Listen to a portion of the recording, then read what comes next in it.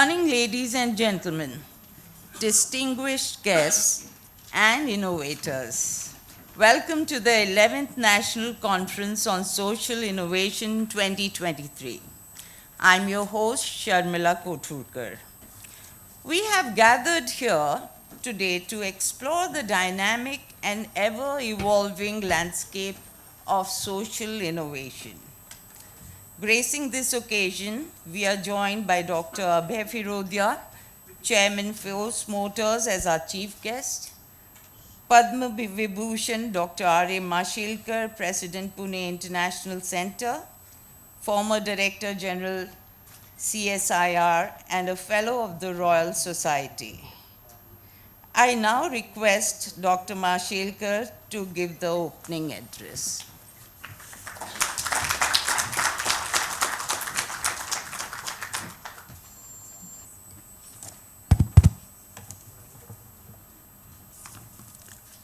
Our most respected chief guest, Dr. Abhay Firodia. I was then going to say our beloved Vice President, Dr. Vijay Kerkar. He's on the way, stuck in traffic, as many of us have been stuck, unfortunately. Dr. Abhay Vaidya, Mr. Sushil Bode, members of our dear Pune International Center family, our proud 18 finalists, the winner of the Anjani Mashelkar Prize, whose identity will be revealed in a few minutes. Ladies and gentlemen, we have just enjoyed our Festival of Lights, so I want to extend my very best wishes for this light and for this enlightenment to continue in our lives. I remember celebrating this Diwali with a bit of a mixed feeling. I want to share that with you because that will be the overwhelming theme that will run in terms of empathy, in terms of compassion throughout the day.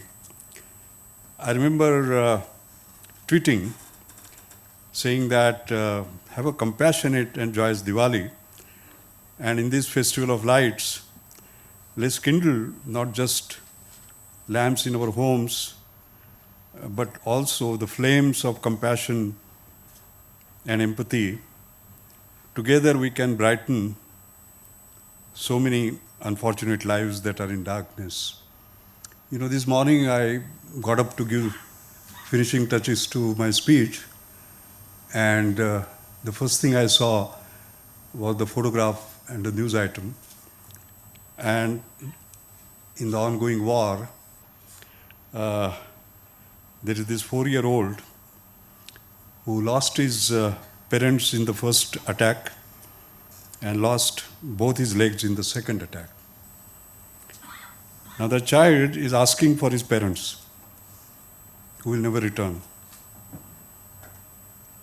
He wants to walk, and he will never be able to walk. These are the people in darkness that we talk about. So let's remember them when we celebrate this Festival of Lights in our lives. Ladies and gentlemen, I want to extend a very warm welcome to you all on this national conference. Let me begin by welcoming our most revered chief guest, Dr. Abhay Firodia. I look at him as a role model. He's an industrialist who believes in giving back to society, doing well and doing good. And he's tall and big, as you saw, but he stands tall among the people of not just Pune, but of India, and has a big heart. And I witnessed it personally because I have been a trustee of Gandhi National Memorial Society, of which he has been the chairman, and I've seen him in action, his heart in action, not just his ideas in action. And I always say that He is well known to us as the chairman of Force Motors, but he has been a force multiplier, by the way, in numerous social good activities and social transformations. His Trust Firodia, Trust for example, has supported healthcare, social welfare, education. And within education, for example, he has created initiatives to promote values within the educational system. So I want to very warmly welcome you and thank you for making us today. Whenever you speak, there are always words of wisdom, and we look forward to hearing your words of wisdom. I just want to say, when Dr. Kelkar is not there, I think it is good to speak about this. All great ideas that you see in PIC are Dr. Vijay Kelkar, by the way. When I get a call from him, Ramesh, I was just thinking, gone. That means there is a new idea. And like that, this idea of having that National Conference of Social Innovation was born a few years ago, you know, and we began that journey. Whatever PIC is today is because of Dr. Vijay Kelkar. I think he would have been annoyed if I said this here. So let us give him, in his absence, a big round of applause. Yeah. And don't tell him, any one of us, that I said this. Yeah, he has been an inspiration. So this is a conference on social innovation, and we began our journey almost a decade ago, but I must say that we have changed quite a lot. Initially when we started, Pratap Rao, you will remember, you have been there, Leela, you have been there right from the day when Dr. Sanchete has been there, and we began this as kind of a journey in thinking about social innovation as a transformer of the society and what can we do. But very soon, we moved from thought leadership to action leadership. And there has been a lot of action, and I'm sure Abhay will tell you in greater detail. For example, we have been doing our best to empower and support social entrepreneurs to their mission to create a great social impact, great ideas into great impact. That's what matters. Ideas are fine, but finally, it is the impact. We try to provide resources, mentorship, networking opportunities, and like today, we create a connect between the heads of CSR, corporate social responsibility, those who give and those who need that particular support. So this is a meeting point, so as to say. And today is no exception. In fact, I must thank Dina for organizing, Dinanath Kholkar, for organizing 1 hour meeting during lunch, actually when more than 20 such heads of corporate social responsibility will be interacting with them. And more importantly, you all can interact, the social innovators with them, that the bridge we need to bring. I'm very proud of the mentorship program that we have, by the way. And while I was thanking one of the mentors, I told him that thank you for donating your time, because today money is less important, time is more important, and donate. And his response was very interesting. He said, no, I'm not donating my time, I'm enjoying seeing them do well, so as to say, because they are doing good for the society. To see them doing well means better for the society. So Sanjay Kanvinde, Pramod Atle, Gajendra Kalmarkar, Anil Kulkarni, Ram Iyer, Amit Bhargava, Sandeep Chawda, Shekhar Jadhav, Sangeeta Kale, I want to thank you all. I think they deserve a big round of applause. Because mentorship is very important. You can, speed and direction in life are important. You can go with great speed in wrong direction. It doesn't come to anything. So those mentors make sure that we go with both speed and direction. I've been given 20 minutes, but I will not use them. But very quickly, I want to come to the an equally important part of today, which is giving away the 13th Anjani Mashelkar Prize. And I must talk about my mother before I sort of move forward. Today is the day when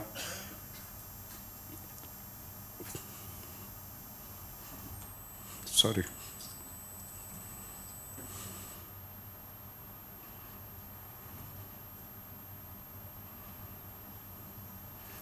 Today is the day when the lady you see in the picture left us. And you know the background under which she brought me up. But there was one act of hers which actually led to this Anjani Mashelkar Foundation. Abhayji, this has been heard by many people, but since you are not heard, let me tell you about this. I was the Director General of CSIR, and I used to be in Delhi. And during weekend, I used to come to National Chemical Laboratory, where my research continued, although I was doing DGCSR. So Abhayji, Friday evening I would come, and I have this habit of always carrying some cash in my pocket. So Sunday evening I would go, and whatever cash I had, I would give it to her. And this went on for 11 years. Never asked her what she did with that money. And one day, she left us on 17 November 2006. And I remember Shruti is here, my daughter, and she was organizing her saris. And she found that all that money was kept there with a little note. Don't forget our roots. Do something. Who do science for the poor. I don't remember the exact wording, but the meaning was that. And that is where the foundation was created. All right, so that empathy, I think,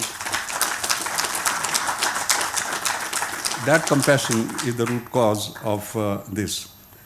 I must talk about the winners so far, all past Anjani Mashelkar Inclusive Innovation Award, as we used to call it. Now we are calling it Anjani Mashelkar Prize, very simply. Abhayji, you will be wondering on what happened. Is it that we just give awards to these, clap, photograph the following day, and then we forget about it? No. In this particular case, it is very different.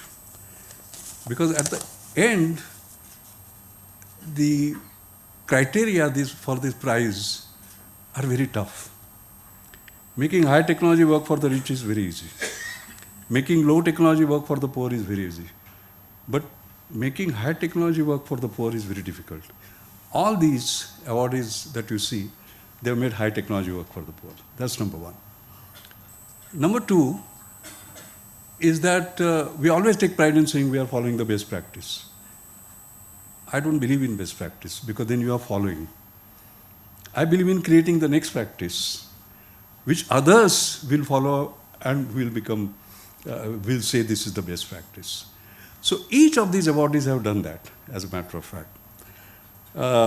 Take Senthil Murugesan's Save Mom, game-changing maternal healthcare solution that provides 1,000 days care for a mother and child for 1,000 rupees. And this was sort of an incredible innovation. And today I'm very proud to say that it has found a place as a case study in Harvard Business School in design thinking. Can you just imagine? That is the kind of quality.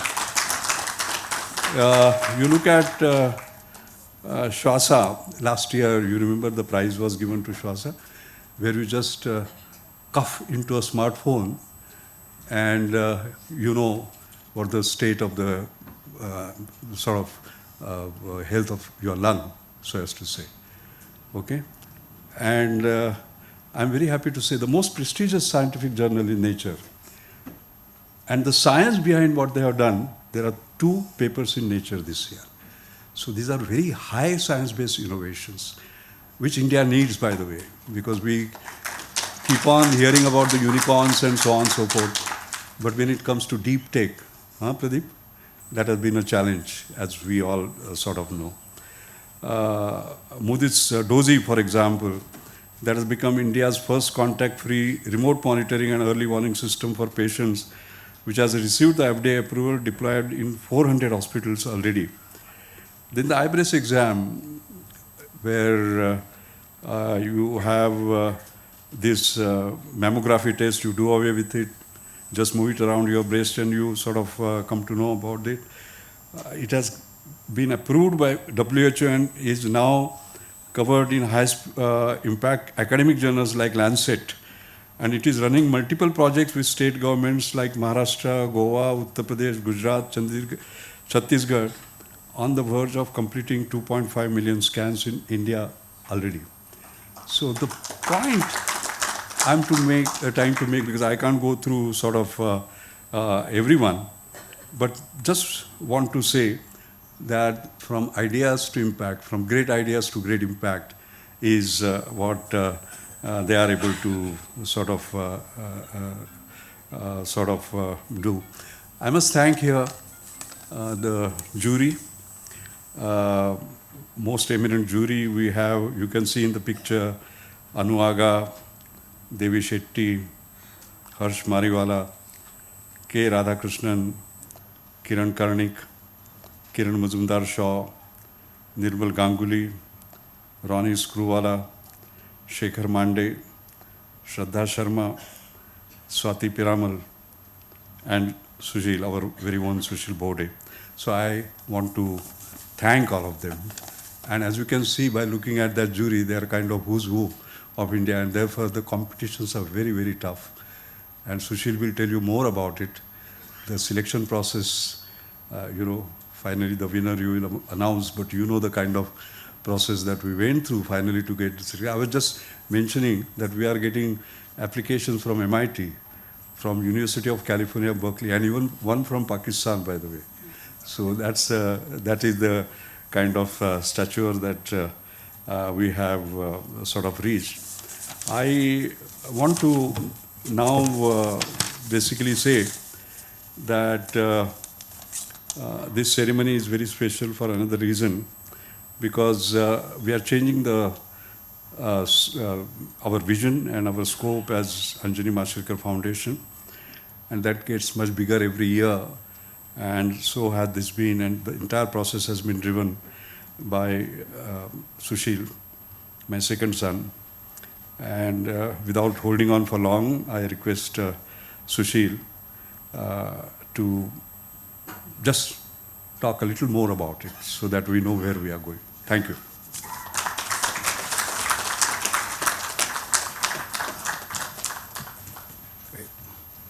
Thank you, Papa. So, you would ask, so what are we trying to achieve out of the foundation? We asked the same question to Dr. Mashelkar, what are you trying to achieve? What should we achieve? And he said, let's bring a smile to all faces. Not just a few faces, but let's bring a smile to all faces. I don't know, Papa, whether we can bring a smile to the 4-year-old kid in Gaza, but surely we'll try very hard in terms of bringing a smile to all faces in India. The way to do that, of course, he says that we have to achieve healthcare equality despite all inequalities or any inequality. And obviously, inequality in India is tough. India as a country is tough to solve for in terms of grand challenges because of our diversity, because poverty, because of inequalities due to geography, inequalities due to caste, religion. And how do you solve for that? Becomes a big challenge. And for that, like he said, the best practice is not good enough. We'll have to look at the next practice. We'll have to look at disruption. It's not just incremental innovation or standard innovation. We'll have to look at disruptive innovation. And he talked about these path breakers, game changers, disruptive innovators who are really dedicating their lives. Remember, all of these guys were in good, cushy, high salary paying corporate jobs. They left their jobs in US, some in the UK, some in India. And they are now trying to solve for India's grand challenges. They are trying to solve for cancer. They are trying to solve for heart disease. They're trying to solve for kidney disease, for anemia, and so on.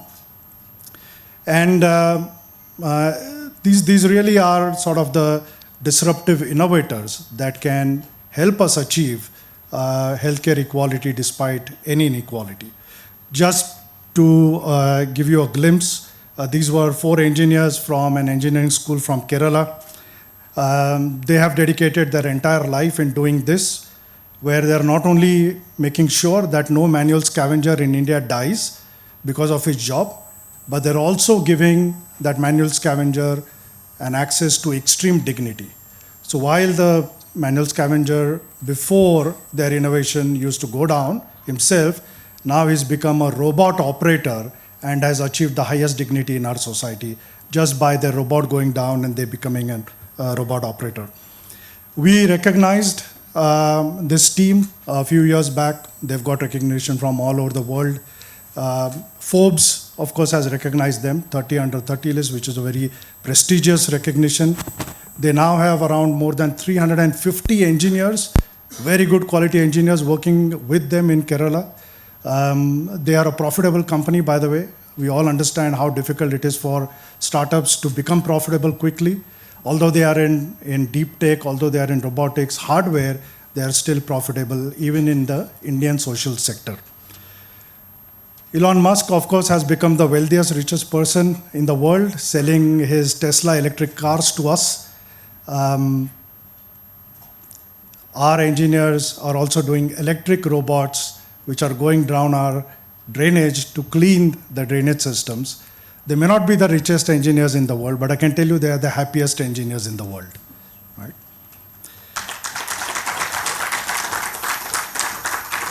Dr. Mashelkar mentioned about Swasa. He talked about next practice, not just the best practice. Just again, when we talk about disruption, you can see there hardware which costs around 1.5 lakhs. The current hardware cost is 0. Why? Because a smartphone is available in every hand, in every rural area, in every public health center. So a smartphone becomes the hardware. A person coughs into the smartphone. The artificial intelligence tells you what is the state of your lung. Do you have COVID? Do you have tuberculosis? Do you have any other lung disease? Right? So now they are also working with the TB program of India to try and assess and evaluate the spread of TB in India, and of course the treatment after that follows. So Dr. Mashelkar always says this is not an event, it's a movement. So this is what we are trying to do through our foundation. Yes, we are recognizing these disruptive innovators, but we are not stopping there. We are ensuring that they succeed. We are ensuring that their mission, the reason why they have dedicated their entire life to solve India's grand challenges, we help them succeed. And we are trying to help them through these levers, funding support. For example, Garda Chemicals have come forth and they have partnered with the foundation, where they have now set aside a fund. They have actually created a new fund. They've set aside a fund to invest in our startups. They are calling it compassionate equity. And the reason is because they understand how difficult it is for these startups to be successful in India. And they also understand that for healthcare sector, especially in the social sector, it takes time. It takes 5, 7, 10 years to succeed and show scale, but they're willing to play the game with us. It requires founders like Dr. K.K. Garda to see that and partner with us. Strategic partnerships, research, technology development, outreach. Just as an example, Vidyaji and Rajivji from Symbiosis reached out and they said, let's partner. So now with Symbiosis, with the flagship MBA program of theirs, we have a program going where their MBA students do real-time projects with our startups. These are inclusive innovation projects that they work on. These are not the typical Swiggy and Paytm type of startup projects. They call it the national projects. The students themselves, they're very excited because they see that through this, by solving real-world inclusive innovation problems, they can finally also contribute to India and its transformation. They get credits for this. It's not just an internship project. So MBA, Symbiosis have taken the bold step of giving credits for 3 semesters. The beauty of Symbiosis is the ecosystem. They have engineers, lawyers, communication experts, doctors, all of them who can all come together on this project and help the MBA student achieve success. With their hospital, we are doing research projects. Symbiosis works with around 150 villages around Pune. So we are doing outreach program with them.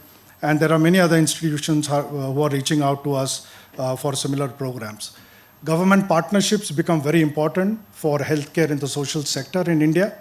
Dr. Pramod Sawant, Chief Minister of Goa, has promised Dr. Mashelkar when he met him and when he saw the promise of the inclusive innovations of our foundation, that he will now create a special partnership between the Goan government and our foundation to really transform healthcare at a state level, not at a project level. Generally, governments work on projects, but he's promised us that he will take our foundation and its innovations and try and apply it to transform healthcare in Goa at a state level. And of course, certifications and approvals become very important because here in the next practice, engineers are trying to solve doctors' problems. Doctors don't trust them. They say, "Arey, you're not MBBS, you're not MD, how can you solve my problem of cancer?" So certification, everybody wants to do a pilot, everybody wants them to get FDA, all of that, we help in that process as well. So this is what we are doing with all our startups. In a nutshell, one line, if you ask me what we are trying to do, we are really trying to cultivate the disruptive, inclusive innovations in India so that they succeed and so that India gets transformed. Time has come now, I think, to welcome the new member of the Mashelkar Foundation family. The winner of Anjani Mashelkar Prize 2023 is Gayatri Choda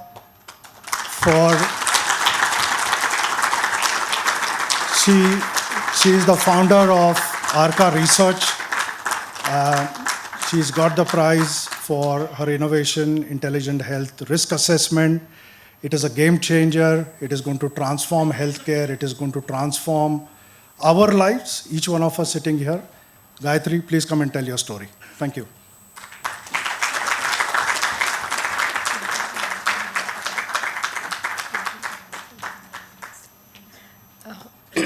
Ladies and gentlemen and esteemed guests, thank you so much for this award, and I'm very, very grateful for Dr. Mashelkar sir, Sushil sir, and the entire jury, and the Anjali Mashelkar team who has walked us through the entire process and helped us to be where we are, and I'm very, very grateful, and thank you so much.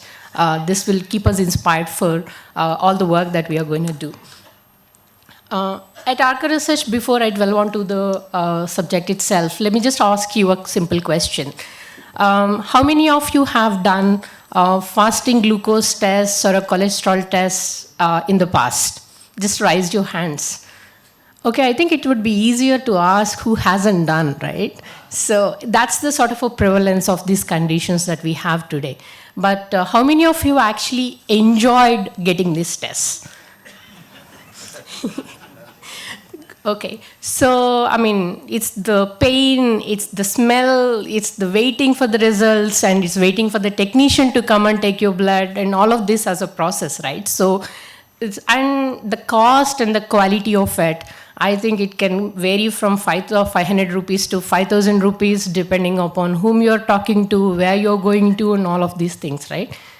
Don't you think it would be very, very easy if you can actually get this test in a painless way and as affordable as, let's say, 100 rupees, and then the results are available to you in the next 5 minutes? How many of would you like to have that innovation? Great, I'm so happy. So this is what we have done. This is IRA, it is Intelligent Health Risk Assessment. So what it does is, it just takes this video, and 1 minute video of your face, and we take that video, we upload it into our software, and the next 5 minutes, you have your risk profile ready. These are preventive in nature, so it's not necessarily that yes or no that you get from the blood test, but this actually tells you before you even get this disease itself, the disease of type 2 diabetes or hypertension and cholesterol. So it's a single test of 1 minute video you upload into the software, and the screening for all these 3 conditions are done. And before 3 to 5 years that this disease is actually hitting you, right? So you can actually take measures for changing your diet or changing your lifestyle before these become critical conditions per se.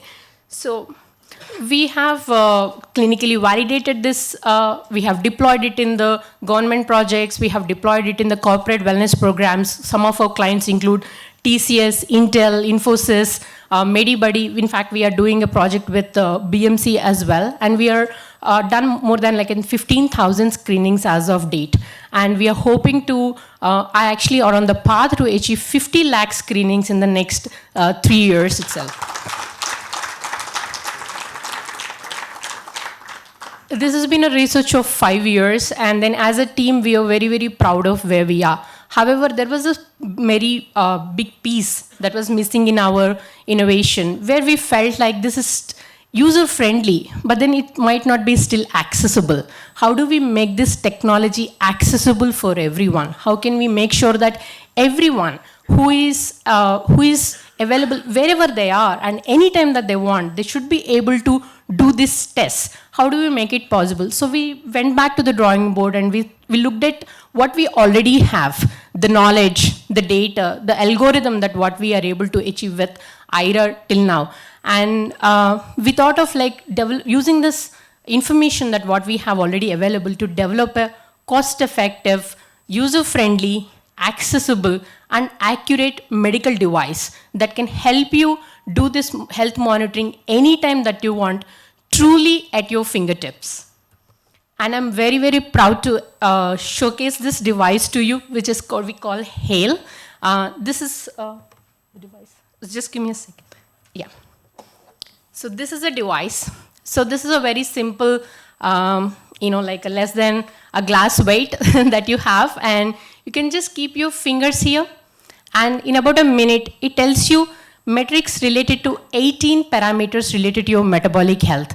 That includes your type 2 diabetes, fasting glucose, BP, cholesterol, your anemia levels, your overall health. It's basically, you just like get up and then take your 2 fingers, and then in the next 1 minute, you have results available to you anytime.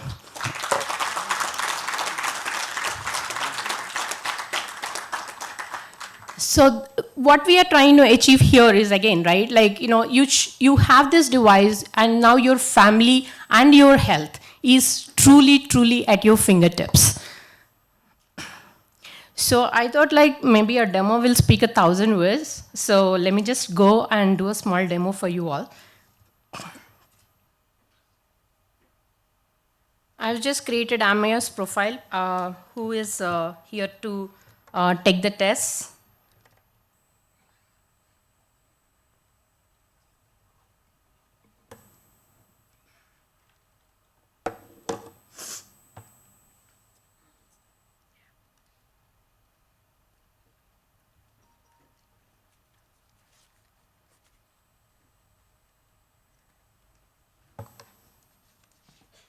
So I just plugged in the device and now it is functioning. She'll just place her fingers here.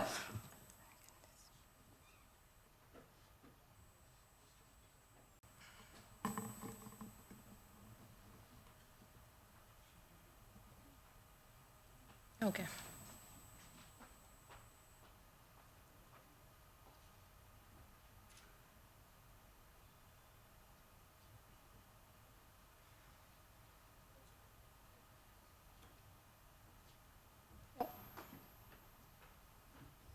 So now the device started tracking data for her fingers.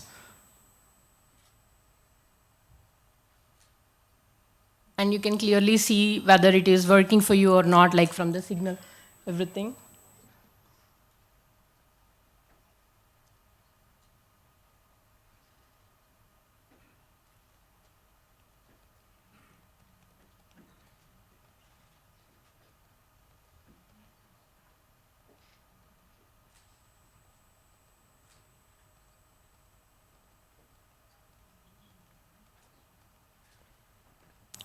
Isn't it no blood drop, so easy peasy, no blood squeezy.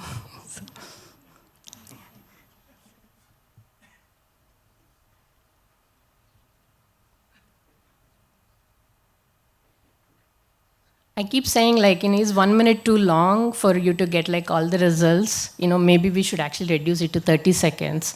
And then my team member comes and says like, maybe this is a time people can actually think about their health itself. Just take that minute. So.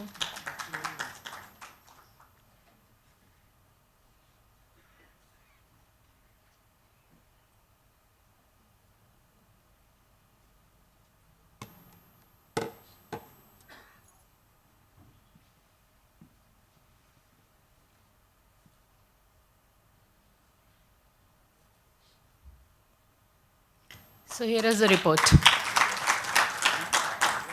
As you can see, all the related to your health, heart health, your anemia, your BP, your HbA1c, your dyslipidemia, and how healthy she is. I'm sorry for displaying your. So this is the true innovation that we are talking about, like having something like this in your house and being able to do this scanning for less than 10 rupees every time that you want to do this, right? So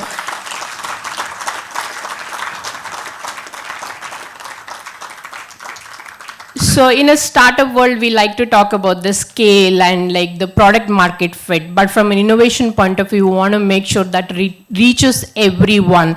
It is not urban, it is not rural. It is like every human being who is having any sort of interest in their health should be able to get this test. And that's the true path that we are hoping to go on. As a background, I am a engineer, electrical engineer, so that's where my love of sensors come in. And I did my master's, worked in the US, worked in Singapore for a couple of years, and then I came back and started running a data analytics company. I took an exit from that, and then this is my second company. But the true inspiration for something like this, where though this is not, I'm not a medically trained doctor, the true inspiration for this is actually coming because of I come from a family of doctors, but then I had a personal incident where I lost my father to brain stroke, and having all these doctors in the house itself could not help us give the best what we could have. And I think the reason is like we need to have something that people who have diagnosed or not diagnosed should have access to, so that they can track their health, monitor and modify their path accordingly. And I'm very, very honored to have this award today, and I'm very, very grateful to the team and for this opportunity. Thank you so much, and I hope Arca Research will live up to the expectations and the true value of this award itself. Thank you so much.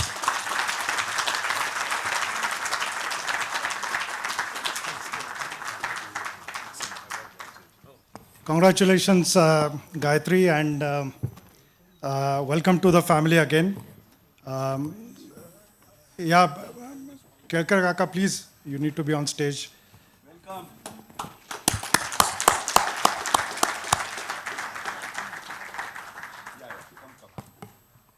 You know, the great Victor Hugo had said that you cannot resist an idea whose time has come. And Gayatri, I can tell you, your idea's time has come. And we are so glad that we've chosen the right idea this time, Papa, as always.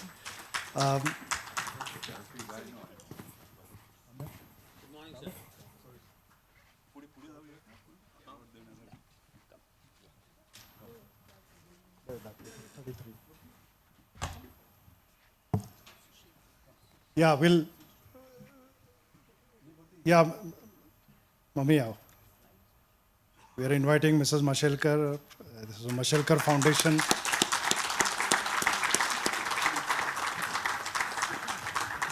I'll come. Put that up, no? Kya chal raha? Papa, you would remember, so this great man here, what's happening?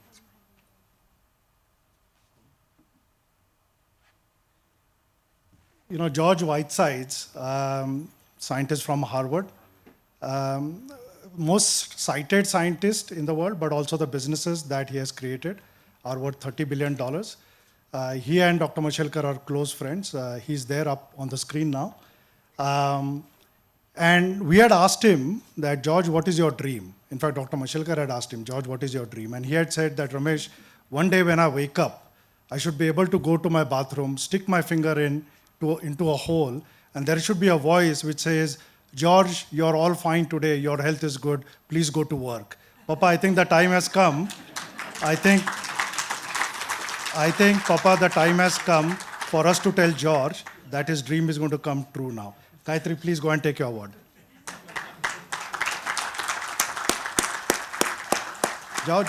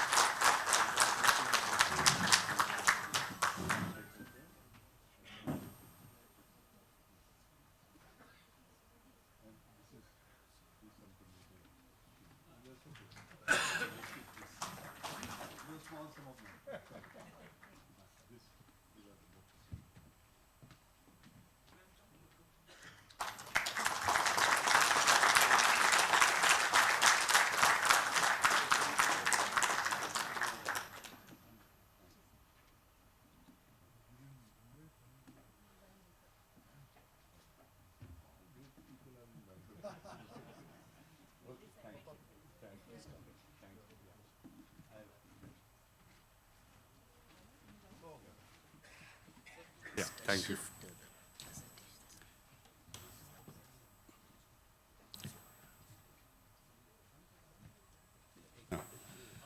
So thank you very much, and congratulations, Gayatri. I can well imagine now that you have joined this club. Just one second.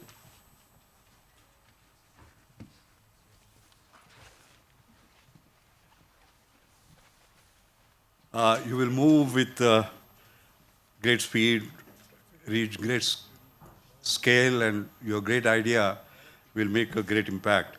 Just a few words. I'll not speak for long. First and foremost, I want to thank, beside the jury, our own team led by Sushil Bode. They have worked very, very, very hard on these awards.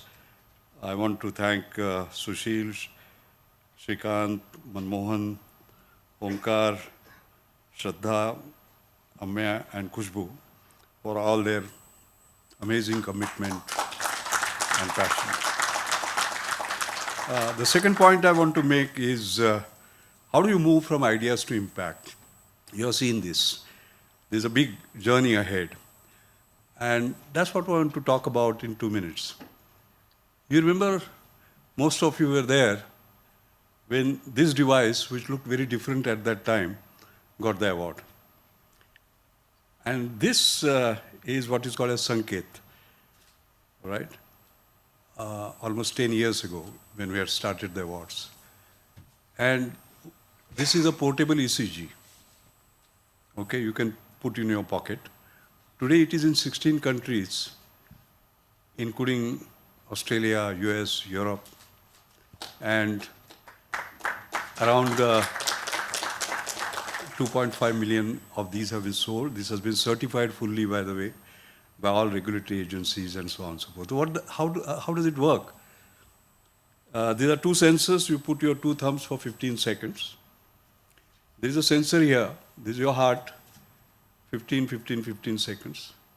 Below the heart, 15 seconds. And if you have downloaded an app called Sanket,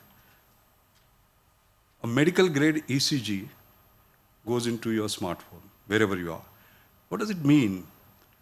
Can you imagine, Leela, that there is a poor woman in a distant village, suddenly she has a pain. Normally she would be put in a bullock cart or a motorcycle and taken several kilometers away. As long as the connectivity is there, which the government promises, and in many places it is there now, you can see that she can get the best expert anywhere to sort of comment on her ECG. That's the device. But what is the story behind this? When we gave the award, it was 6 lead. but what you need is a 12 lead. And there are doctors. I'm very happy to see Dr. Lakshman Pimpledekar, my very, very old friend, join us today. And he will know that you require 12 lead. And therefore, I remember telling Rahul Rastogi, अरे भाई 6 lead नहीं चलेगा, 12 lead चाहिए. जैसे मेरे पैसे खत्म हो गए, because he didn't have any money, because he was bootstrapping. So I said, how much do you require? He said, 48 lakh. But you know, I'm always verify and trust. So I said, give me the bill of materials and the rest of it. So 48 lakh was it. And then, as luck would have it, I was invited by Tata Trust to talk about the future. And I remember carrying this, Vijay, and showing it, and saying that if you give 48 lakh, you know,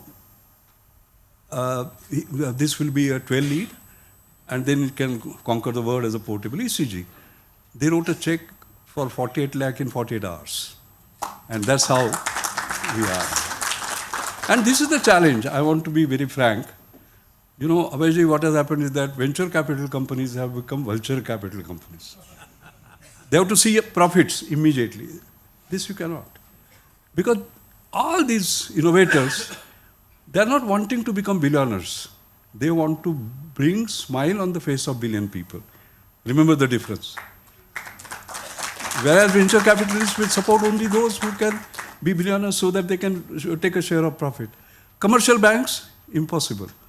And therefore you require such support. I'm very happy that there are 20 heads of corporate social responsibility present here. So this is kind of compassionate capital support, to use your words, Sushil. I think that is what this is going to take it forward. And one of the things that foundation is going to do is how do we make that possible. I thought I'll mention these brief few words.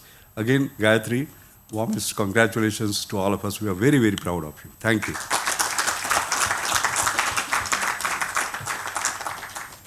Thank you, sir. Thank you. I now request Mr. Abhay Vaidya, Director, Pune International Center, to welcome the chief guest and to give an overview of NCSI 2023.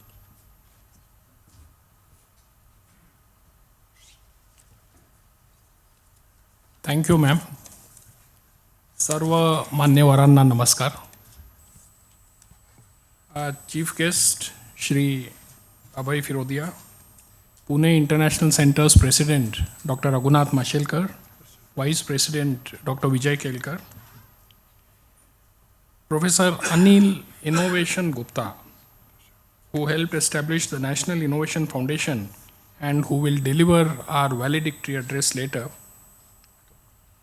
the very inspiring social innovators who have come here from all parts of the country, CSR heads and representatives, and ladies and gentlemen. I feel deeply honored and privileged to invite all of you to Pune International Center's 11th National Conference on Social Innovation, organized in association with Tata Institute of Social Sciences and the National Innovation Foundation. There is innovation, social innovation, inclusive innovation, and grassroots innovation. Innovation is all about the creative genius of the human mind. But what distinguishes and elevates the family of social innovation, which Dr. Mashelkar explained to us so beautifully just a few moments ago, is that profits is not the primary objective.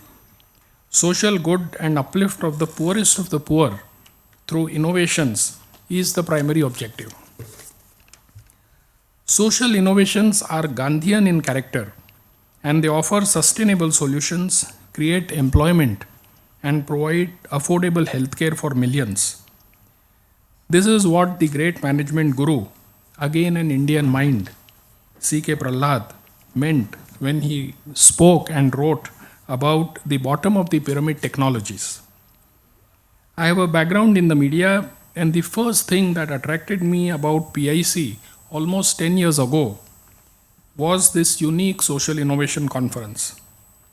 As a newspaper editor, I used to spend the entire day here with my team of reporters and photographers to witness this event and take it outside to the world at large. Sushil, I distinctly remember the drain cleaning robo that you mentioned, and I personally reported that news, and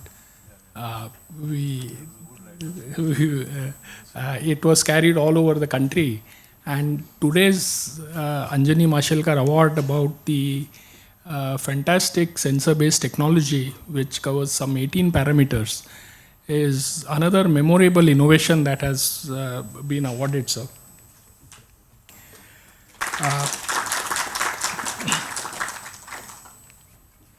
So while I saw that event, I saw the Social Innovation Conference from the outside.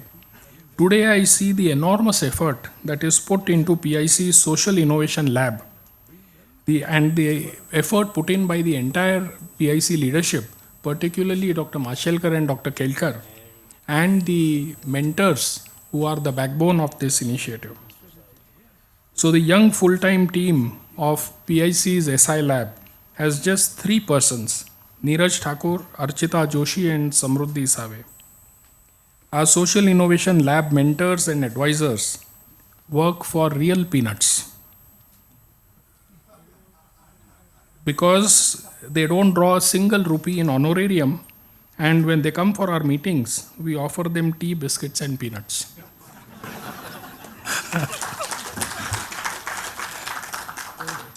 So I also wish to thank the enormous contribution of Shri Prashant Girbane, who has been one of the initiators of this program right from the beginning. So this is a national conference and a competition, and the Anjani Mashelkar Foundation's Anjani Mashelkar Prize, previously the Inclusive Innovation Award, goes hand in hand with this conference. Every year there is enormous excitement as we try to guess who will be the award winners and which socially innovative technologies will be featured. Last year we received 130 entries, and this year we received 206 entries. And for us, each one of you is a winner, and you have our fullest support. So the 200 plus entries were screened and 18 finalists selected, 6 each in the 3 social innovation categories: tribal, rural and urban. These innovations are from diverse fields ranging from agriculture to healthcare, education, community empowerment, pollution control and more. All the applications that we received went through multiple rounds of screening and internal and external evaluations. So this is indeed a rigorous process, and every year we invite more and more participants to strengthen India's social innovation movement. On a very happy note, I wish to mention that Pune International Centre's Green Campus is under construction, barely 10 minutes from here. And it will have a plaza and an auditorium, a convention hall, with a full-fledged social innovation lab. Next year, all of you will be witness to this campus, and the event will be held there. And because we will have a multi-purpose convention hall and a plaza, we have an opportunity for a festival of social innovation around the year. So on this happy note, I wish to mention that we are deeply honored to have Shri Abhay Firodia as our chief guest. He is an eminent industrialist, philanthropist and scholar of Jainism. Dr. Firodia, chairman of Force Motors, headed the Gandhi National Memorial Society and is chairman of the Regulating Council of the Bhandarkar Oriental Research Institute. He is the recipient of the Jain Ratna Award presented by the late Prime Minister Shri Atal Bihari Vajpayee and the Cross of the Order of Merit of the Federal Republic of Germany. He is presently engaged in establishing a fabulous museum on Jainism, history, culture and philosophy in Pune, which promises to emerge as a national landmark. With these few words, I would now like to conclude and request Shri Firodia to kindly present his keynote address.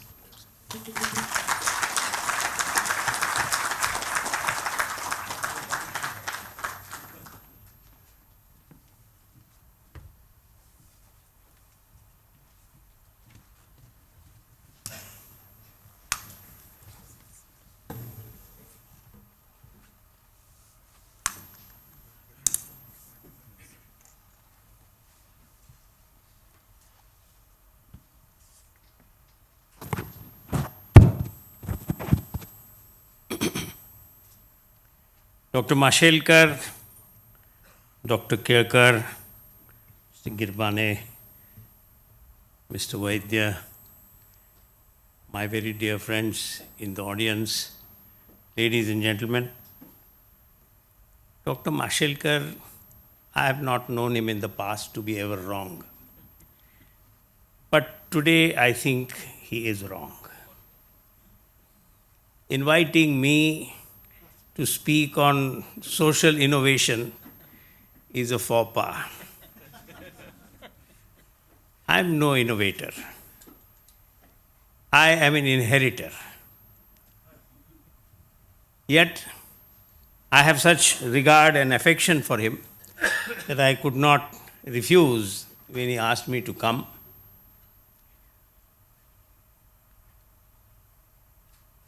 All of us are today living in a very, very turbulent world.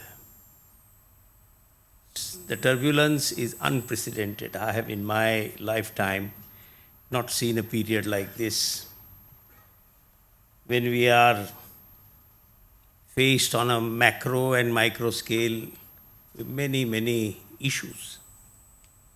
There is deglobalization, there is demographic change, there is digitalization, artificial intelligence, information technology, decarbonization, away from fossil fuels. Debt mountains, the kind of economy we are living in is a house of cards, really, if you look at it carefully. Disruptions in technology, health, energy, disruption in geopolitics, US, China, Europe, South, terrible societal trends. There is a war on in the world. There is a clash of civilization between Islamization and Hindutva and wokeism. All are pulling in different directions. So we have to be cognizant of the world we are living in when we look at any achievement or any initiative or any aspiration for us as people who want to do good and who want to really support stability, peace in society. I understand from what I have been reading and meeting with many people is that in this new world, leadership will come from disruption. It will not come from more of the same that we have been doing. The way out is not more of the same or a little bit better than the past or trying to do incremental changes in whatever field. It will come from disruption. We have to be cognizant of the need to be disruptive to find solutions. Every problem in the world is also an opportunity. Necessity, they have always said, is the mother of invention.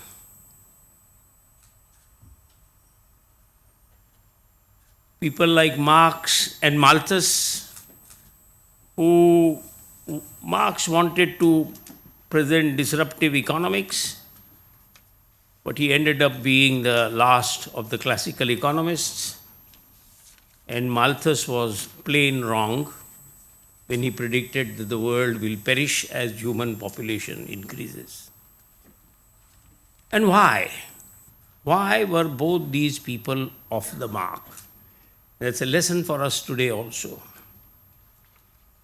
They did not have the benefit of a society which was boldly innovating, They lived in an age not of innovation but of discovery. India was discovered for heaven's sake. America was discovered. Smallpox vaccine accidentally was discovered. And as recent as 100 years ago, penicillin was accidentally discovered.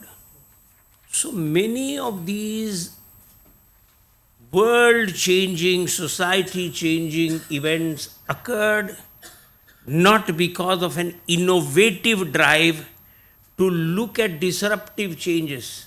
It came from trying to solve a problem for which the solution was to go out there and see what you can do. And this is where an initiative like the Anjani Mashelkar Prize really matters.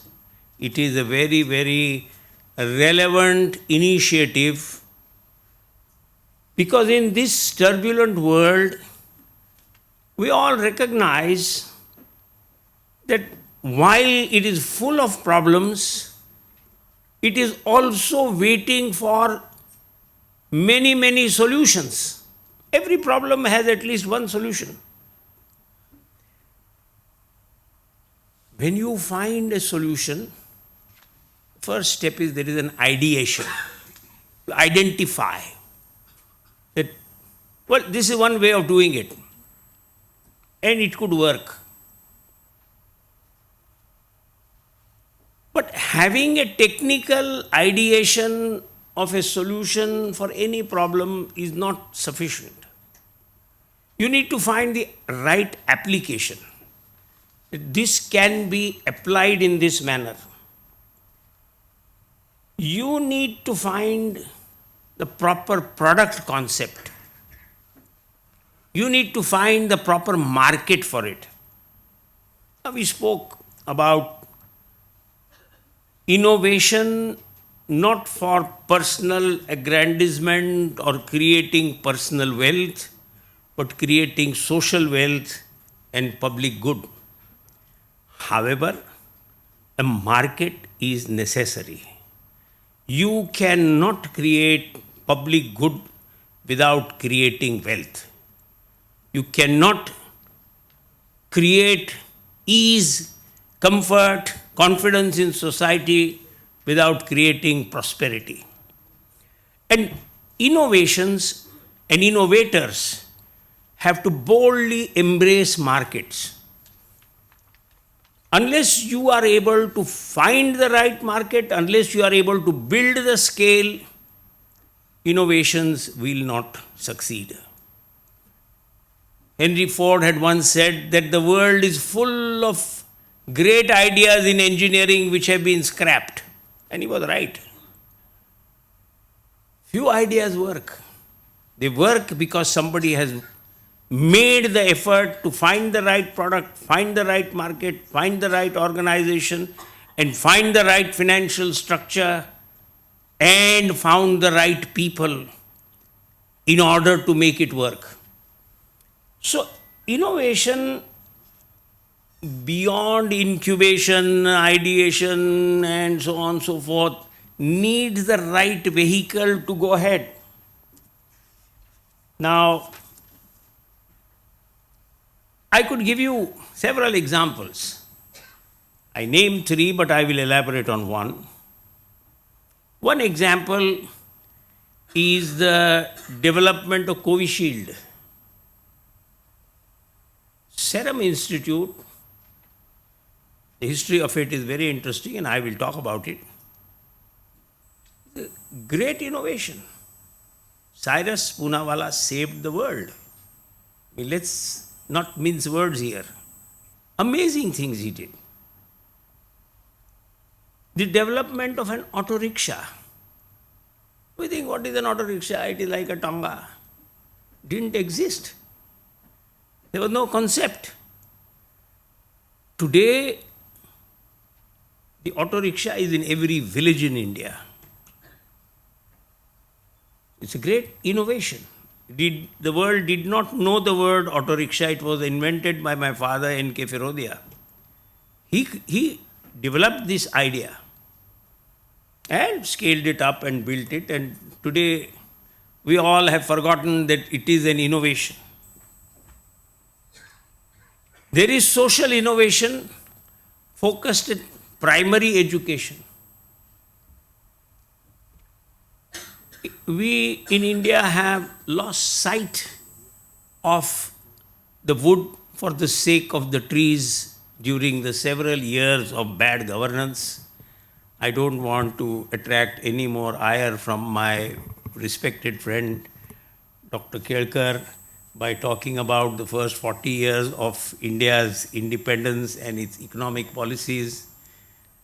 I respect his views, but I have my views. And I feel that we need to look at primary education above everything else. India will not be a great country on the back of a few scientists. Will not be. Whether they are in chemical science or electronics or artificial intelligence, all of that is very, very precious, very, very important. But these scientists and future ones must come from society. Society needs basic strength, basic values, basic attitudes. These come from primary education, not from secondary, not from university, or not from postdoctoral education alone. India has been very negligent in primary education. The fact that we have so many scientists who are doing well, and if you look at the profile, you will find that, yes, some 5-10% of those are from the IITs. But even those chaps, those ladies, went to schools which are our traditional regional language schools. What does it tell us? If you want the society to be innovative, productive, creative, balanced, primary education is essential. And that is another area for innovation that my friend Shantilal Mutha has been doing. He has adopted 48,000 schools of the government of Maharashtra for primary education. He has trained 140,000 teachers, and he has reached some 1 crore students. Maharashtra, Goa, so many states. What is he doing? His innovation is getting the teachers to become interested. The government school teachers are not interested in education. They are interested in their salary, which is assured in any case. That is an innovation. Innovation is not just a device. Innovation very often is an idea, a concept. Innovation is a cultural element also. So this kind of thing is very important. Now let me come back to my friend Cyrus Poonawalla. He was in the Commerce College here when Pratap, Leela and I were in Ferguson College. Most of the time Cyrus was spending in Ferguson because, as you all know, in those days the pretty girls were in Ferguson College. Commerce College had a very dry atmosphere. However, Cyrus was exceptional, bold man, not a great student, but very bold man, a born wealthy, generations of immense wealth. So he went into his racing horse business, breeding and selling racing horses. Racing horses have a very peculiar life profile. They are bred on a stud farm with excellent bloodlines being present there. The first 3 years of a colt or a filly are spent in training. Their health check, they are built up to be strong and muscular and fit and have stamina. From the 4th year to about the 9th year, they race. They are in the prime of their health for racing. They are fast, they are enduring. These are valuable creatures. Today, a good racehorse, the top racehorse, could sell for 20 to 50 crore rupees. Depends on what is his bloodline and what kind of race he is meant to run in. After 9 years, he is normally retired or she is normally retired to a stud farm with the task of breeding the next generation of horses. But by around 14, 15 years of age, even that is beyond the horse. So he is put out to pasture. They're just living. They don't put them out unless they are injured or dying. They will not put them out. Such horses in the pasture are used for extracting blood of the horse, the plasma of which is used in producing vaccines. So Cyrus, from his stud farm, was selling these old horses or lending old horses to the Hafkin Institute in Bombay.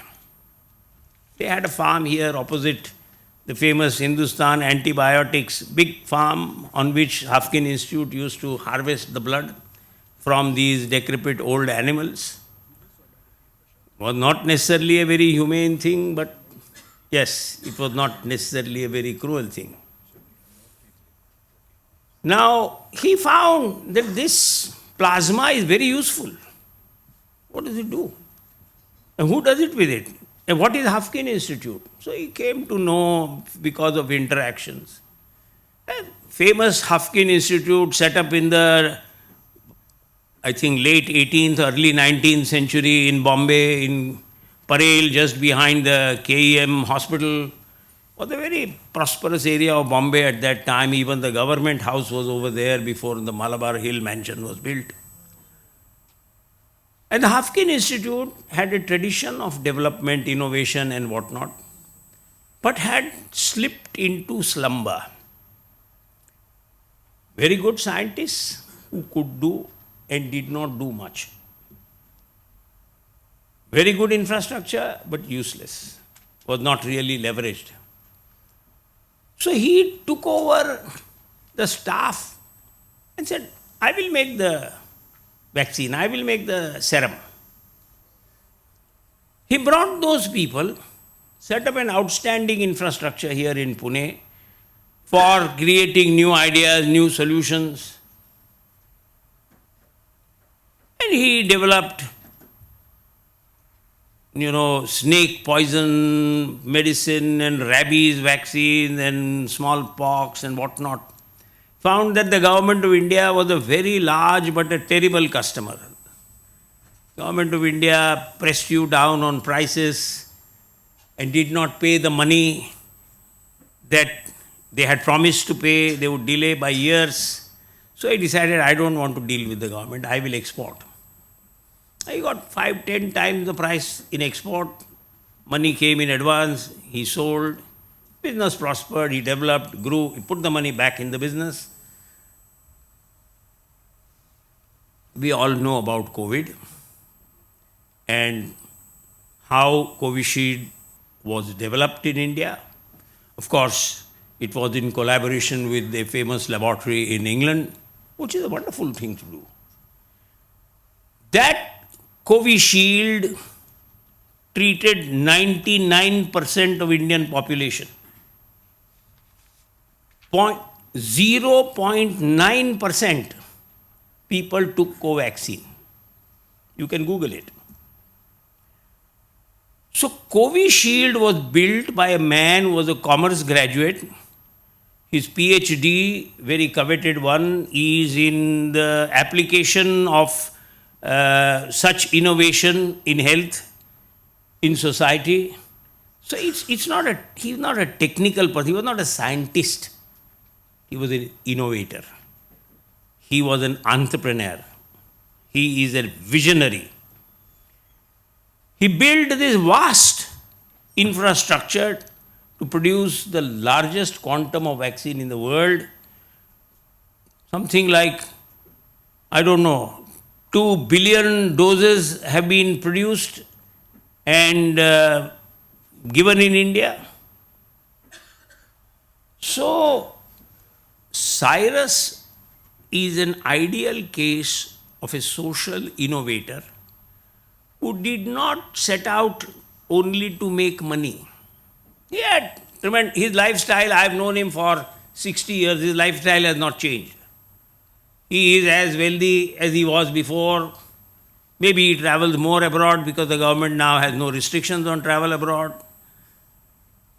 But he didn't do it for money. He made good money. And you should. Making money is not a crime. We are indoctrinated over the last several decades to look upon money as, oh, money is bad. To look at businessmen, he must be a crook. Now, these things you have to get out of your thinking if you are going to build prosperity, even through innovation. Any innovation will need to deploy money to scale it up, to market it, to promote it. Any innovation will need to be profitable, to be able to afford to continue to make it. Any innovation must make money. It creates wealth. It creates prosperity. Today, the small phone that we have in the hands of every farmer has done more for the farmer than any government scheme has ever done before or will ever do in future. A farmer is connected to the market. He checks in the morning. कि आज वांगीचा काय भाव है? And he is told, well, it is low today. He says, all right, मी आज कापणार नाही, उद्या येतो. He is empowered. Prosperity has gone to the phone maker, but it has benefited the farmer above all.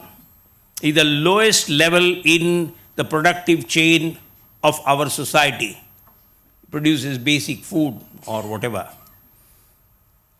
So, making money from innovation, we have to recognize is a wonderful thing. If we don't recognize that, and if we say, no, you must not make money, it is wrong to make money, no innovation will ever succeed. No society will have the benefit of having such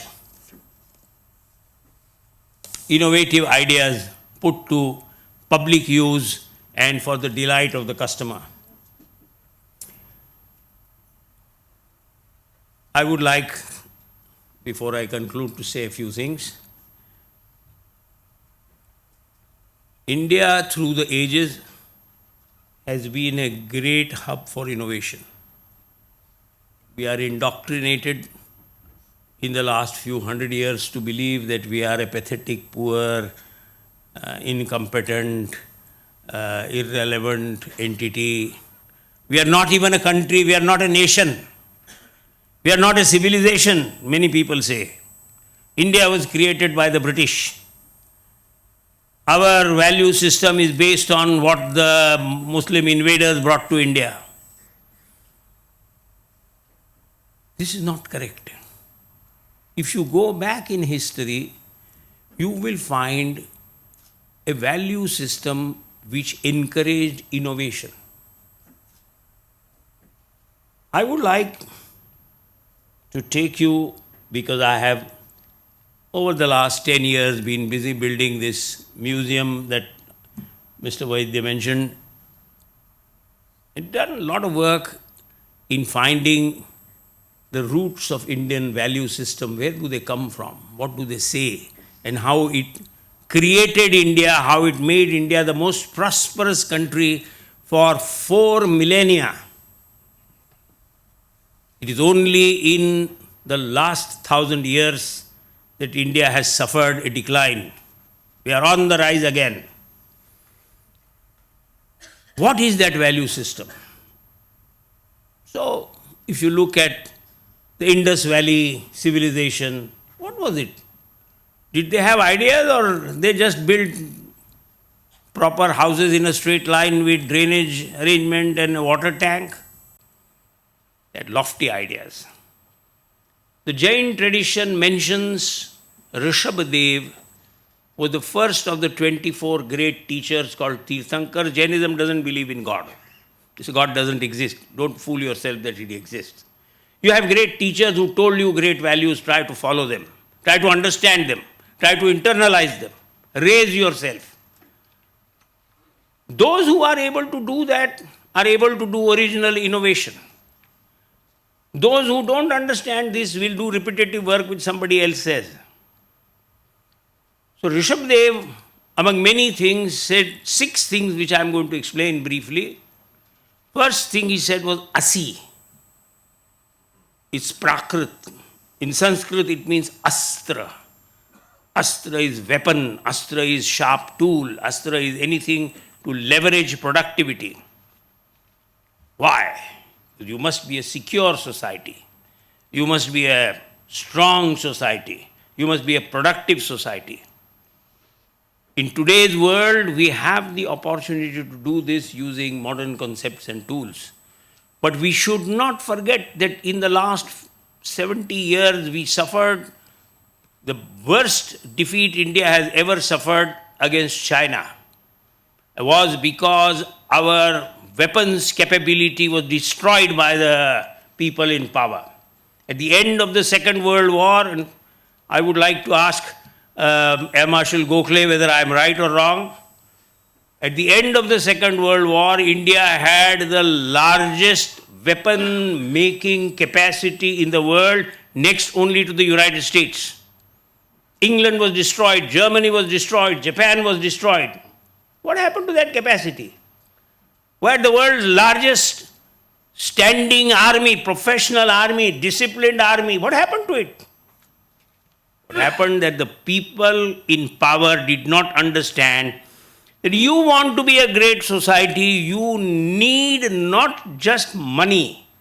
You need defense of your society, of your values, of your culture, of your civilization. The second thing he said was Masi. Prakrit Masi means ink, literally in Sanskrit. But Masi means communication. Build linkages in the society, among societies, in the country, internationally.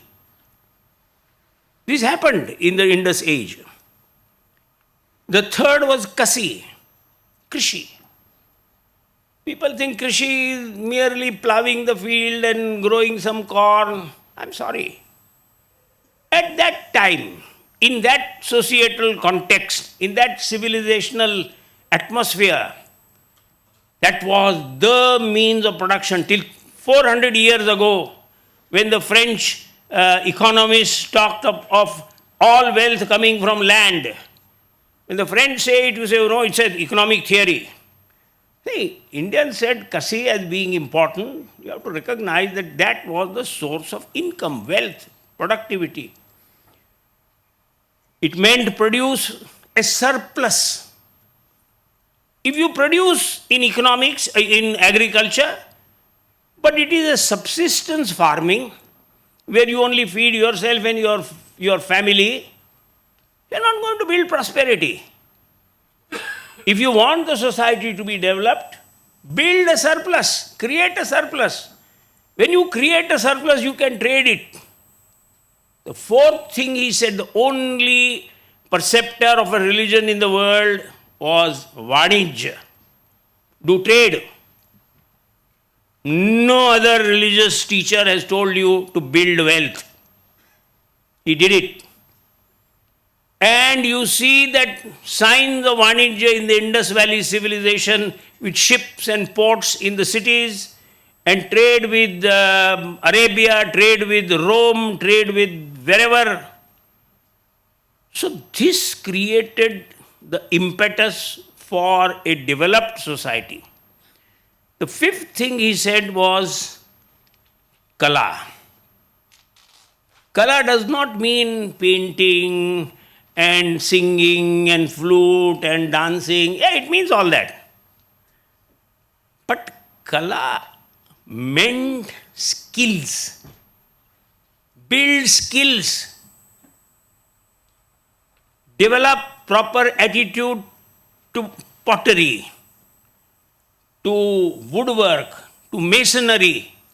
If you wanted to build a house, you needed the kumbhar with you because you needed the tiles on top. In Marathi we say kaul on top. You needed a sutar, a carpenter to build your pillars and your beams of the house. Without these trades, you could not live a developed life.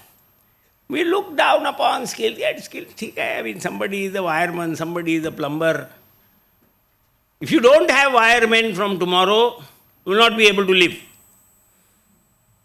Somebody has said, and I believe he is right, that if you remove all the ants from the world will collapse in 1 year. So all these elements are important. The last thing, important thing he said was Vidya. Vidya meant astronomy, mathematics. It meant medical things, diet, food, values of food, Ayurveda. These existed. That is what our society was. And it was, without a doubt, the most prosperous society in the world. Now, somebody will get up who has been indoctrinated in modern economics and say, yes, but they were only rich people and feudal lords and the poor people were struggling. I disagree. Every village in India was a distributed, self-contained economy. It had a potter, it had a carpenter, it had a house bricklayer, it had somebody who was a flower seller, somebody who was whatever. In Marathi, we have a saying, Bara Balute. That means 12 different kinds of trades. They were self-contained societies. All lived together. If I was a trader and I was making money on my trade, I would have to share that money with the carpenter to build me a house. I would have to share it with the potter I needed for heating the milk, for cooking my food. It was not done in stainless steel utensils. It was done in earthen pots. All these trades made for prosperity in society. Each of them involved innovation. Some of those innovations have endured for a few thousand years. If you go to Punjab even now, and if you are lucky enough to find a bullock cart, it looks exactly the same as the bullock cart found in the Indus Valley digging. Identical. The balance, the features, the thickness of the wood and so on is the same. 4,000 years, 5,000 years, an innovation can live. It does, and it builds the power of the society. So I want to say that innovation is essential. In turbulent times, you need it more than before. We are into times which are more turbulent than any one of us really sees before our eyes. We are headed into a terrible storm. What will save us? What will benefit humanity? Disruptive technology, which enables us to leapfrog over the problems we have, create a new basis for solutions for people in healthcare, as she has so wonderfully done. My compliments to you.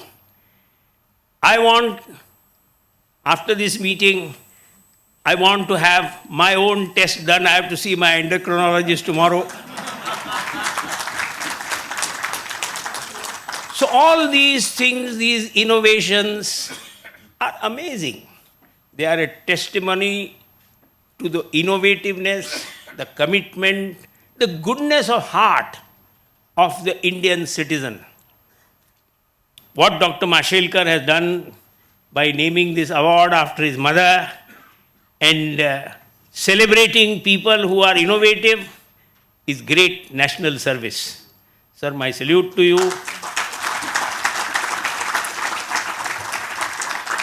I can go on for a long time, but before I am told to stop, I better stop. Thank you very much. I appreciate your kind, patient hearing.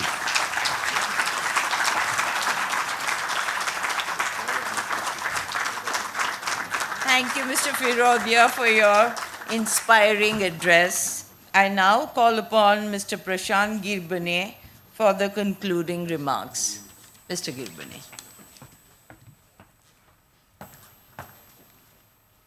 Hi, thank you so much. I think after Dr. Mashelkar sir has talked, and somebody as eloquent as Dr. Firodia has talked, there is not much left to speak. But rather, I'll go back to where it all started with. I think it was in Delhi, on Raisina Hills. There is a block where we have Finance Ministry. And the gentleman, Finance Secretary was, no, not Finance Secretary, actually when he was chairperson of the Finance Commission was sitting, and a professor came to meet him.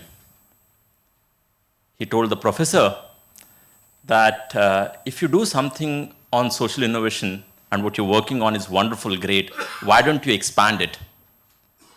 And what's the money that could be required? And he mentioned an amount X. He said, well, how about 10X or whatever number, multiple of that? Why don't you work on that?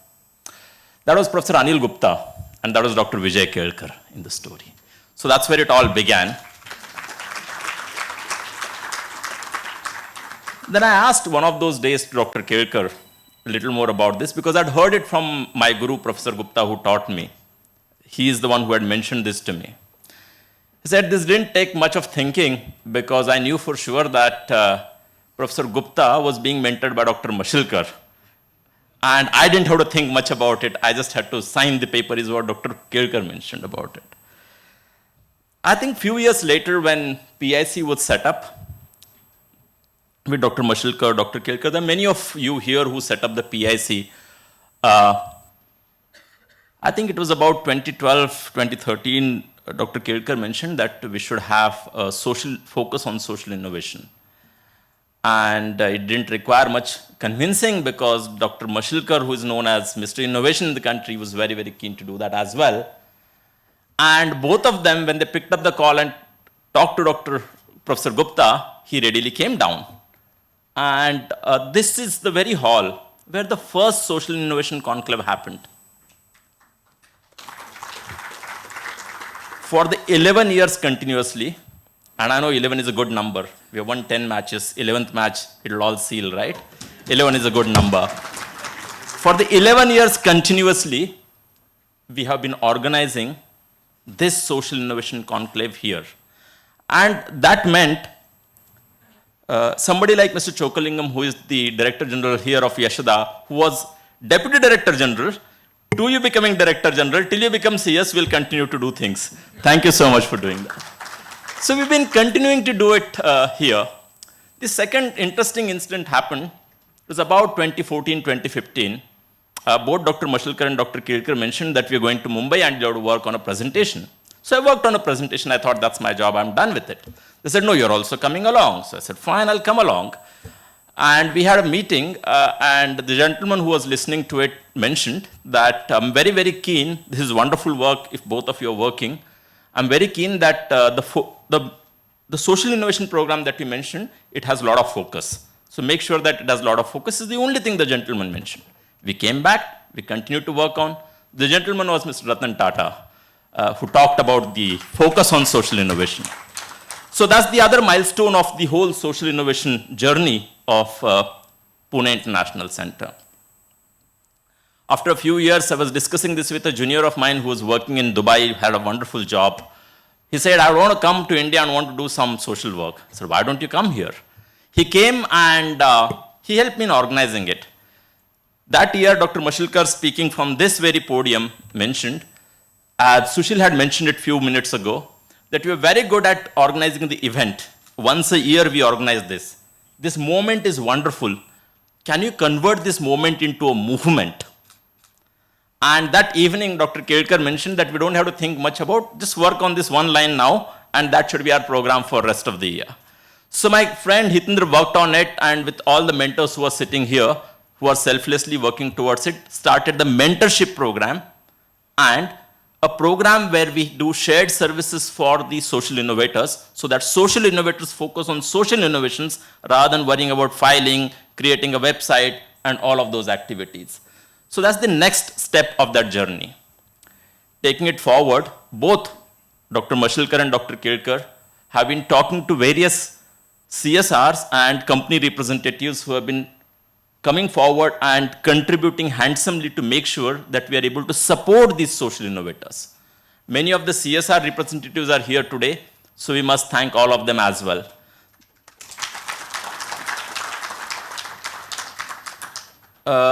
माझ्या आईबाबांनी सांगितलं होतं की पुण्याही कमवायला आयुष्य लागतं. To earn the reputation, it takes a lifetime. The reputation that both the gentlemen have earned, they have translated much of that into raising significant resources, not just in terms of having contributed their even more valuable time for so far, but also raised significant resources, and those resources are being utilized as we speak in constructing a campus which my colleague Abhay mentioned would house not just various buildings and functions, but at the core of it, as their discussion with Mr. Ratan Tata was, a focus on social innovation and social innovators, many of you sitting here today, that would continue to be our focus. You'd get to see in the next year. We like this hall very much, Chokalingam sir, but next year, if you allow us, we will do this in our hall and we'll still have you there because you're also on the board of Pune International Center.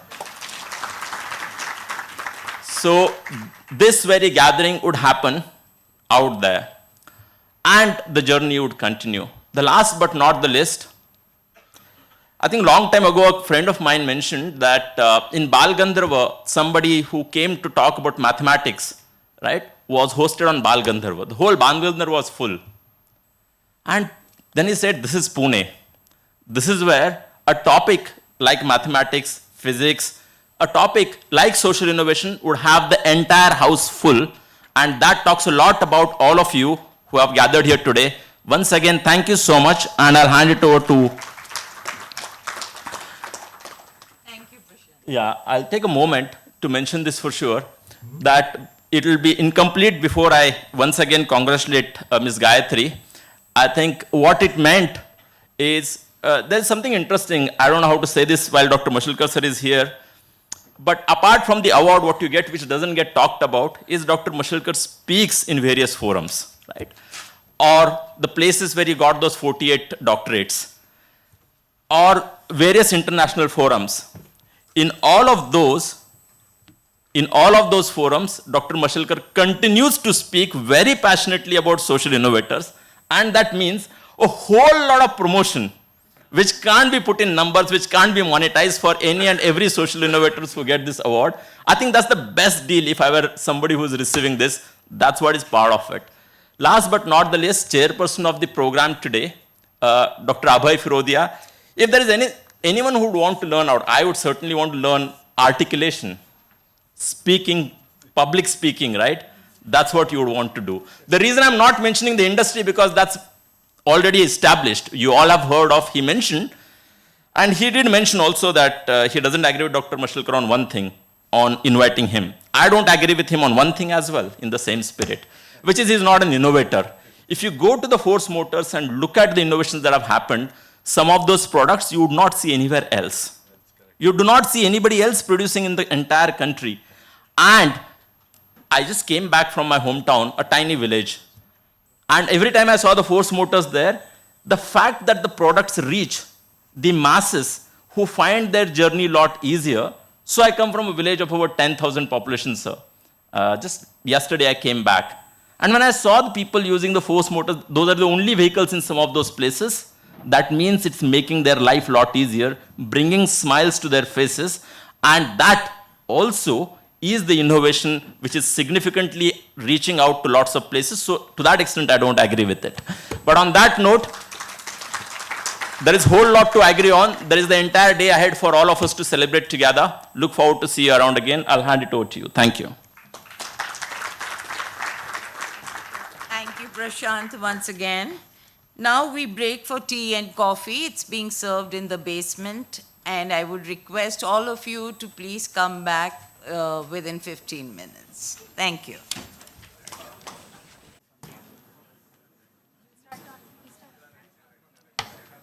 उम्मीद है आप सब लोग चाय P करके थोड़े refresh होंगे. जिस स्पीड से आप लोग आ रहे हैं तो ज़्यादा ही रिफ्रेश हो गए हैं. तो चलिए अब आगे बढ़ते हैं. To the urban innovation session. As Gandhi ji once said, a small body of determined spirits fired by an unquenchable faith in their mission can alter the course of history. Ladies and gentlemen, over the next few hours, we will witness some of the most inspiring and groundbreaking initiatives aimed at making our world a better place. So with no further ado, we embark on our urban, rural, and tribal social innovation presentation. 18 finalists from 21 states will present their social innovation. Now, this conference is not only about passive listening. We want all of you to engage and vote for your favorite finalists. Please scan the QR code on the screen to vote. First up is a presentation by the finalists from the Urban Social Innovation category. I request all the finalists to be on stage, to join us on stage. Each finalist will be given 7 minutes for their presentation. Mr. Mayur Datar, Chief Data Scientist at Flipkart, will chair the session along with Mr. Amit Bhargav, Associate Vice President, Birlasoft, as co-chair.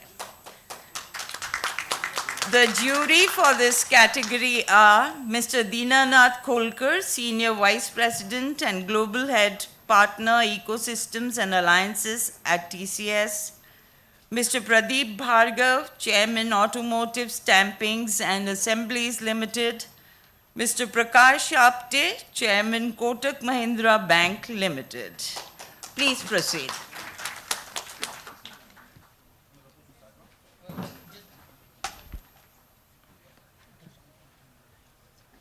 Hello. Hi. Good morning, everyone. Or rather, good afternoon, I guess. First of all, thank you very much for all for coming here. Really excited to be chairing this session, and I would like to thank the organizers for giving me this wonderful honor and opportunity to be here. We heard some great talks today morning, and about how we live in such turbulent times, and there is so many challenges facing all of us, particularly in the urban sector, challenges of pollution, waste management, education, and so on and so forth. And so it's really very inspiring to see a lot of these innovators up here who will be presenting their ideas, their work in this particular area. I would also like to thank the distinguished members of the jury, and I would like to offer all the best to all of the participants and the finalists. So without any further ado, I would like to invite the first innovator, Mr. Nandan Bhatt, to present his idea. Good afternoon, everyone. Excuse me. Just a minute. Yeah. Some ground rules. 7 minutes is the time which you have for every presentation. We'll give you a warning at 6 minutes, and expectation is 7 minutes is the time. I'll try to be in that time. Thank you. Okay. Good afternoon, everyone. My name is Nandan Bhatt. So I'm founder of Ecokari. Ecokari is actually based on 2 basic missions. So one is we are trying to conserve the environment by upcycling single-use plastic like biscuit packets, chips packets, gift wrappers, the polythene bags. And the second part of the mission is that we are trying to enable the livelihood for women and youth who are coming from the humble background. So these are the 2 basic missions. Now the problem statement why we are doing it, As you can see that everywhere the plastic is there, so it's close to 26,000 tons of plastic are produced every day. It's close to 9.6 million tons a year. So if you graphically see it, it's close to 9,000 Asiatic landfills, and then close to 86 Boeing jets. तो उतना plastic हम actually generate कर रहे हैं. 60% is collected and recycled in India. So बाकी 40% is still there. So if you see that 40% of it is majorly the single-use plastic like MLPs, polythene bags, जिसका कुछ नहीं होता. Now what's the solution for it? So what we have done is a small video which will tell you what we do. A short, less than a minute video. It will make my life easier because I have a time constraint. So here it is. Can you guess how we upcycle these waste plastic bags and wrappers into such beautiful products? Come, let's see.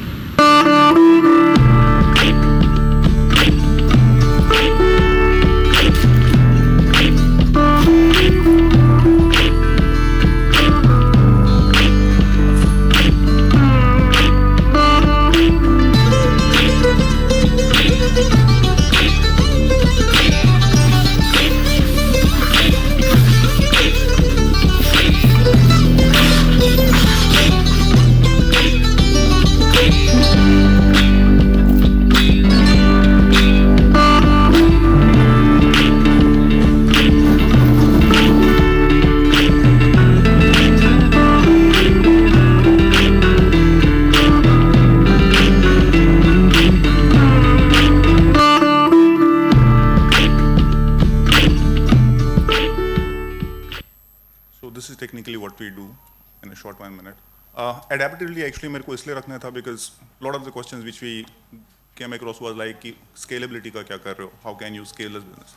So if you've seen the video, the complete process was manual till the sewing machines were introduced. So there's no use of electricity, chemicals, or any other hazardous. We don't dye them again. So we use the actual colors of the plastic bags.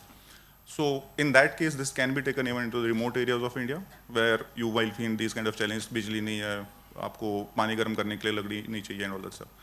Second is the part of the mission that we want to train women and youth who are coming from the urban background, so that can be taken there. So we already have as of now 2 units. एक Pune में है, एक कर्नाटका में है. The Karnataka one is actually under the CSR initiative of JSW Foundation, so where we have already trained close to 75 artisans. Coming from the humble background in that area. So ये पूना का unit है हमारा, it's in Varje. So it's a self-funded project Poona में, but the Bellary one is actually funded by the CSR initiative of JSW Foundation.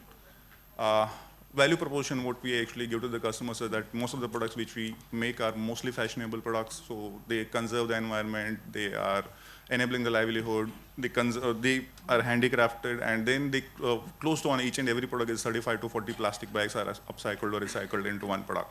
So that's what we do.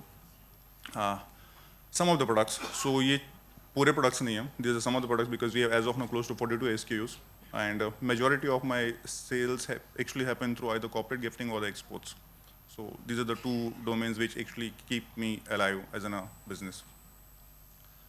कुछ customer reviews, I'm sure देख नहीं रहा होगा वो, but so since we are in the social business, so we do measure our impact in terms of the social as well as the environmental impact दोनों में.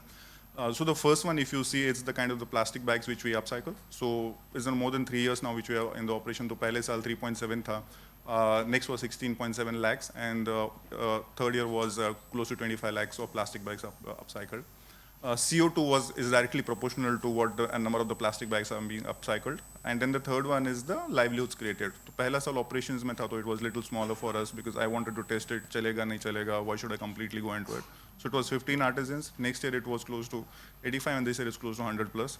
And by January, if the project goes through, so we might have to train 1,000 plus artisans in Kutch. So it might be 10 times the scale which we will be going through in this year. The team who is managing the show, I am the smallest part, but the majority of the work is done by these guys. कुछ awards जो मिले हुए हैं. I'll finish in 1 minute now. Not okay. So this was a dream actually. What I wanted to be in the next 5 years. उसमें से 2 साल पहले ही खत्म हो चुके हैं. So this is till 26. What I wanted to achieve was I should have close to 100 weaving units across the India, which we can technically now I am creating my competition because this is a new product line मैं कितना ही market develop कर पाऊंगा. So I have to create my competition by teaching it to the others. So that's how the complete ecosystem will be developed. For example, the Pune unit, we clicked close to 2 crores of revenue in the 1 year, last year. So, and that too, I'll say that is not the 100% production which we are doing there. So it can be 100 units with 2 crores of revenue, it can go to 200 crores of revenue with these kind of artisans. And each, actually the unit can upcycle close to 2 lakh of plastic bags per unit per month. So the impact can be higher if we have those kind of the impacts. So that's all from my side, thank you. I hope I was on between the time.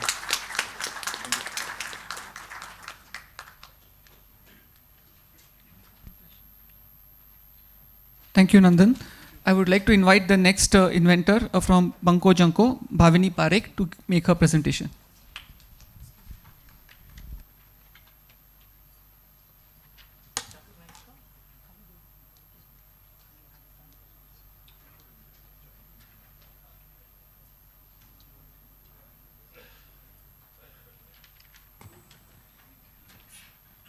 Hello, ladies and gentlemen, and my friends. I'm Bhavini from Banko Janko. Do you know what happens to your garments, fabrics? So when your garments made, there is a side scraps. So from 10 garments, one garment new can be created, that is from the textile scraps, right? So today, due to that, it goes to the landfill. Due to that, textile industry is the highest polluting industry in the world. If we see 440,000 lakhs of the tons of the textiles goes to the landfill, that requires 240 acres of the landfill. That means it is a one New York City. And on the other end, corporate giftings, many corporate giftings are available in the market, but yeah, China made, plastic made, and all that things, and few of eco-friendly, but still there is a need of a more creative and things. So Banko Janko is here to change that. Let me introduce myself. I'm Bhavini Parekh, founder of Banko Janko. Experience of 34 years in a fashion industry. Work for the big brands as well as small brands like Anita Dongre, Superstop, Ethnicity, and many more. From surface ornamentations to the garment manufacturing, white labeling. And during that time, we have trained more than 5,000 women. Today, their children are pilot engineer. My daughter became the pilot. I started from 500 rupees during that time. And that is my mission, to start this Banko Janko eco-friendly, to help these women to reach out to their mission. So this is our few products like this. This is also from the scrap. Can you believe that? All these are from the scrap, and yes, of course, this is also from the scrap. But yeah, you can create a beautiful product from that. So what we do, we collect the scraps from the manufacturing unit, and we segregate, and by training the women, we develop the different products. So we work with the Rescue Home, Shelter Home, Juvenile Center, and all over in India, in Himachal, Gujarat, Maharashtra, Patna, and many more places. We train the women, and yes, of course, we have a different products line, that is eco-gifting, and of course, we have introduced the gift card, because today, if we give the gift to their choice, that is a more essential and more into the circularity. And yeah, we have two models, B2B, B2C. We are online as well as offline. B2B, we have customers like the Aditya Groups, Indian Oils, Sankalp, and German Embassy, ISC3, German companies. And our mission is to help the women, more than 5,000 women, and create more than 100 women entrepreneurs in the green business. This is a little glance. We are not only making the product, but we are creating a more circular generations. We are doing lots of workshops and KJ Somaya colleges and many more. How we are different? We are, of course, there is a lots of challenges for us. But yeah, our strength is my experience of 34 years in the fashion industry, and there is a challenge for the scrap and everything, but yeah, as we are due to the experience, we are able to achieve that things. Till today, we have saved tons of the textile scrap, diverting from the landfill, tons of the carbon emissions saved, more than the 1,100 women we have trained till today. And what our customers say about this. This is a little glance of our customers. And yes, till today, we have achieved 53 lakhs of the revenue generated. But yeah, in this year, we have already reached to 20 lakhs, and we are expecting 48 lakhs, as we are in the discussions of many more. And when we have started, we were in a very initial stage. But now, and as our next step, we will be able to reach to 2.2 crore, as we are already in the discussion with the big brands as well as a small brands for the expansions, like the IKEA foundations and many more. So this is our next step. We want to have the stores in the airport and airports. And as we have received, say 2026 Walmarts and everything, because just now we have received the awards from as a climate catalyst from the IKEA foundations. And we want to reach out to all these big stores as sustainable products. Our ask is 1 CR. We want to utilize this for the marketing, team building, and many more. But this is not only the ask. We welcome, and we would like to help us in mentoring us and coming on our board and support for these things. Let's walk together for the journey of the green world and Banco Janko. This is our team, passionate about the sustainability, and they have the experience of more than 20 years of the masters, and Salma, she and all of that. Yeah, this is little glance of our awards, achievements, and all that. That is because of you, your friends, and lovely friends who believe in the Banco Janko. Thank you so much. Thank you.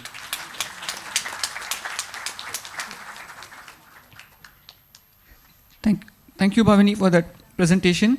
Next up, I would like to invite Praveen Kumar from Dextroware Devices.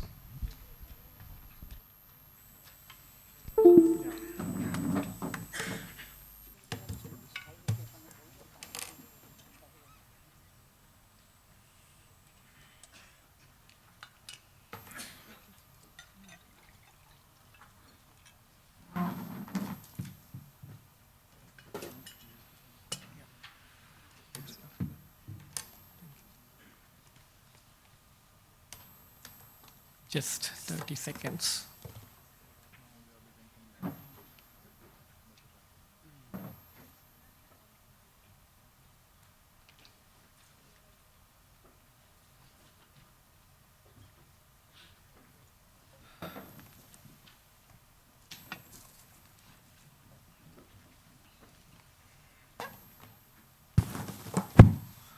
Okay. Thanks for your patience. Hi everyone, good afternoon. My name is Praveen Kumar, and I'm an engineer trying to make an impact in the space of digital accessibility for persons with disabilities through technology. So how many of you here, like me, know as soon as you wake up from the bed, use your phones to check social media, mails, maybe open laptop? Many of you, right? At least most of them, yeah. Now imagine you have to do the same thing but not using your hands. I know you're trying to imagine how it's possible. But I know one person who's doing that used to do that in day-to-day basis. Let me introduce you to my friend Dr. Nonita Gangwani, who's diagnosed with multiple sclerosis. It's a neurological disorder. She has a postgraduate degree in physiology, and she aspires to become a lecturer. And to become a lecturer, she makes presentations, and this is how she makes presentations on a phone. If you're not able to figure out, she's placing her phone on a table, using her nose tip to scroll and make presentations. If you ask, it's just Dr. Nonita? No.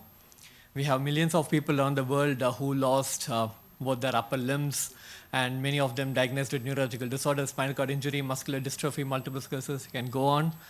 And it's not just them. We know able-bodied people who meet with accidents, who fracture our hands, cannot be with smart devices even for a day.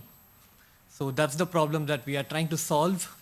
And now let me introduce you to Mouseware. So Mouseware is a head wearable device which enables hands-free control of all smart devices with simple head movements. What you need to do, you can strap this device to any head wearable, like a cap, headphones, anything. And you wear it. Can you see the mouse cursor on the screen? I'm not using my hands. It moves according to my head movement. And how does the user... Thank you.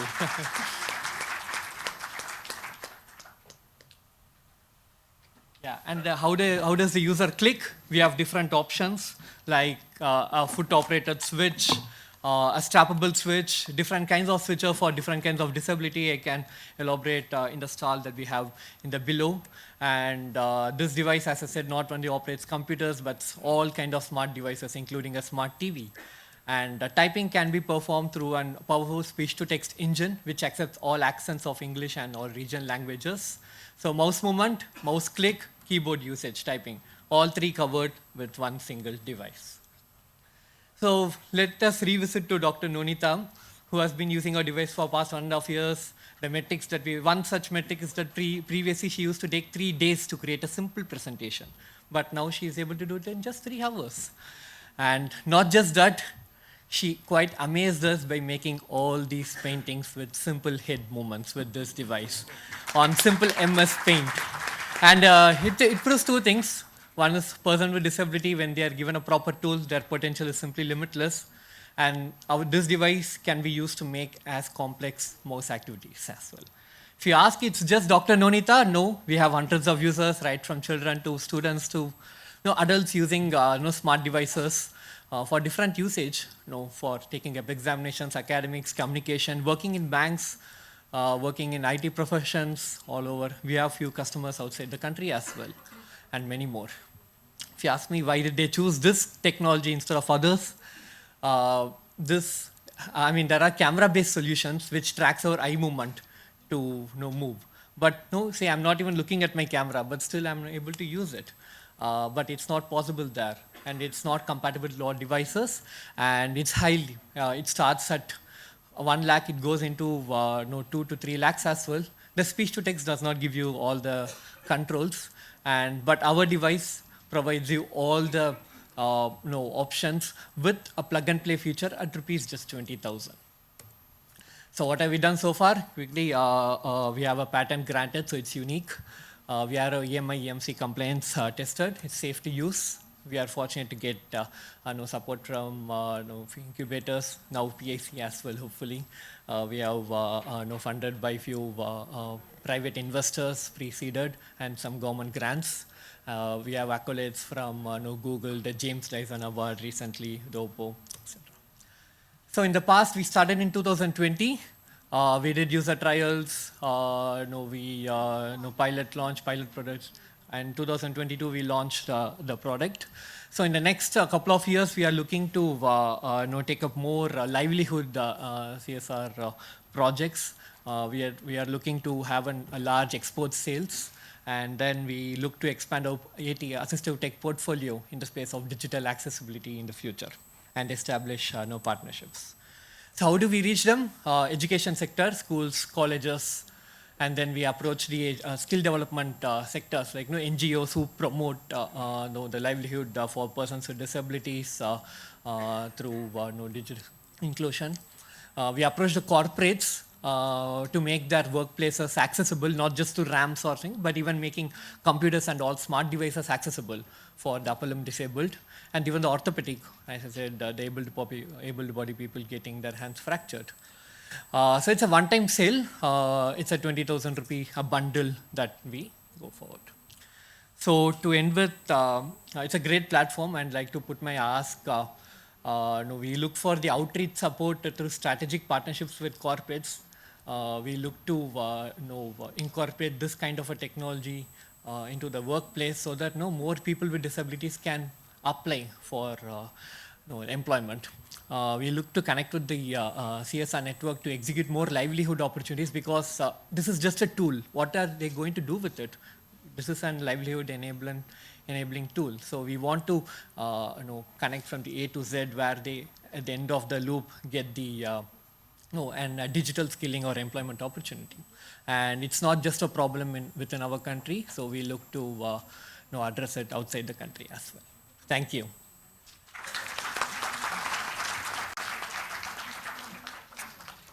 Thank you very much, Praveen. I would like to next invite Pulkit Jain from Electromotion E-Vidyut Vehicles. So hi, I'm Pulkit Jain. My company name is Electromotion E-Vidyut Vehicles Private Limited. We are converting existing vehicles into electric right now, auto rickshaws, and we are helping auto rickshaw drivers increase their income by over 40% without overcharging passengers. So if you look at the Indian landscape, there are more than 35 lakh auto rickshaws that run on combustion engine on Indian roads. And these are 5 to 15 years old. That's the sweet spot I am looking for. And auto rickshaws make over 60% of all urban last mile mobility, convenience within the cities. So if you look at the problem, these auto rickshaws, as they get old, they pollute the roads, not just through air pollution, but also a lot of noise pollution. For the auto driver, as they get older, the vehicle have a lot of vibration, and then ultimately that leads to problems within the back, and also for the passenger, it's big discomfort. And obviously, for an auto wala, if he is making about 800 to 900 rupees per day, that's in a tier 2 city or a tier 3 city, he saves only about 40-50%. And in tier 1 cities, normally auto walas, they get it from an aggregator who rents them out the auto rickshaw. So still at the end of the day, they are not left with a lot of money to improve their livelihood. So we have come up with a solution. We have a reliable and cost-effective retrofitment system that helps existing auto rickshaw drivers to convert their vehicles into electric in a fast and an easy way. We can do conversion within 2 hours.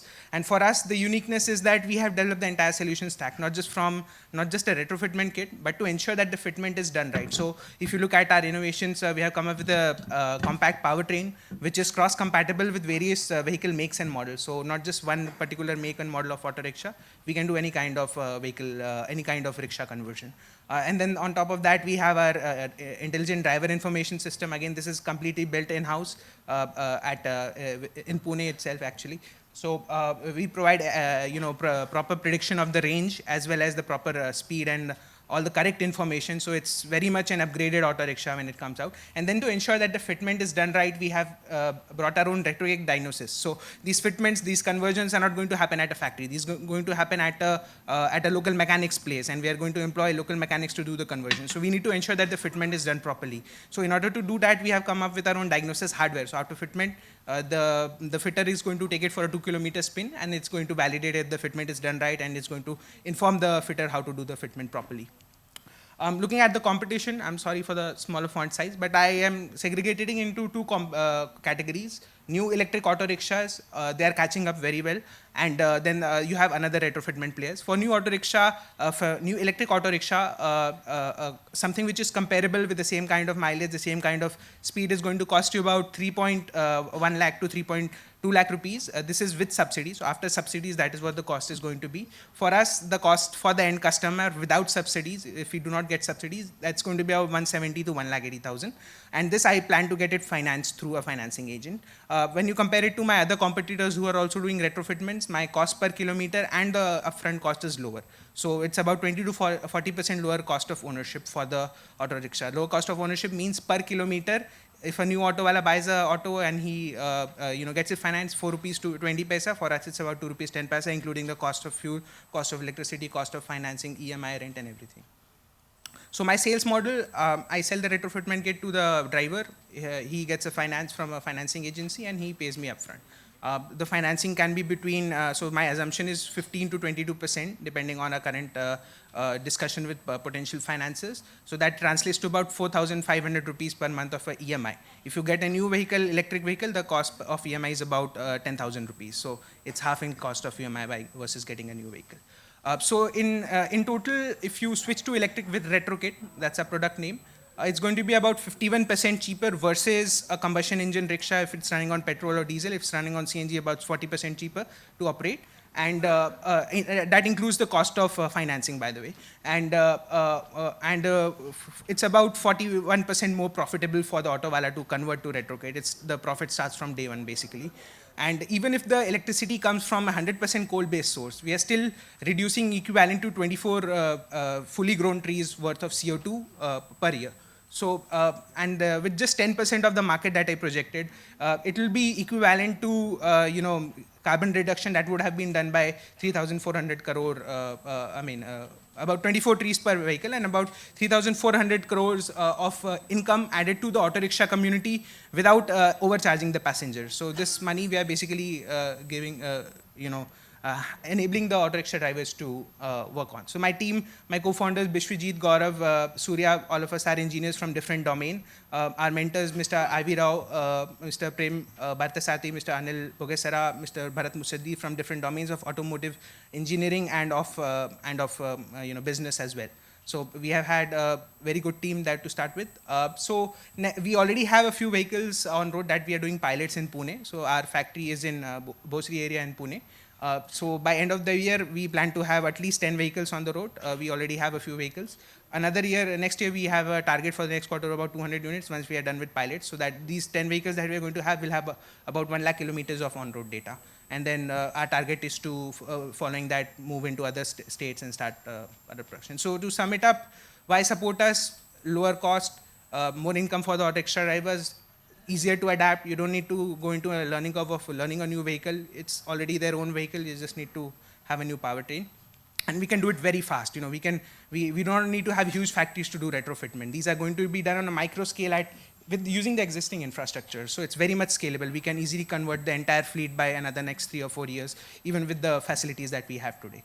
So what we are asking for is obviously support in order to collaborate with financing and banking agencies to make financing more accessible for retrofitment. That is the primary ask for us. And for us as a company to scale, we are looking to raise about 3 crores. That is going to enable us to make about 100 vehicles per month following this.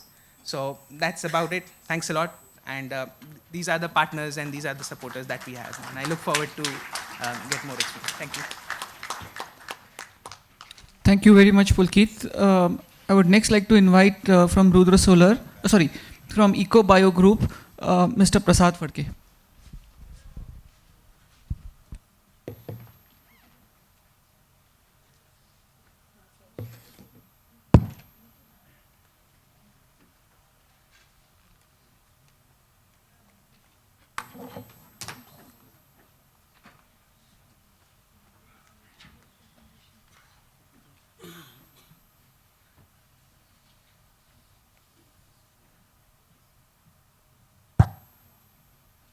Good evening, ladies and gentlemen.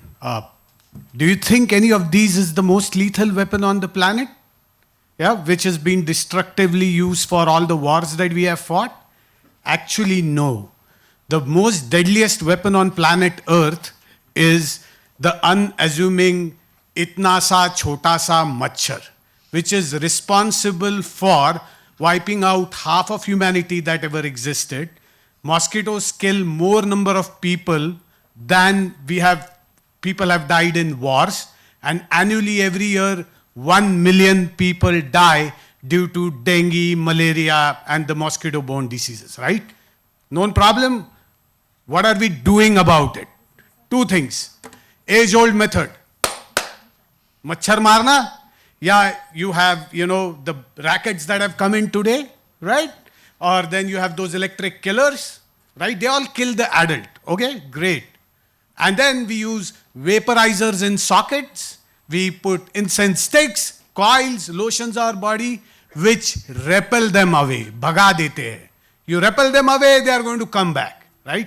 So we are not looking at the source, an innovative way looking at the source to do source reduction. And that is why 125 years after discovery of malaria in Secunderabad, India, not in Africa, right? The problem still continues because we are not attacking the source.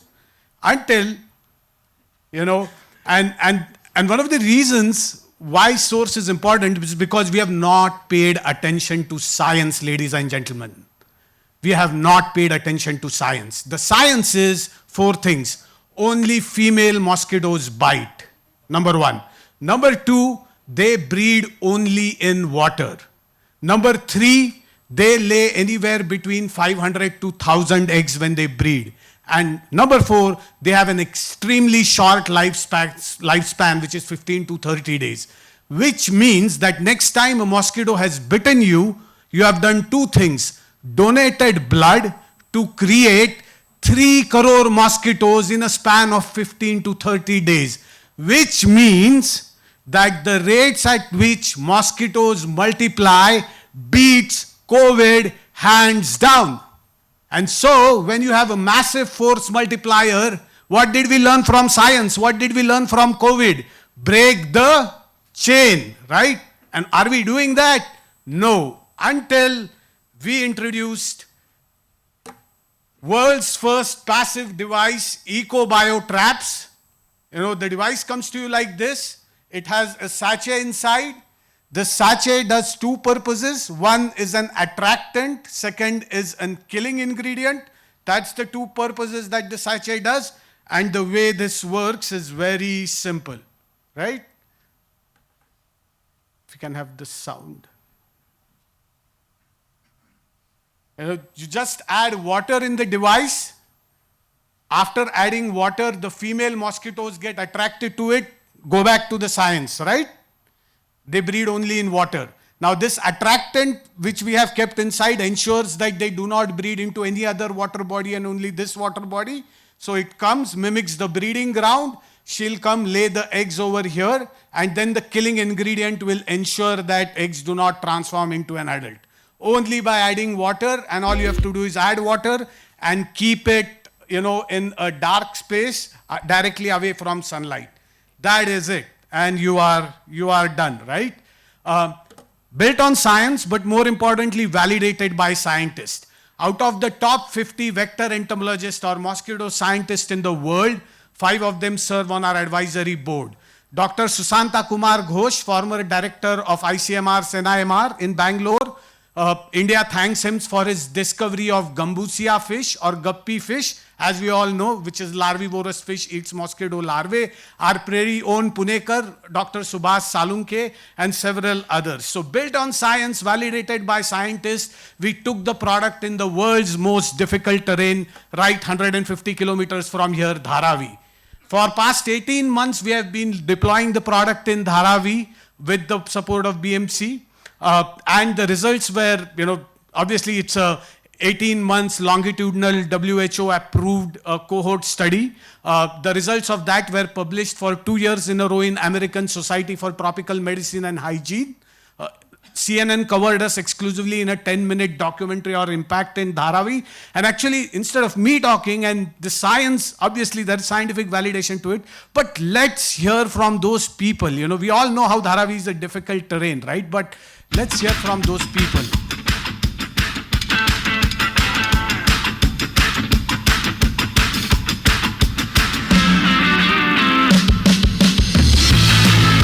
बीमार नहीं पड़ता यहाँ पे अभी कोई dengue वाला मसला आया ही नहीं अभी तक इस समय तो नहीं तो हमेशा डेंगू मलेरिया से कितने जन अगले साल मरे थे साल तो बहुत कम मरे ही या में मारा वाला मच्छर चला गया झाड़ा बचाएगा धोएगा नहीं तो भी कपड़ा लगाने का बहुत फायदा है कि शाम उनको भी जो मच्छर लगते हैं तो वो भी नहीं लग रहा है और रात में तो दम ही नहीं लग रहा है पहले मोर्टिन लगाना पड़ता था तो भी मच्छर काटते थे मोर्टिन से मगर अब नहीं है मोर्टिन भी नहीं लगता और मच्छर भी नहीं काटते इसे मच्छर के या जो डेंगू का जो भी है वो मसला हल हुआ If they breed, we all bleed. EcoBio Trap करे जड़ से सर्वनाश ताकि आप रहे खतरनाक बीमारियों से दूर. And, to people who are from Mumbai, if you have observed, all these years, Dharavi was always on the top of the charts in the #1 dengue and malaria cases. But look at what has happened this year. None, right? And in a very eco-friendly way, doesn't emit any toxic fumes, doesn't require electricity, doesn't need battery recharging, right? Just adding water and is affordable than all the repellents that are available there, but most importantly solves a very important problem in a very different way, targeting the source, right? Bunch of validations that have been there. We work very closely with the Bombay Municipal Corporation. In fact, there was a small outbreak of dengue in Kalyan Dombivli Municipal Corporation, and we mitigated that. Rentokil PCI, our partner, world's largest, 2,500 branches, and around 5,000 odd people deployed who are using there. And this is our impact. And my last slide, till date we have saved around 943 lives, protected 940,000 people from dengue, malaria, saved landfill, saved carbon dioxide emissions, CO2 offset, but more importantly, made from waste by recycling corrugated boxes and turning it into a product. Ladies and gentlemen, there are 3 things which are going to help us win this war with dengue and malaria. Science, Shastra, Shastra, and you ladies and gentlemen. So if you are CSR in the room, let's go protect our Anganwadis. If you are policy makers, let's bridge a call to the government to implement these kind of policies and make sure that we live in a dengue malaria free zone. Thank you ladies and gentlemen. ये थी एक मच्छर की कहानी एक मच्छर वालियों के नजरे से. Thank you. Thank you very much, Prasad. Last but certainly not the least, I would like to now invite from Barefoot Edu Foundation, Pallavi Kejriwal.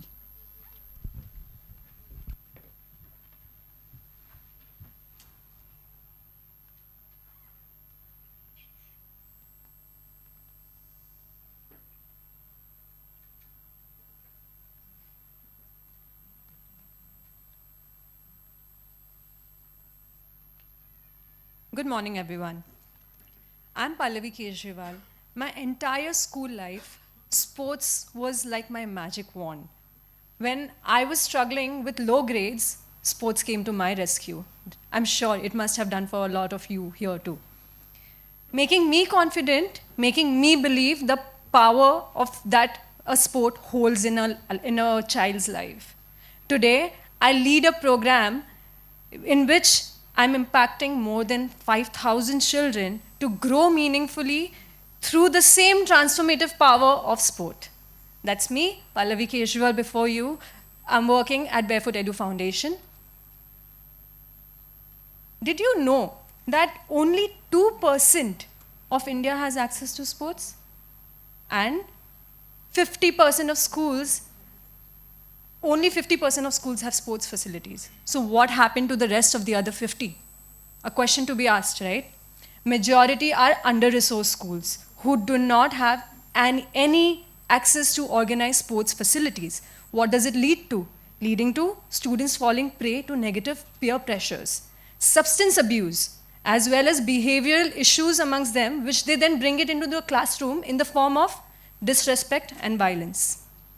This is what the Right Pitch is trying to solve.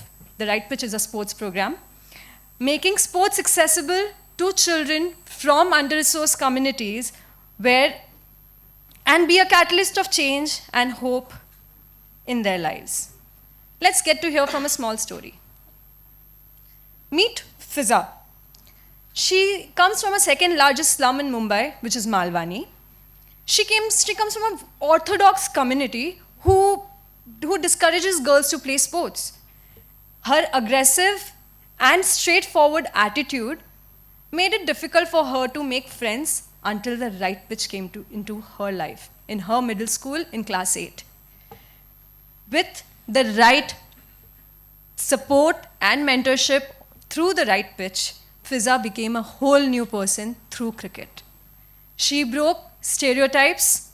She was the sole girl from her community to represent at external tournaments. Not just that, she also got a chance to work with the famous Bollywood actress Taapsee Pannu in one of her cricketing biopic films. Now, Fiza has joined hands with us as a community officer and a TRP coach, helping other children break barriers just as she did for herself. That's the story of our Fiza, who's sitting right here amongst all of us. Barefoot Edu Foundation, what does it do? We are a non-profit. We were established in 2018. We work to build school leadership for the 21st century schools who wishes to excel in academics, sports, and who wants to adopt entrepreneurship as an approach. And we are here today because of a program, The Right Pitch, which I'm leading currently, which is a sports flagship program of the Barefoot Edu Foundation, where we are aiming to build 21st century skills in children. When I say 21st century skills, what are these 21st century skills? Confidence, communication, leadership, such skills which is happening through sport. At the Right Pitch, we follow an ERO model. What does ERO model stand for? Engagement, resource, and opportunities. We engage with children through 2 sessions weekly of 90 minutes each. Out of the 90 minutes, we ask our coaches to give 15 minutes, just 15 minutes of the session, to build essential skills in children which would help them to face the real world. For example, we help children to identify and deal with peer pressure. Something I'm sure we all have gone through at some point in our life, right? But were we taught how to deal with it? No. that is where we come in. That is what makes us different, where we are standing out over here, where we are working with the children to face the real world challenges by guiding them, building their confidence. We are also engaged with the schools, with the parents, as well as with the coaches by providing training to them. We do provide resources to the schools in form of cricket kits, equipments, as well as coaches who are from the community, and they act as positive role models for these children who become their Didi and Bhaiya throughout their life. They aspire to become like them. Then we create opportunities for children through our TRP annual tournament, where we teach children that you have joined our program not to win, but to learn. TRP tournament is one space, but we want to inculcate the habit of learning in them, and we provide such opportunities to them, where we also provide them advanced coaching so that they can represent their school in external tournaments. Across all schools, the TRP program has sparked a positive shift. Students who once would say, "Main isko nahi khelne dunga," they had that kind of an attitude, have now become healthy competitors, embracing self-improvement and fair play. As of today, we've been able to impact 5,000 plus students. 100% of our students have shown an increase in attendance. 70% of our students have shown reduced behavioral issues as stated by the teachers. 50% of our program participants are girls, which is a huge, huge success for us. And 75% of our children have shown an increase in confidence. This is what we are trying to do. Building fitness skills is one aspect that is happening through our program, but we are also focusing on the 21st century skills, as I have been trying to focus on. TRP traces. Now we aim to expand our program. How do we wish to do this? We wish to start TRP city chapters starting from Pune itself, which would mark as the first step towards our national journey. Our ultimate aim is to extend our presence all across India, and for the coming year, we want to 10x our reach, making sports accessible to 10,000 TRP champs by 2077. This is our team, without whom none of this would have been possible.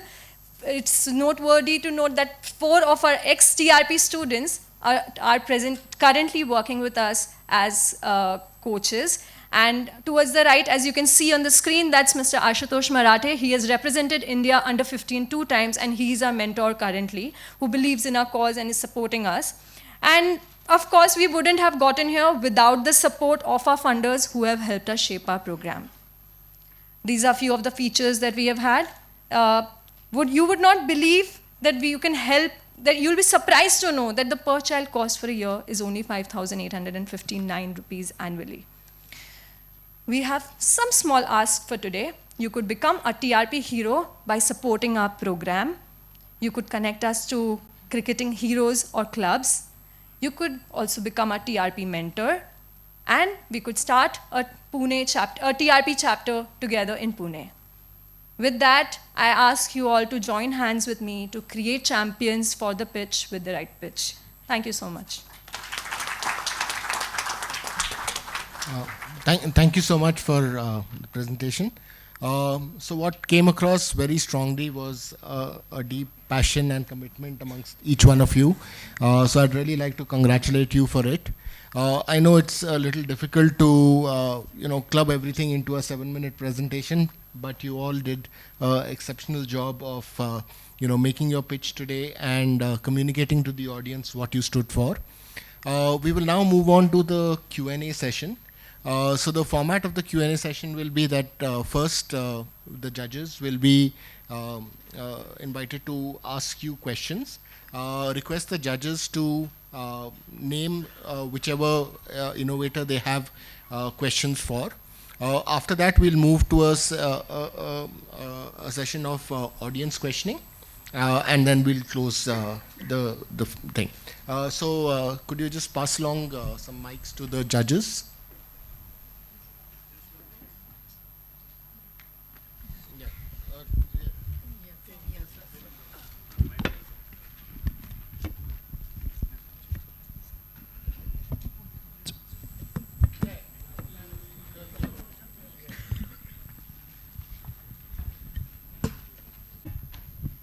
My question is to Nandan first. Nandan, what about the water that you use for cleaning the plastics? If you can give a view around the circularity of the water and how much of water it is being used in your process. So for 10 kg is 1 liter. So yeah, it's working. Yeah.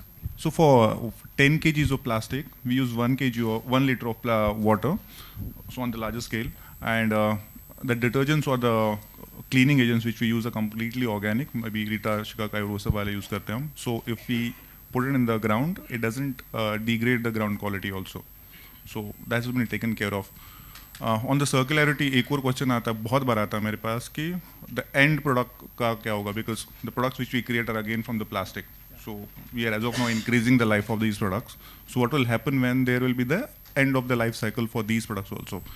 So as of now, we have tied up with one more organization who is creating the biofuel out of it, the biodiesel. So the process is called as pyrolysis. So even we generate some of the waste, like you might have seen that we cut the plastic. So the handles and the niche ka base, we cannot use it because they are a little harder. So that is given to that organization who makes the fuel out of it, and it's given for the most of the industries for the heating. The process is called as pyrolysis, you might have. So these two things which we have, because I know that ki ye questions bahut aate hain. So what to be the water as well as at the end of the life cycle, what we do. So these are the two things which we have done. Thank you. And for the customers on the B2C, we actually have done that. We ask customers if there is any repair or anything which needs to be done for the products. So we do free of the cost. So these are the three things which we have already thought through कि क्या आ सकता है on the larger scale पे. Okay, thank you. This is to Pulkit.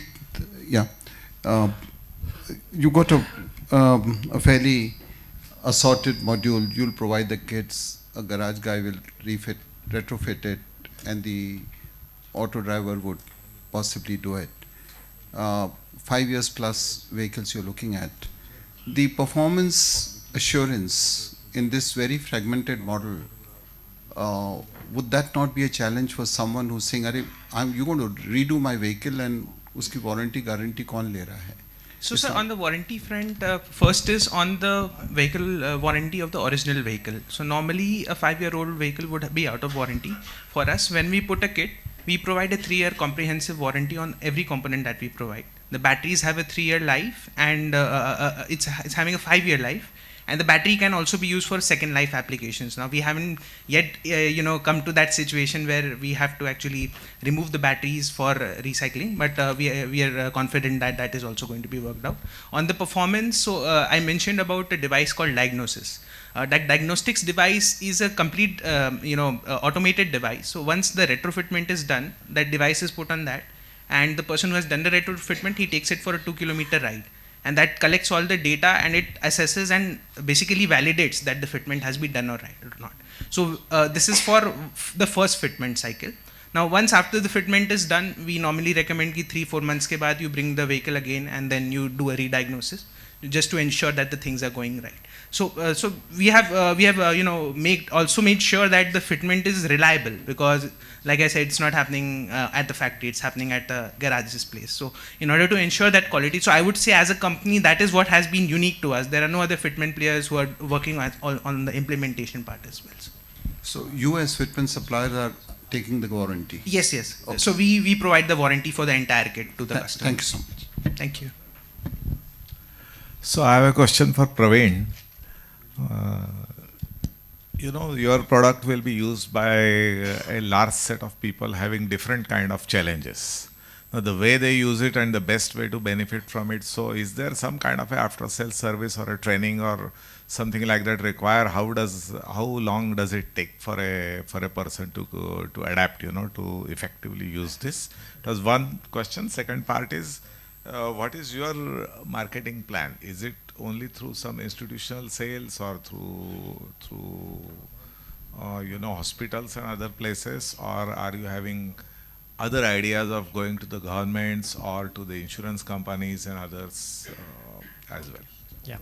So the first question about every technology has a learning curve. Even if you give a handheld mouse to a child or an age-old person, they'll take some time to learn.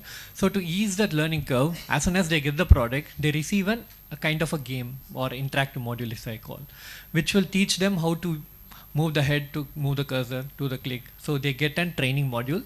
One, they'll get videos. Even beyond that, if they have doubts, we have a dedicated customer care number where they can call, and we'll connect over a video call, and we'll solve their queries. So that's one thing on the learning part. So on the second part, yes, the aspiration is to get assistive devices into the insurance, which is not currently happening nowadays because it's not considered as a priority. While the aspirations are, we cannot wait until that becomes things. So what we do is that we approach the workplaces or where largely computers and phones are being used in educational sectors. That's where we reach out and do it. But other than that, we are also trying to sensitize the audience by making them understand how difficult it is to for an upper limb disabled person to operate a computer through our marketing outreach and different kinds of things. So we give talks to corporates and different kinds of things. Thank you. My question is to Pallavi. Your work that you're doing is quite amazing. Question is related to the target audience that you have. Is it largely focused, whatever work you're doing, in urban parts, or also have you looked at some of the other schools, and your data points covered the whole of India, but have you actually gone and done things outside? So currently we're working only in Mumbai, but we plan to start make it regional. So we plan to first target Maharashtra, then move ahead, move to different areas. This is how we are planning to go ahead. And we also plan to get other sports on board, because currently we're being able to impact only 100 children from one school. That's to maintain the quality of our program. So we are looking to partner with different organizations, and we are in conversations with them so that we can bring about more sports in place for more children to get more access to different sports. Thank you. Prasad, the question for you. What is the life of the sachet that you have in the product? So if you can just give me more details. Actually, the product's biodegradable, so this will only work for 4 to 6 weeks. After 4 to 6 weeks, water will start to leak itself out. Okay. Therefore, then it doesn't turn to be a breeding ground. So there is no hassle of breeding ground. So it's 4 to 6 weeks tied in with the killing ingredient timing, because we want to make sure the killing ingredient timing and the bucket leaks match. If that is a mismatch in it, then it will be a breeding ground and it will have problems. Okay, thank you. No, I think that the audience asked. No more questions? Any questions from the audience? Any more questions?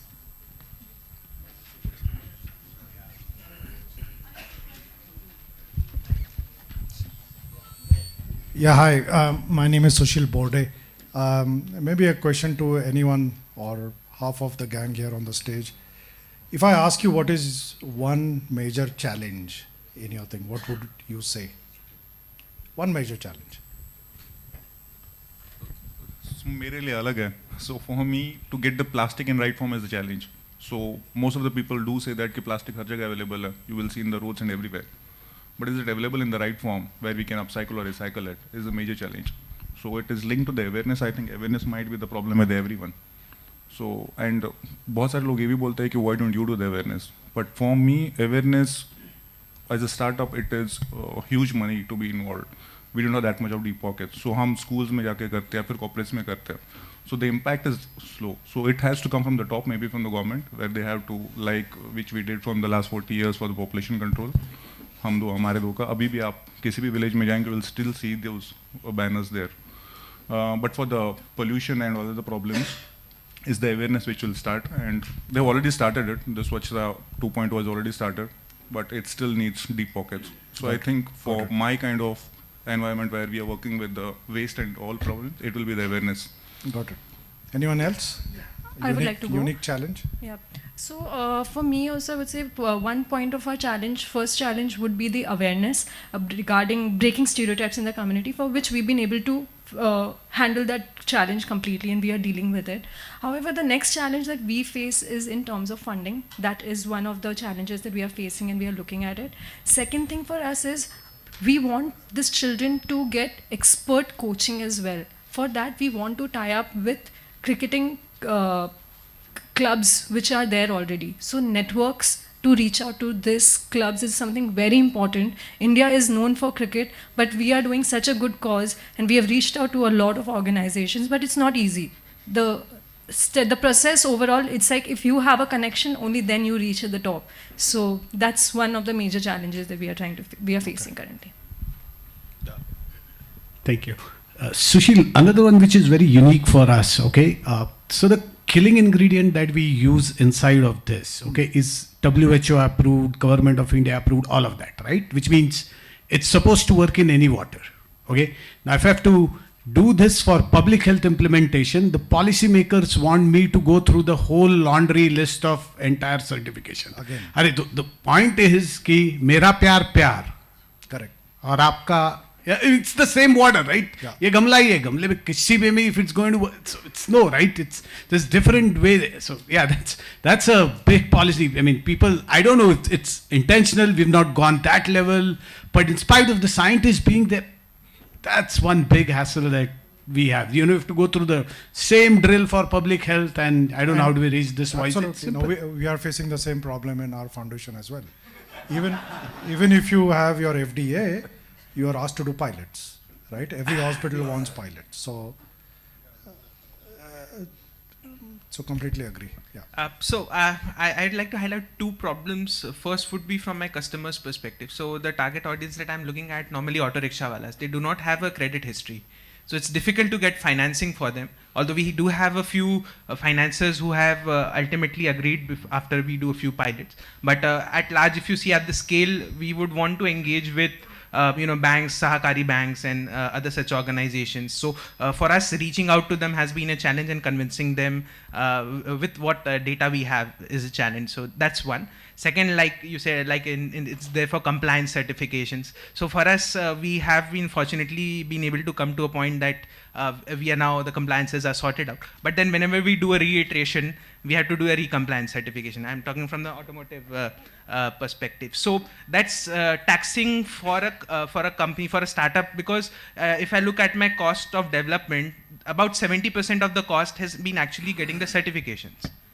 So, I mean, it's huge. The cost difference is high, and the policies, whatever have been made, especially with respect to electric vehicles, have been on incentivizing the sale, but not the incentivizing the development. So, obviously, we want to have compliance. We want compliant vehicles, but the policies could be brought out in such a way that certification and making a good product after certification is incentivized. So, if that could be something that could be taken.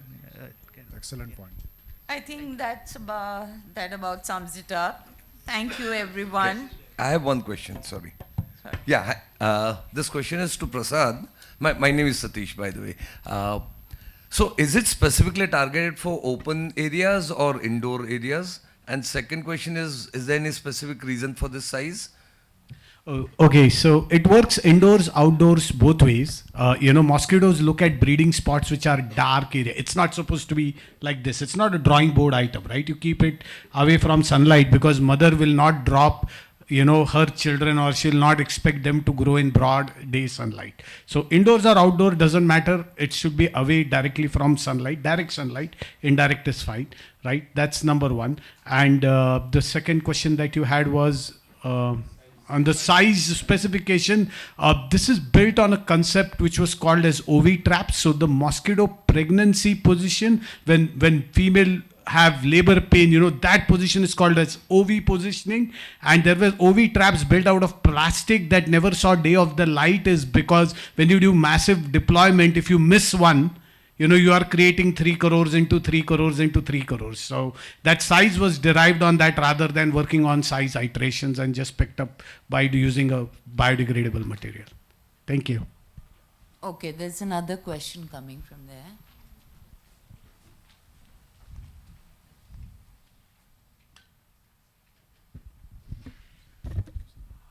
My name is Anand, and my question is a follow-up to the question you got just now. I was very curious to know how and how are you distributing this product? Okay, so we have 3 business models right now. B2B is serviced by Rentokil PCI, Pest Corporation of India, country's and world's largest pest control provider for the B2B market. 1,000 locations, 300 districts, 22 states, and 5,500 sales team, actually technical deployment team to take this product. B2CSR is where we work with foundations and NGOs. The deployment is done in the field. We work with ICICI and ONGC Foundation. That's our CSR. And B2G, we work with municipal corporations like Bombay Municipal Corporation directly in deploying them. As a follow-up, if I'm a retail customer, as I am right now, I mean, I would like to be, how do I buy it? 1-800-212-2125, our website, or on Amazon. Okay, thank you. Excuse me. I have a kind of a question for both you, Nandan and Bhavini. From your presentations, what I saw was that you're targeting your market as a gift item. Is there any reason for that? Because that limits or restricts your sort of focus on a very short period of time and not through the year. So that's one. And Praveen, have you thought of connecting with an international organization like the Rotary organization, which has about 180,000 clubs around the world, and the awareness or propensity for people to be requiring to help disabled people is much more abroad than here, and so they would be a very good this thing, especially if your product is patented and there's no other similar product in the international market. Maybe you should be able to get in touch through the Rotary organization and get to a international market. It would literally be a scale up. So if I could just get some understanding from both of you. So at least for the EcoKari, what we do, we are into B2C also. So for example, I was actually talking about exports also. That's majorly B2C. In B2B, we got fortunate that we got a lot of attention from the corporates without approaching them. So the product is actually the exact fit for what they are looking for. So it's cleaning the environment as well as creating the livelihoods. So, and we could customize the products as per the requirements. मेरे पास fabric है, you have the budget requirements, 200-300 का budget रहता mostly, and then the sizes and all that. So we could do that. So that was the first thing, and it was a low-hanging fruit for me, to be frank. So I am into the B2C also. So I have a website. We are there on the Amazons and Flipkarts also. But the problem with that, as of now, with me is since I deal with the waste, my each and every color is different. For example, like laptop bag, I might not be able to replicate the color since I have no control over the kind of waste which comes to me. So that's why my B2C in terms of the online business is little low because majority of the paisa sirf photographer kamata usme. Because I have to, each and every product has to be photographed to be kept on the website. So that wasn't a major problem. I'm still facing it. But for the other B2C with the physical stores, we have boutiques in Goa mein hai, Bombay mein hai, Ahmedabad mein hai, in Chennai. So we do good sales with them. So we are there, but ज़्यादा पैसा B2B से आ रहा था. So it was actually strategically shifted जानबूझ के because it was giving me the cost acquisition was coming low. क्योंकि it's a one point contact for me where we do one time business and it's a repetitive. For example, from Tata Sustainability, we are working with them from last 3 years. For every conference मैं उनसे bag बना के देता हूँ. So that kind of business, एक बार आपको contact हो गया, you keep getting the orders from them. Then in B2C, it was burning my money. So as a person, I don't like to burn the cash. So I always wanted to be on the positive side of the cash flows pay. So that's why I shifted to there. But we can still go to the B2C because most of the products, they look fancy. So we do approach because there's a lot of shine into the product because of the inside of the biscuit packet. If you imagine that there's a silver line into it. तो उसकी वजह से बहुत bling आता है. So that's why the majority of my ideal customer base is little 25 to 50 kind of customer, majority women, because that's what the products are there. And into B2B, it's completely different. We mute the colors because it's 80% males who are working into the corporates. So that's for me, I don't know about what is the strategy. Yeah, so yeah, I totally agree with Nandan. Sorry. So basically, when we started piloting with the fashions, and till today we have a fashion already in the market. So we convert the garment and everything. But what happens is we work on a circularity. Whatever the remains after that, okay. So that needs to be converted into more products. So we have add on this product categories, and that was during our research and everything we came across the market demands and 2,500 billion market for the corporate gifting, and we reach out to the many corporates, and we come to know they really need the for their ESG and CSR the sustainable product, and that is to be classy and all that, because they say hum bamboo or sabse bahut kantal gaye, we need something unique and like that, and so there we don't have the challenge. So yeah, so that is the need. You have so, and we are the manufacturer. Yeah, so we have add-on things, and like German embassy, they have the they order us the wall frames from us, like that. So we have many categories from garment, home furnishing, accessories, and many more. And in the end, we convert the whatever the scraps remains into the seed paper that goes with our product as a story card and a thank you page with all that things. And we also have the stick-ons that is extending the life cycle, patch on, and so many things for that. Thank you. Thank you. Thank you, everyone. I have an. Ask me a question. I'll finish it in a minute.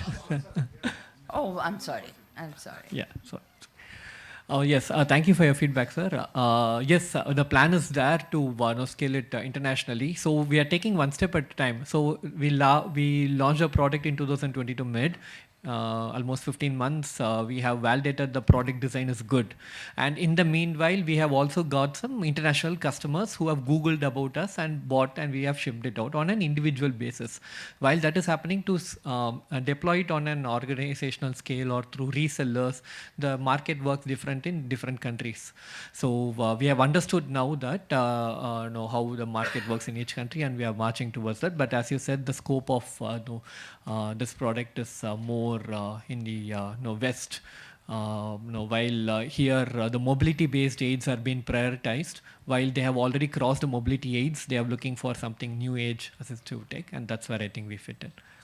Happily. Thank you. Okay, so thank you, everyone. Thank you, Mr. Datar and Mr. Bhargav. I now would like to invite Mr. Mukesh Malhotra to felicitate Mr. Datar and Mr. Bhargav.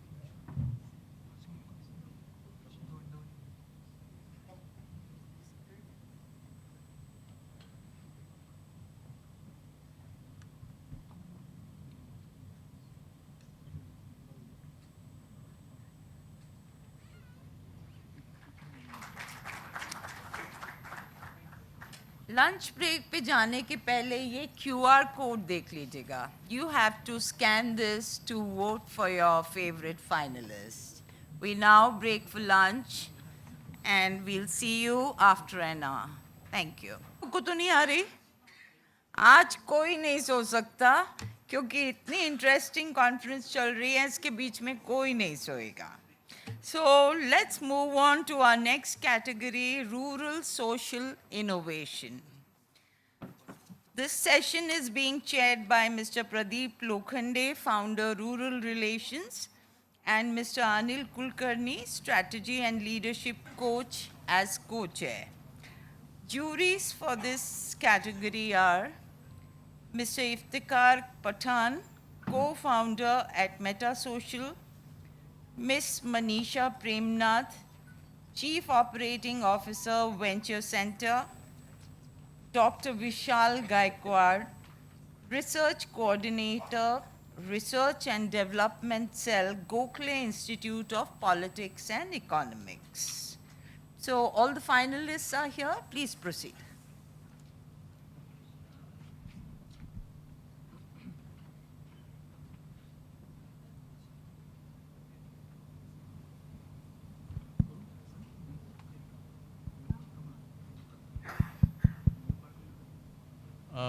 Good afternoon, everybody. Just the ground rules. You guys have 7 minutes each, right? After that, after everybody finishes, there'll be a question and answer session. There'll be somebody in the front who will be showing you a placard at the end of 6 minutes, right? So keep the last, as Lokhande Sahib was saying, keep the main slide in your mind when you're talking, right? So we are starting with Neoperk Technologies and Satyendra Gupta.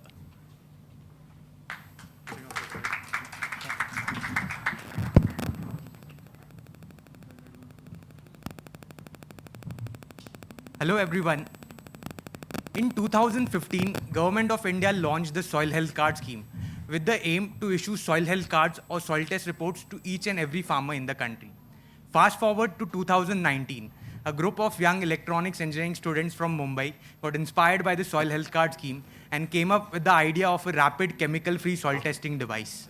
And thus Neoperk was born. Hello everyone, I'm Satyendra Gupta, co-founder of Neoperk, where we make large-scale soil testing extremely easy, reliable, and affordable using NIR spectroscopy and machine learning models. But why soil? Because the long-term soil health is a major concern. It is forecasted that more than 70% of the net sown area in India will become incapable of supporting farming if we continue with our current practices. Even farmers with the increasing cost of production, that is fertilizers, and decreasing productivity are looking for solutions to improve their yields. This is where soil testing offers a very simple solution. According to impact study of Soil Health Card scheme, the net income of farmers can increase by up to 40% simply post soil testing. However, the current infrastructure with less than 1,500 soil testing laboratories is highly inadequate to meet the demand. To give you some context, for every one soil testing laboratory in the country, there are 88,000 landholding farmers, and each of these labs only have a capacity of 10,000 samples annually.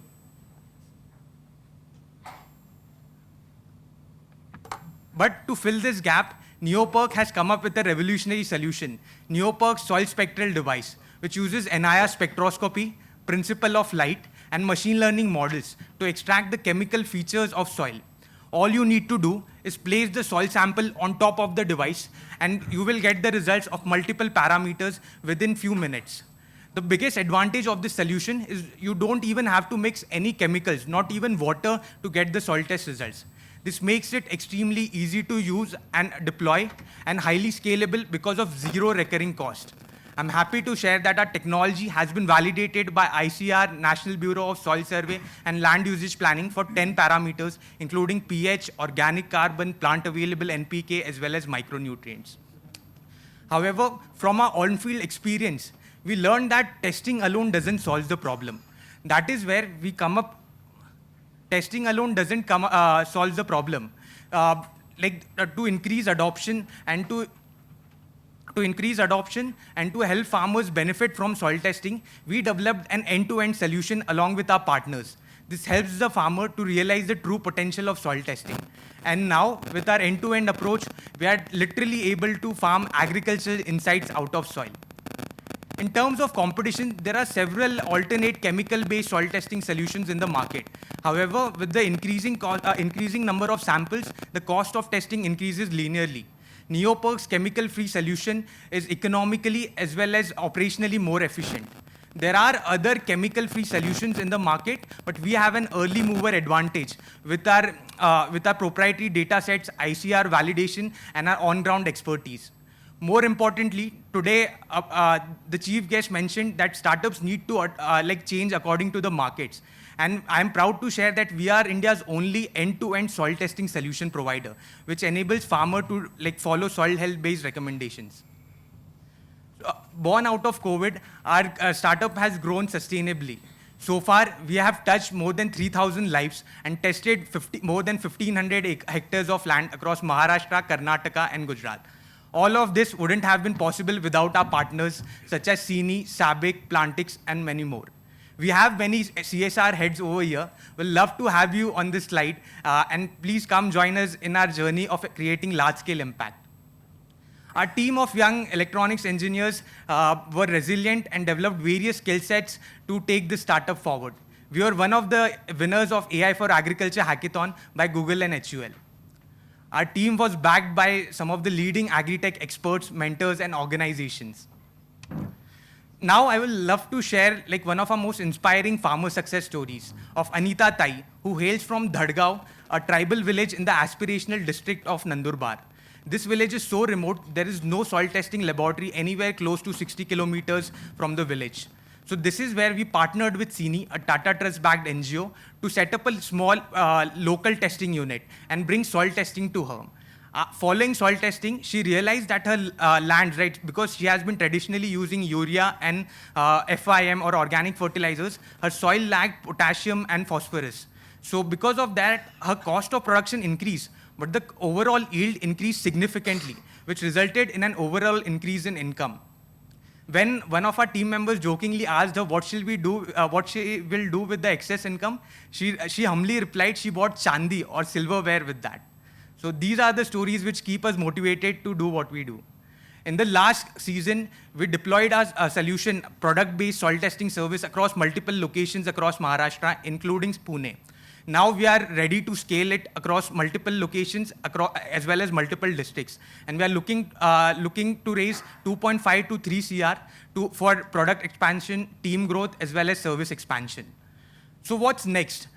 After soil testing, after farmer gets to know what he needs to apply, what should we do next, So the next product in pipeline is plant tissue analysis, whether the applied crop, So with that, I will like to conclude my presentation and reiterate what we aim to do. That is change the way we do agriculture through data-driven solutions. Thank you.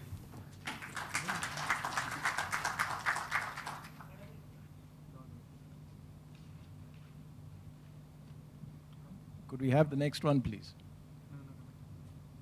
That is Hydro Greens.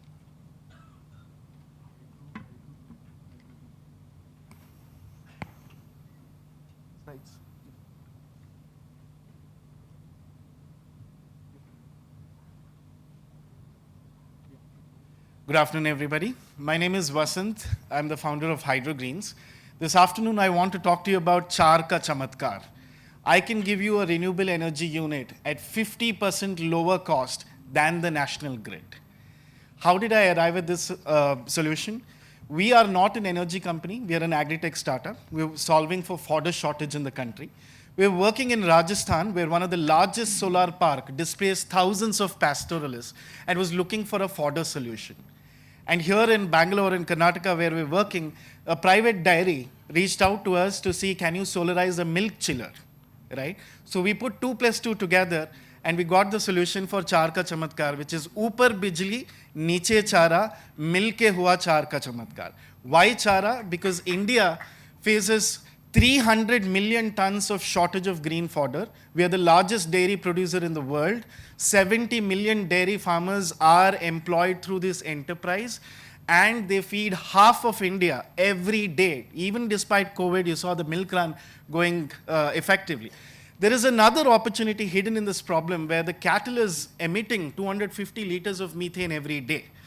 In the agricultural sector, dairy emits about 54% of methane emissions, which are higher, very potent than CO2, Now, very quick snapshot.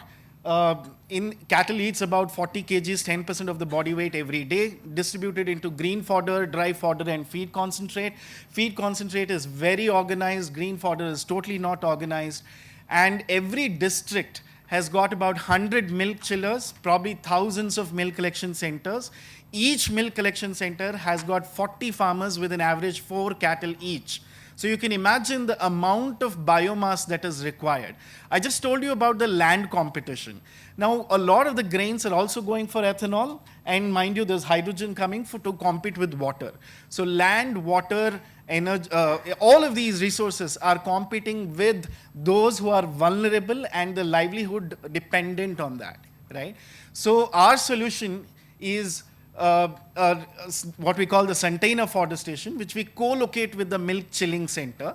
We generate a lot more power than we consume. So if it's a 20 kilowatt configuration, we consume just about 3 kilowatts, right? We could do 40, 100, 200, even go up to megawatt level. But this produces power, green power, which can decarbonize multiple sectors, including the milk, hydroponic fodder, which gives an immediate instant milk increase, and stored and processed fodder. As I said, the USP is the fodder in itself has higher nutrient, so therefore there's 1 to 3 liter guaranteed increase in milk yield. And we have done this for the last 4 years across the country, right? And slight amount of fat improvement as well. We can produce it round the year. I want to call out another innovation that we've done, which we believe is transformational, is we've been able to store fodder, chopped fodder, for over 1 year without any fungus and mold. And mind you, we just also passed a test of aflatoxin, which is carcinogenic. It should not be in billion parts per unit, so we've crossed that also. And the achievement there is fodder at a moisture of 75%. An 8-month-old sample passed that test, which means the storage barrel that we have designed, we removed the oxygen out of it, purge a little bit of CO2. There's a thermal paint for the barrel, so we can just dump it out in the warehouse. And there's a technical textile, a nanotechnical textile that absorbs humidity, or it can absorb ethylene also. So this product is where we're looking for some more grant support, because this can be extended to potato, onion, grains, and all the post-harvest losses. We've primarily designed that for fodder. So combine these two, on a capital of 35 lakh, the business model innovation is my revenue generation is anywhere between 75 to 1.5 crores, right? At a net margin of 12%, I break even within 3 to 4 years. The first of this model is being set up in Bangalore. 5 of them in the old model are already operating. And because of that business model, I'm able to give you the power at 4 rupees. Here are some snapshots. My favorite one is the one lady with the sheep. So she had just 2 sheep. This is in desert, Thar Desert, Bikaner. We are able to generate half a ton of fresh green fodder on a purchased tanker every day, right? And she now has 15 sheep. So in terms of impact, we are certified life cycle analysis. We've gone through that, and we've solid evidence about the carbon avoidance and reduction. In terms of economic impact, we have got several testimonials, including reports from NINP and NDDB. In terms of the social impact, this is where we're looking for third-party audits to come in as well, but we can eliminate drudgery for women, where they have to cut fodder, hoard it, bring it to the shed, 4 hours of drudgery, completely eliminated. We are a team with expertise in climate control, vertical farming, grassroots level, working with industry and farmer unions, and we are mentored by some principal scientists from multiple different institutes, NINP being one of them. We have 3 utility patents filed, multiple design registrations and trademarks. We're looking for fundraise to extend this patents and secure this internationally, because all of them are portable to developing nations. We're asking for a combination of grant and equity, roughly about 7 crores, to prove the unit economics, to prove the business model, and to show that the gross margins are possible. We've won several state and national awards, but we have not submitted a DPR for franchising this to the FPOs.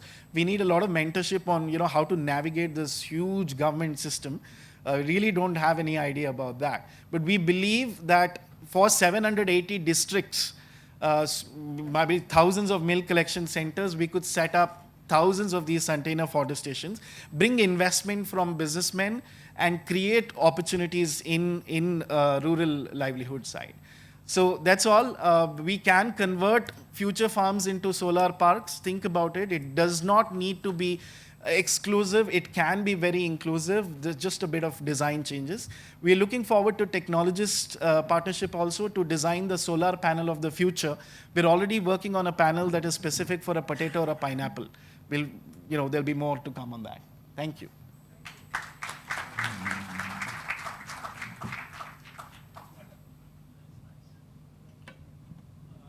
Could I request, the next one is HAB Biomass.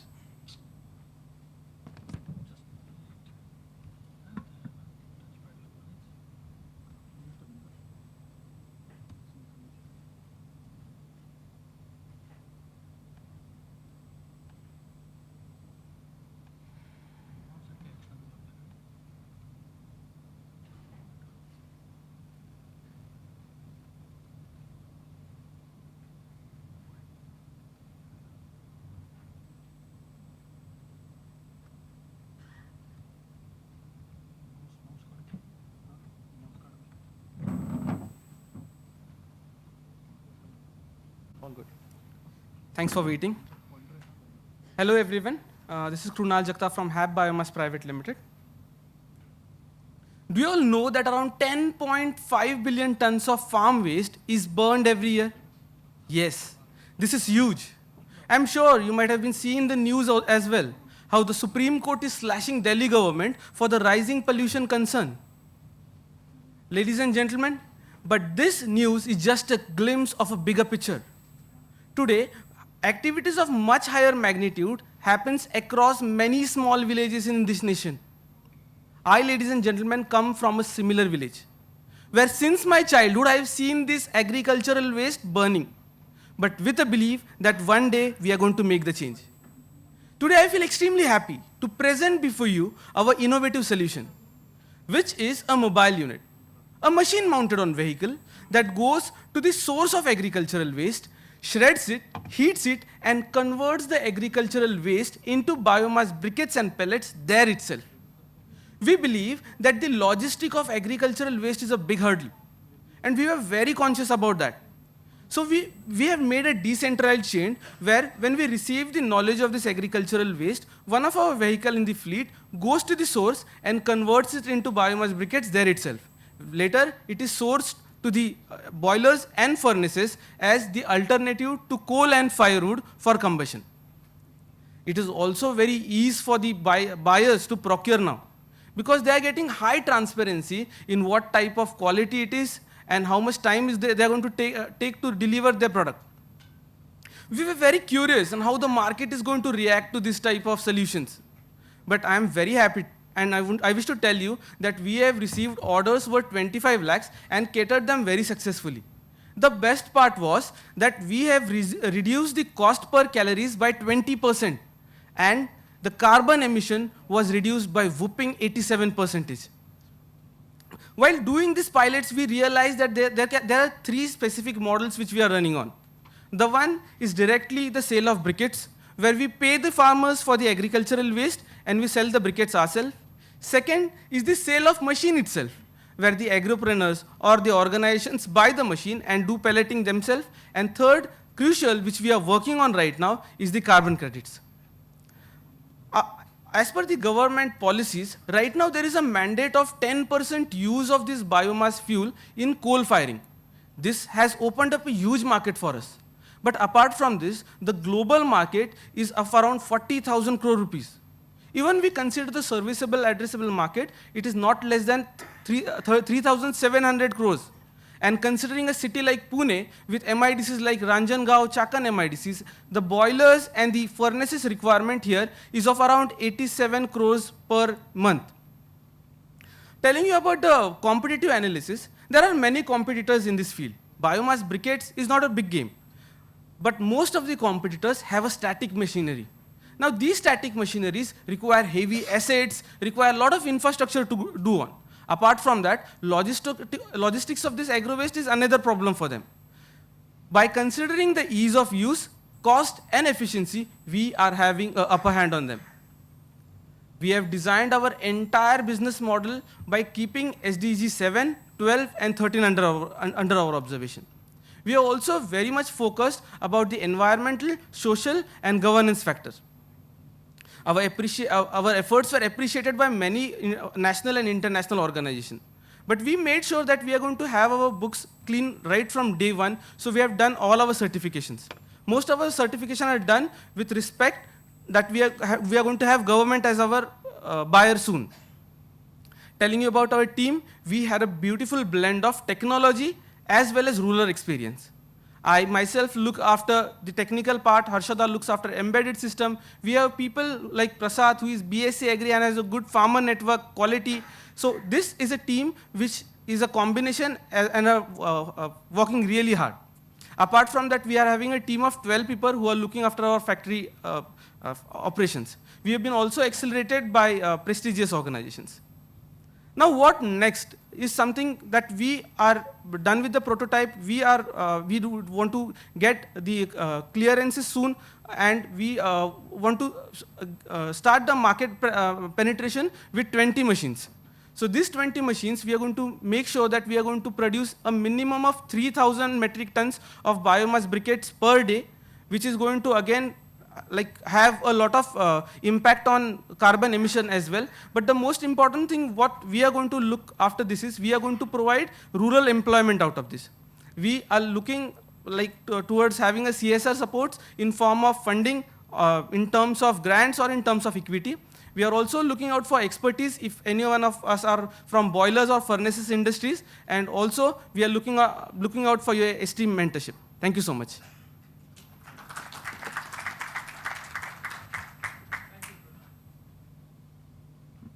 That was before time. Yes. Extensible.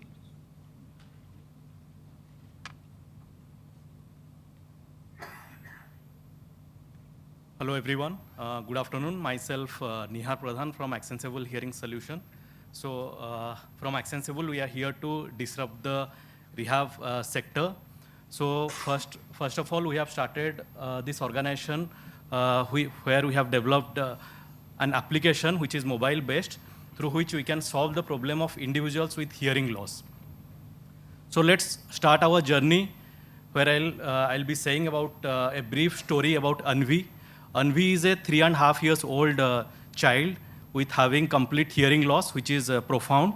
And her family background, father is he stays in a village, he is a electrician, and mother is a homemaker. So fortunately, Anvi could able to get the expensive device which is called as cochlear implant through the government support. However, just fitting the hearing device like cochlear implant will not solve the purpose. So Anvi has to go through a 3 to 4 years of therapeutical process, which is called as speech therapy, to get the listening and spoken language development. So if we look at Anvi's family economical condition, they are not affordable to move to a tier 1 or tier 2 cities where they have these therapy services, because most of these therapy services are offered in tier 1 cities. So now looking at Anvi's future, so how she is going to achieve it, because the critical age of brain development is 6 years. So she is already at 2. So that 4 years is a critical period. So now we'll be discussing about the challenges which we have for this. So we have almost the manpower challenges, where you can say, I'm sorry, the slides are, I think the font is a little smaller in size. So the manpower constraint, where you can say there are 24 million people who needs the therapeutical services. But at the same time, there are only 40,000 skilled professionals who gives these services. And the second challenge is about most of these professionals stays in tier 1 cities, where most of these, like almost 70% of the needy population stays in tier 2 and tier 3 cities. Due to the poor or lack of technological advancement, the upgradation of the professional doesn't happen, which result in poor result in the therapeutical outcomes or motivation of the individual. Then the last factor is the cost factor. So if you look at the cost factor, which is almost the 4 years therapy session, which goes around 4 to 5 lakhs. So through the technological advancement, we are trying to make it to almost reduced by 70 to 80%. So after considering all the challenges, if you look at the ratio, which is like 3% of these children who gets benefit out of these therapeutical services. So what is our approach? So in our approach, the Octone, this is the application through which we augment and empower therapists. And we are trying to break down the access barriers which we discussed earlier, the geographical, economical, and the awareness, because of which children or individual like Anvi cannot afford or cannot relocate to a place to get the services. And through this approach, you will have an economical model which will be benefited to the professional as well as to the end user like Anvi. So our solution. So through our solution, I can say you that this is an end-to-end solution where whatever the therapist does it and whatever the child is doing at home, everything can be monitored by the therapist or supervised by the therapist through the mobile application. So what are the features? The features are completely customizable, means as per the hearing loss. The hearing loss can be ranged from mild to profound. So as per the individual hearing loss, the program can be managed and assigned in the mobile application. It is asynchronous model. So through this model, the parent can teach or train the child without even having the presence of the therapist physically or digitally. All literacy level.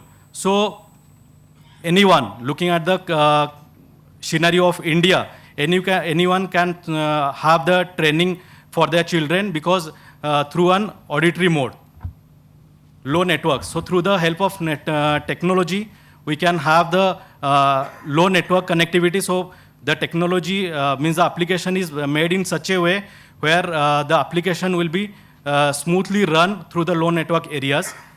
Multiple Indian languages. Currently, the trial which we are having, it is going on through 3 languages, that is Hindi, Marathi, and English.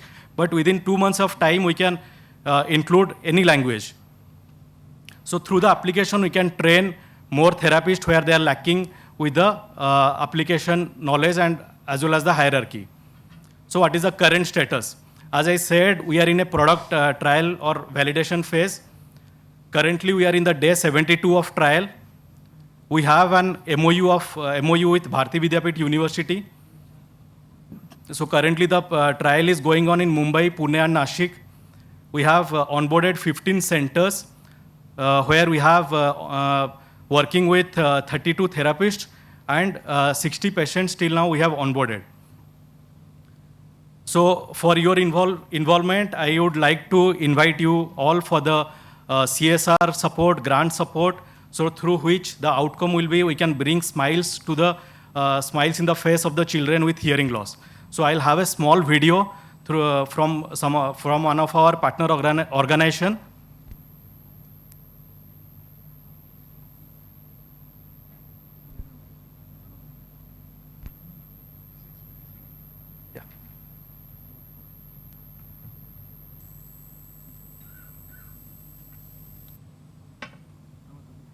A game changer in the field of AVT.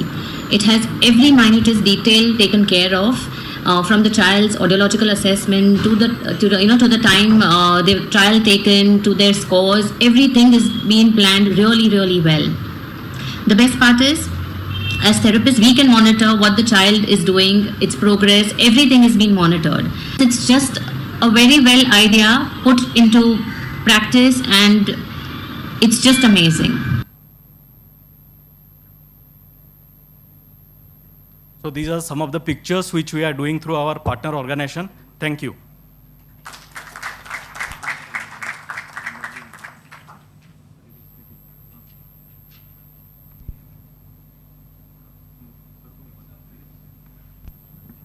Next up is Ravi, Environmental Solutions. Rajneesh.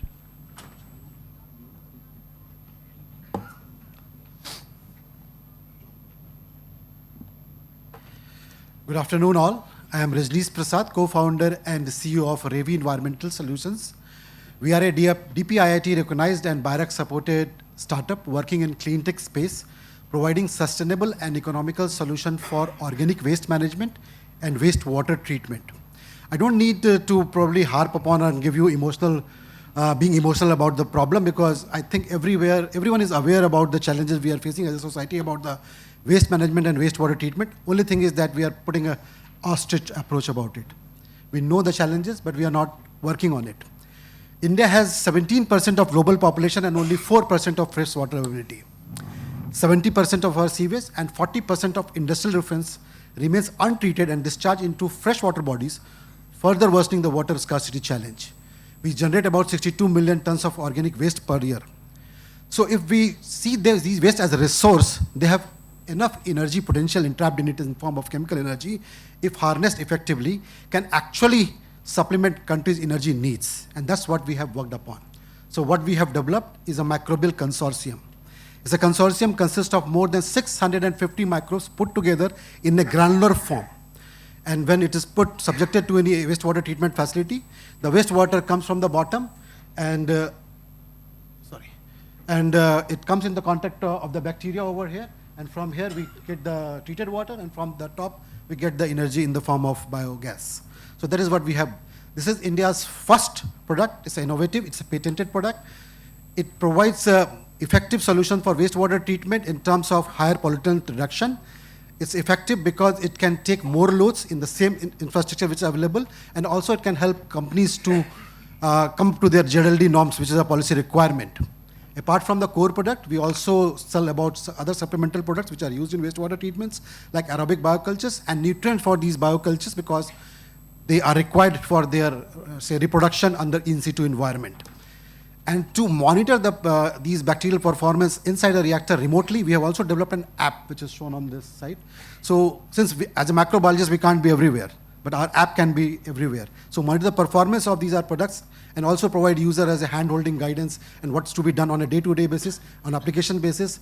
This app is a bidirectional. The operator can communicate with us. It has a capacity to upload pictures or videos also if some troubleshooting needs to be done. So on the value proposition side, our solution is about 25 to 26% effective in terms of wastewater treatment cost comparatively. Energy recovery more than 2x. It also provides renewable energy as a recovery. So it's also a support to, say, CO2 mitigation kind of thing. Since we are treating wastewater and reusing it, so it provides circular economy. And it's also providing a smart city solutions. Conventionally, what we do, we treat our organic waste separately and liquid waste separately. This solution actually can be used for co-treatment of organic municipal waste and sewage together under a single setup. So that can make our smart cities more smarter. We have done the comparison of our products with the conventionally available cultures as well as the natural culture, which is cow dung. And we have found that our cultures have higher effectiveness in terms of the right microbes, the right quality in the right quantity to provide the maximum efficiency possible. In chemical terms, the maximum conversion of carbon into methane. The product, this innovation which we have developed is already granted patent in India, USA, South Africa, and Malaysia. And Europe also we have filed, and we have just replied for the second office action, which was more on the grammatical errors we have done as a scientist people. Otherwise, they don't have any technical queries. So we are very hopeful to get Europe also granted very soon.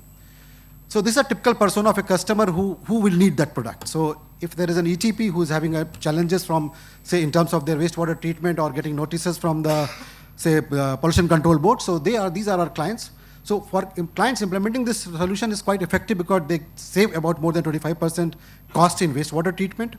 Plus the implementation cycle is only one-time culture and the routine expenses on the nutrients only. So if they invest about 15 lakhs in year one, their net economic return is 45 lakhs in year one itself, and their 35 lakhs in year one, and then each year they can make more than 35 lakhs throughout the life of the ETP, which is more than 15 to 20 years. And our product can be deployed into all segments which generate wastewater, and predominantly in any organic sector, whether it's sugar industry, it's a brewery, say distilleries, sugar, say sewage treatment plants, and all those. Total objective market is more than 263 billions. In India itself, the market is about $2.6 billion. And we just talk about the biomass, specific sector for biomass, it is more than $43 billion in India itself. And that too only from the dairy and organic sectors. Apart from these markets, we have government policies like Satat, Swachh Bharat Mission, Namami Gange, and Smart City. Our solution can supplement the requirement of those government policies also. We have been making money from TRL 4 onwards to TRL 7. We have clients who have, say, supported us in terms of their validations and trials. We have MOUs with good companies like Grasim, Reliance, the Deepak Phenolics aspects and all. But we are looking for commercializations. We are actually revolving on the outer orbit, and we are looking for commercial funding to get propulsion and to reach to the moon. That is where we are today. So we support from the impact side is largely on the climate side. If our solution can be implemented to 350 clients only, in next 5 years, you won't believe, 3,000 million metric tons of CO2 mitigation is possible by implementation of this simple technology. We are a team of technocrats and business people. The company is led by Dr. Vanita Prasad. She is a researcher. She's an ex-CSIR Institute scholar. And this innovation is of hers, and she has developed this solution and patents through her own efforts. I look after the business aspect, and we have another member who comes from the finance and taxation background. We are also supported by mentors from academia industry and the leading ecosystem enablers from the startup community. So what we are looking for from this community, if there are people who need wastewater solutions, we are here to support you. If there are companies who are supporting like such initiatives, we are looking for opportunities to do our piloting. If there are R&D personals who look for solutions and doing joint collaborations, we are here. If there are CSR people who wants to fund us, we are eagerly available to get funded. And at last and not last, if there are investors in the community, we are actually at the fundraise cycle in Series A stage. We are looking for like more than $1 million at this stage. Thank you very much.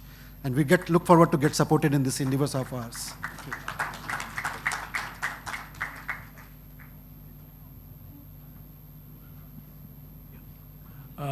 The last one. Cowbit. Cowbit.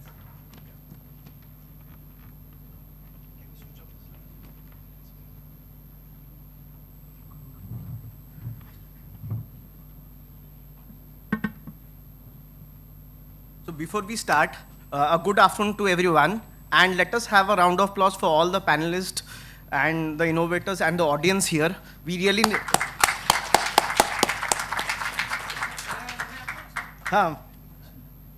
So can we start now? Okay. So what we did, everyone is wearing a smartwatch, right? So we created a smartwatch for cattles. Okay. So the product name is called Fitbit. Okay, Cowbit, Fitbit for cows is called Cowbit. Okay. And the problem barrier that we saw was everything in India was done manually. Nothing was done in terms of catering to the cattle's health. And for which, due to less land sizes and everything, the cattle were tied up and they were not doing anything for the cattle's innovation, and anything on the health was not predicted. So there are a lot of diseases like mastitis, foot and mouth disease, etc., where monitoring and early detection of diseases was not also available. So what we did is like manual health catering, then fitness level of the cattle was not tracked in mobile applications, infertility loss due to non-prediction was very high, which created a lot of economic loss for the farmer, and then cattle health data was also not created with data models. So we have done a pilot with Amul, and we have partnered with NDDB, National Dairy Development Board, where we predicted, and this was a current need of the hour. We are not doing anything new, we're just connecting the dots in right manner. So the innovative solution that we came up with, we have created a smartwatch for cattle, which monitors your heartbeat and temperatures and everything, and that goes and displays it to the mobile application in local languages. When we rolled it out in English, that was an issue. We got a feedback and we reiterated on the product lines.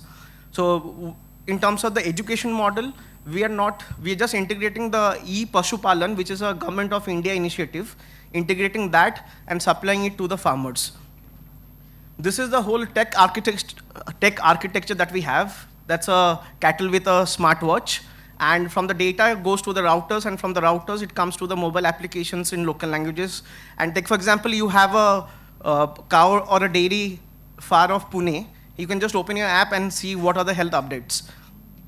So the innovation here is like we removed the whole standalone hub, routers and everything, used Bluetooth as a direct transfer of data to the mobile application and cloud servers, where the cost reduced from 30,000 to 0.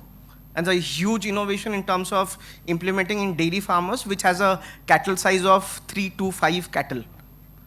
So these are a few screenshots of the application. So we got a feedback that we have main 3 features of the app. One is get all the cattle health updates. Second is, ये app पे आप गाय खरीद सकते हो, गाय बेच सकते हो. Okay. So this is a trading platform on the app. And third feature what we have was booking of the doctors and everyone, paravets and everything. So we're not trying to reorganize the market or anything. We're just trying to organize जो भी है वो है पहले से. We're trying to connect the dots. So these are a few screenshots of how you can buy and sell your cattle. And we also have added a feature where we're monetizing the system called verified cows. What is verified cows? Verified cows is like Instagram or Twitter आजकल पैसा ले रहा है, right? Verify करने के लिए. So we integrated that. So that creates a community-based platform. Community-based platform, that's a moat where we are not allowing other companies to get into. So these are few early detection of diseases through sensors like anthrax, silent heat, because the buffaloes are little healthy. So silent heat is a very big issue in buffaloes. And if we can solve only one disease, it's a huge shift, fundamental shift of problem solving in the dairy sector.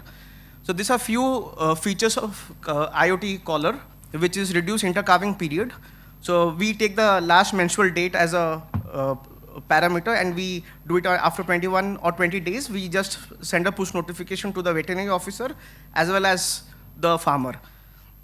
We have here, we have also tied up with IFCO Tokyo as a insurance product. जैसे हमारा insurance, if we travel for, we install an app and we travel for 10 kilometers and next year वो premium reduce होता है. The same cheese we started doing it for the cattles. So the innovation that we are looking at, and in terms of fundraise and everything, is integrating this innovation with National Digital Livestock Mission. Everyone knows about National Livestock Mission, but we have come up with a new version of integrating Pashu Aadhaar. Pashu Aadhaar implementation of onboarding every cattle into this platform and integrating seamlessly with the government APIs. The pilot trials which we have done is not 100, it's 1,000. And second is like we got a feedback that price is a very big factor. So we're reducing the price to low as 1,000 rupees a device. And what we're trying to do here is like we are charging 99 rupees on a subscription model. Each month you pay 99, you get all the health updates, and you get a 1 lakh of insurance free of cost also. So we have tied up with Odisha Milk Federation, which is OMFED, and Nandini. We are also in talks with Nandini Milk in Karnataka and Avin Milk in Chennai. So the unit cost was 3,000.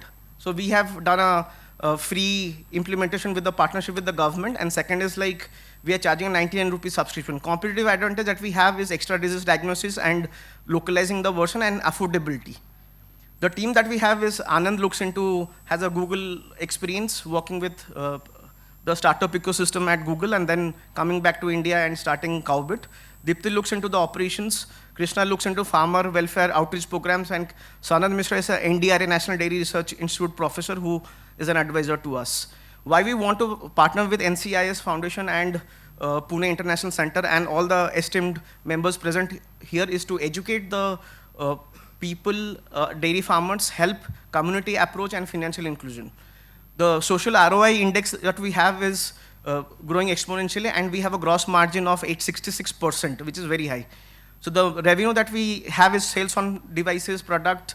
So we are kind of Gartner for the dairy animal husbandry department. So we get this data, analyze that, and then give those recommendations to the farmers as well as to the government. Government currently doesn't have any solution on this part.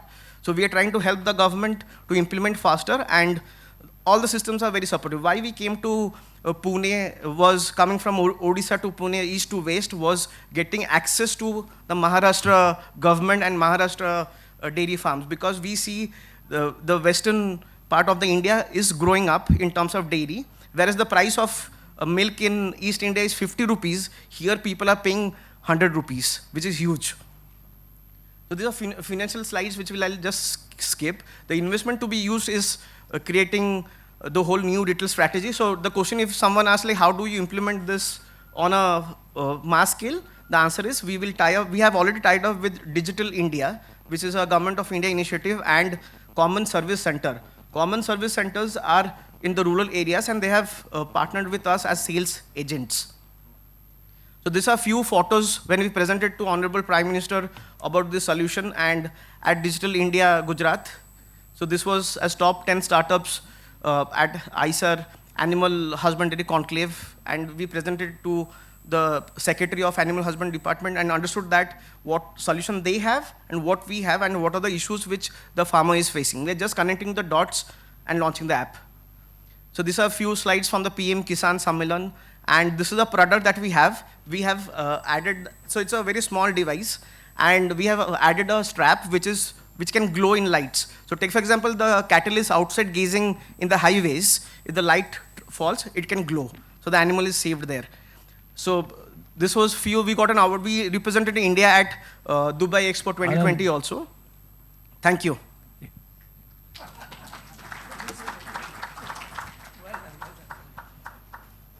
I think there's a phone. Thank you, everyone. Please, audience, remember to vote for your favorite finalists. And any questions from the audience? First, the judges will ask.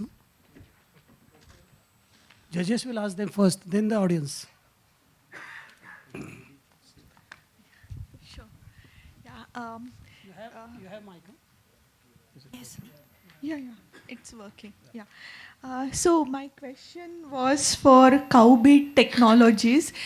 So just wanted to understand your business model. Like, who will pay for this? Like, it's a farmer. Who exactly? And how will you collect money for that? Yeah. Okay, thank you for the question.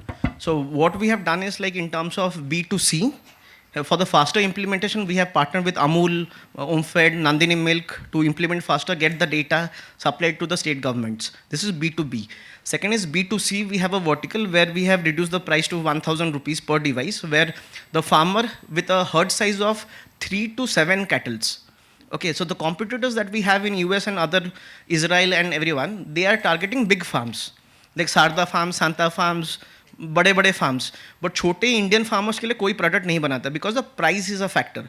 So what we did is, like, we removed the whole system which was cost increase हो रहा था, उसको काट के we created a simple product direct to cloud में डाल के mobile application में डाल दो data. 1,000. For 7 cattle. No, for one cattle, one device is 1,000. Costly. So for that, what we did, we partnered with the state government, we implemented free of cost, and we are charging 99 rupees per month as a subscription cost. So this was a value add. Second was, if you pay me 99,000, we are giving a 1 lakh of insurance free of cost. Okay, and that data is being pushed to IFCO Tokyo as health app. Okay, so the health, so IFCO Tokyo is also giving free goodies and everything, premium reduction in terms of cattle insurance and everything. Thank you. Just a follow-up question to this one. As you said, there will be insurance. So just wanted to know that this is a general insurance. So 1 lakh rupees will be paid only first year. What about this, the second year, or like whether it is a renewable? And second thing is, like, what is the cost of replacement of this device if something happens to this device? So are you going to subsidize this device, or like how it is going to work? Okay, the first question is, like, the premium for 1 lakh insurance is 230 rupees. Okay, the market research that we did with more than 1 lakh farmers and cattle, 70% of the farmers in East India don't know that the government is paying 1 lakh rupees to insure your cattle. So they're not aware. So information flow was not there. So when we did events and we took up few Pashu Kendras, we understood that information flow, and if we combine this, like, you pay 99 rupees, you get an insurance free of cost. So the government is subsidizing for the insurance. And second is, like, if the product is faulty, example, or it gets damages. So we have a dust-proof and IP waterproof product. Okay, so if the cattle goes inside, or the buffaloes normally go inside the water to gaze and they come back. So if you ask me another question is, like, if the belt get detached, okay, so what will happen?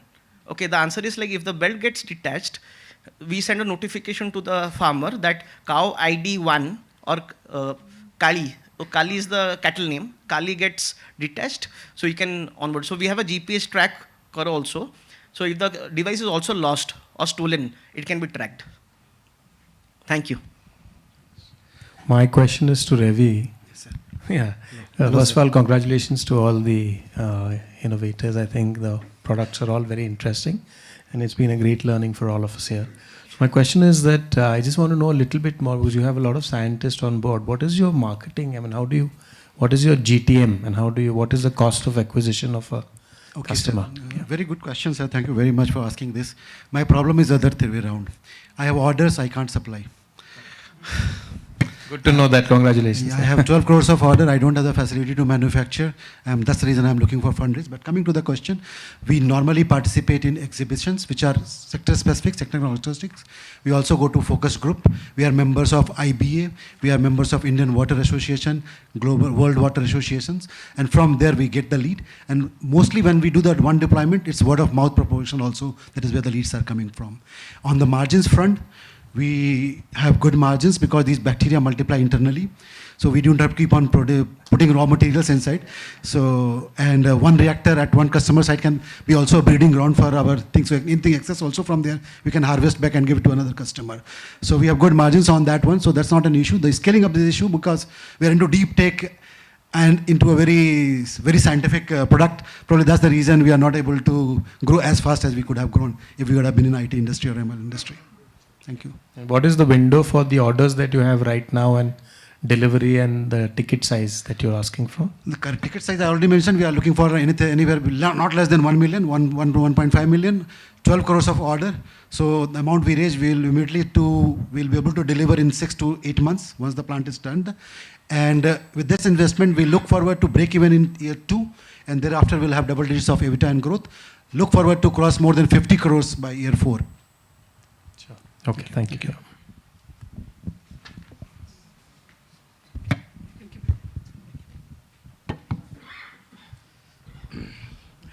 I am B.H. Shrikant, agro-based industrial consultant and a renewable energy consultant. This is interaction with HAB biomass person. Okay. You have mentioned the available biomass, agro waste, 10.5 billion tons. Okay. This may not be perhaps there because instead of 10.5 billion, it is 1.05 billion because this year total food grade production that exceeds 31.5 crore metric tons. Okay, then appropriately the biomass of that corresponding to that food grains that should be 1.05 billion, not 10.5 billion. Okay, and that too, from that available quantity, some large quantity of biomass is already being used by bakeries and the industries and biocoal production. Largely, the thermal power plants, they need this biocoal. This is interaction, this is not question. Yeah, definitely, sir. Yeah, definitely, sir. I completely understand the statistics you have paid for the food grains. The biomass which I am telling you does not constrain itself to only food grains, but has 52 segments, right from the lantana, which is excessive forest breed as well. So if we consider the biomass in a holistic approach, the data is by United Nations, but then too, I do respect the opinion given by you, and I'll definitely have a better look on food grains exclusively. Okay. Thank you so much. Thank you.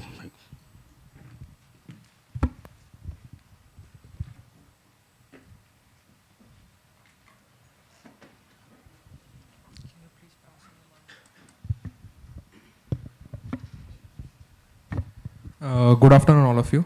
My specially question to Neoperk, soil testing.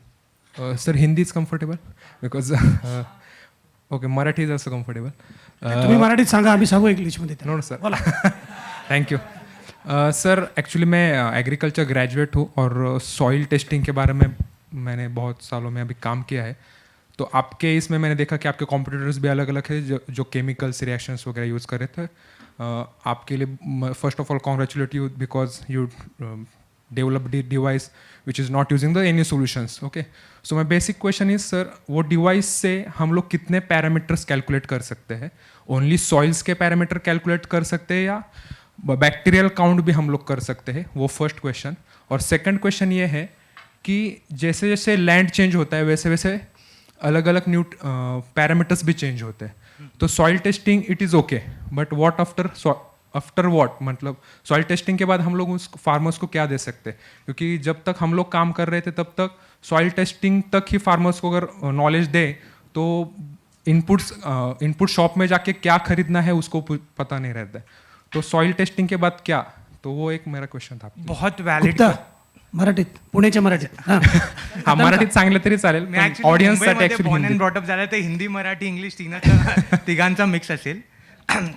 सो पॅरामीटरमध्ये आजच्या दिवसात आम्ही 10 parameter करू शकतात. pH, organic carbon, plant available, NPK आणि 4 micronutrient. हे 10 parameter ICR national bureau of soil survey and land uses प्लॅनिंगपासून मान्यता भेटली आहे आपल्याला. याच्या पुढे आम्ही ॲक्च्युली बायोलॉजिकल पॅरामीटर्स थोडं नंतर करणार. नेक्स्ट टार्गेट असणार म्हणजे अजून केमिकल पॅरामीटर्स. 16 केमिकल असतात म्हणजे CA, MG, त्याच्यावरती लाईक सुरुवातीला फोकस करणार. याच्या पुढे लाईक सॉइल टेस्टिंग आता सीझनल गोष्ट आहे, म्हणजे वर्षात एकदा किंवा दोनदाच शेतकरी करू शकतात. तर आम्ही काही नेक्स्ट प्रॉडक्ट जे आमच्या पाईपलाईनमध्ये आहे ते आहे प्लांट टिश्यू अनालिसिस किंवा पान परीक्षण. तर आपले द्राक्ष बाग आहेत ते शेतकरी वर्षात एकदा माती परीक्षण करतात, 4 वेळी पान परीक्षण करतात. तर आम्ही हे सेम डिव्हाइस वापर करून फक्त पानाचे म्हणजे सॅम्पल कलेक्ट करून याच्यावरती ठेवलं तर ते पण आपण टेस्ट करू शकतात. ते याचा डेव्हलपमेंट चालू आहे सह्याद्री फार्म्स बरोबर द्राक्ष शेतकऱ्यांसाठी. दुसरं तुमचा जे प्रश्न होता खूप महत्त्वाचं आहे. म्हणून माझ्या पिचमध्ये मी सांगत होतं की हे डिव्हाइस आमचा सोल्यूशन नाही आहे. आमचा सोल्यूशन है an end to end soil testing solution. Because हमने जब फार्मर्स के साथ काम किया हमें भी यही पता चला कि लाइक डिवाइस सिर्फ वहाँ पे रख देने से सॉल्व नहीं होगा. यस जी हाँ. सो इसीलिए वी वर्क विथ पार्टनर्स. आम्ही like CSR, NGOs, agri startups, corporates हे सगळं लाईक पार्टनर्स बरोबर काम करतो आणि एक एंड टू एंड सोल्यूशन बनवतो. लाइक एक एग्जांपल देता हूँ. सीनी के साथ हमने धड़गांव में क्या किया, like we set up a local testing unit. मतलब एक 200 स्क्वायर फीट का एक छोटा सा रूम, ठीक है, FPO का ऑफिस ही है बेसिकली, ठीक है. सीनी के अंडर या FPO के अंडर CRPs होते हैं, कम्युनिटी रिसर्च पर्सन, जो विलेज लेवल पे काम करते हैं. सो हमने उनकी टीम को ट्रेनिंग दिया कैसे सही तरीके से सैंपल कलेक्ट किया जाता है, ठीक है. जब सीजन टाइम आता है तो 10 CRP 10 सैंपल लाते हैं, 100 सैंपल हमारे LTU लोकल टेस्टिंग यूनिट में से आ जाते हैं. तो उसको प्रिपेयर करना पड़ता है, ड्राई करना पड़ता है, ग्राइंड करना पड़ता है, सीव करना पड़ता है. ये लाइक रिक्वायर्ड प्रोसेस है for any soil testing solution. Then उसको स्कैन करके अगले दिन रिपोर्ट फार्मर्स को पहुंच जाता है. अभी report is the most, farmer के लिए रिपोर्ट ही इंपॉर्टेंट है, उसको डिवाइस कभी दिखता ही नहीं है. तो रिपोर्ट में हमने छोटे छोटे चेंजेस किए. जैसे एक एग्जांपल देता हूँ, फार्मर बहुत उसको अगर एक स्पेसिफिक क्रॉप उगाना है और उसको एक स्पेसिफिक फर्टिलाइजर यूज़ करना है, लाइक हम कुछ भी कहें वो चेंज नहीं होगा. हम लेकिन क्या कह सकते हैं कि मतलब लाइक आपकी ज़मीन में ये चीज़ की कमी है तो आप ये फर्टिलाइजर थोड़ा कम डालो या थोड़ा ज़्यादा डालो. तो हम like we give crop specific fertiliser recommendations. And like एक और छोटा सा इनोवेशन, लाइक इनोवेशन नहीं कह सकते, बहुत छोटे छोटे चेंजेस हैं. हमने अपने हर एक पेज पे अपना नंबर लाइक बोल्ड में डाला है कि अगर फार्मर को लाइक काफ़ी बार ऐसा हुआ है कि बारिश जल्दी आ गया तो फार्मर को प्लान चेंज करना था, तो वो सेम रिपोर्ट नहीं फॉलो कर सकता, रिकमेंडेशन नहीं फॉलो कर सकता. तो उसे बस हमें एक फ़ोन करना है या व्हाट्सएप पे एक मैसेज करना है और हम तुरंत रिपोर्ट में अपडेट करके लाइक तुरंत उनको भेजेंगे. This is post service support. So we are through we work with the farmers. हम फार्मर्स के साथ पूर्ण क्या बोलते हैं एंड टू एंड पूरे पीक चक्र के में साथ रहते हैं. इसीलिए हमने नोटिस किया कि जो फार्मर्स हमारे थ्रू सॉइल टेस्टिंग कराते हैं उनको फ़ायदा ज़रूर दिखता है. इकोनॉमिक स्पेशलिस्ट भी रखे आपने कंसल्टेंसी के लिए? So we have scientist like doctor Ganesh Murthy, soil science head of IIHR है. फिर like we have consultants who are part of us. Like हम बहुत ज़्यादा स्पेसिफिक एग्रोनॉमी एक्सपर्टीज नहीं है, अभी सिर्फ soil science like soil test based recommendation देते हैं. बट अगर फार्मर्स को कुछ स्पेसिफिक डाउट होता है तो we connect with the right partners. Like Sahyadri की एग्रोनॉमी टीम हमारी, मतलब like we work together. So हम उसमें भी पूरा सपोर्ट करते हैं, बिकॉज फार्मर को अगर फ़ायदा नहीं दिखा तो वापस नहीं आएगा. Yes, so इसीलिए end to end solution is the need. Okay, but last question, is it profitable for you means business model? No, हा पहिला प्रश्न होता खरं. हा पहिला प्रश्न होता सर, पण हा शेवट का विचारला कारण की ॲग्री स्टार्टअप मध्ये हे खूप प्रॉब्लेम होता, आम्ही सध्या फेस करतो म्हणून आम्ही. तर आम्ही like we are unit economically highly profitable. Like for NGOs our margins are 20 to 30%. For corporates it goes about 70 to 80%. The reason is we have zero recurring cost. You just require the soil sample, place it on top of this, click a few buttons, results are ready, right? right? It's just the operational cost. Like it depends how we get it from the partner, right? Like corporate से हम operational cost अलग से ले लेते हैं, तो इसमें hardly कुछ cost है. तो like otherwise we are unit economically profitable. Okay, thank you. All the best. And last question, Mice, for that, sir, biogas that you are producing biomass. Yeah, sir. मतलब मेरी query ये थी कि ये जो है business वो अलग अलग जगह पे जब क्रॉप हार्वेस्टिंग होने के बाद रेसिड्यू निकलता हो आप उसके साथ बायोमास बनाते हो जो कुछ भी पैलेट्स वगैरह बनाते हो बट हर एक स्टेट में या फिर हर एक डिस्ट्रिक्ट में अलग अलग क्रॉप्स रहते हैं और अलग अलग रेसिड्यू रहते हैं तो फिर वो आप मैनेज कैसे करते हो रॉ मटेरियल आप कहाँ से मतलब परचेस करते हो या फार्मर्स के यहाँ से करते हो कैसे मतलब वो बिजनेस मॉडल कैसे आप काम करते हो उसमें ओके तो इसमें दो बेसिक फैक्टर्स है एक तो है जो हार्वेस्टिंग करते हैं लोग तो हार्वेस्टिंग तो वो पोस्ट हार्वेस्ट सीजन में उनके साथ हम डायरेक्टली इंटरेक्शन करते हैं second is food producer companies मान लीजिए कोई ग्राउंड नट का पीनट बटर की कोई कंपनी है तो उनके ग्राउंड नट शेल्स जो है कॉर्न की कोई कंपनी तो कॉर्न कॉब है तो ये जो एग्रोप्रीनर्स है तो इनके साथ जब हम काम करते हैं तो वो ईयर लॉन्ग काम करते हैं तो ये दोनों डिफरेंट मॉडल्स पे काम करते हैं हम Okay, thank you. Yeah. Sir, we are interested to connect with you. Actually, we are also working in Sangli area for sugarcane. Sure, so we are also having lots of sugarcane thresh there. So I will connect. We'll surely connect. And thank you, everyone. Thank you so much. I think that we come to an end of question answer session. No questions. I now request Mr. Pradeep Bhargava to felicitate Mr. Lokhande and Mr. Kulkarni. तो प्रदीप उसके पहले हमको कुछ एक दो शब्द तो कहने दो वो बोलिए बोलिए प्लीज बोलिए मिनिमम 2 वर्ड्स बोलिए नमस्कार एवरीबॉडी खाना खाने के बाद 30% तो चले गए वैसे अर्बन वाले वो ठीक है what I have seen in this एक तो 3 कोट वाले आ गए इधर रूरल बदल रहा है हमारा रूरल बदल रहा है बट दुःख की बात ये आहे माशेलकर सर आम्हाला तुम्ही मदत केली पाहिजे ह्याच्यात 2 तरी महिला असल्याच पाहिजे 33% काय वाटतं ते वाटतं हे आपल्याला बघावंच लागेल पुढच्या वेळेला that is very very important and third now see that now they are talking जैसे वो रूरल बात करते हैं ना बिल्कुल छोटी इकोनॉमी हम गरीब है हम गांव के हैं everybody speaking in English it is changing in a big way and ये यूथ के हाथ में चला गया है पूरी तरह so wonderful so this is happening India is changing in a big way by education, by communication, by everything. So all the best to all of you. We work in rural India a little bit. Anything and everything over and above commercial interest, we will be very happy to connect with you.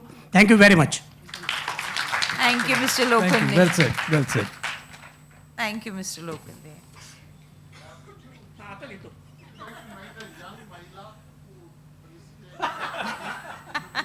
I think for the time being, for the time being, you'll do, sir. Yes. Oh, please be careful. Such a joy.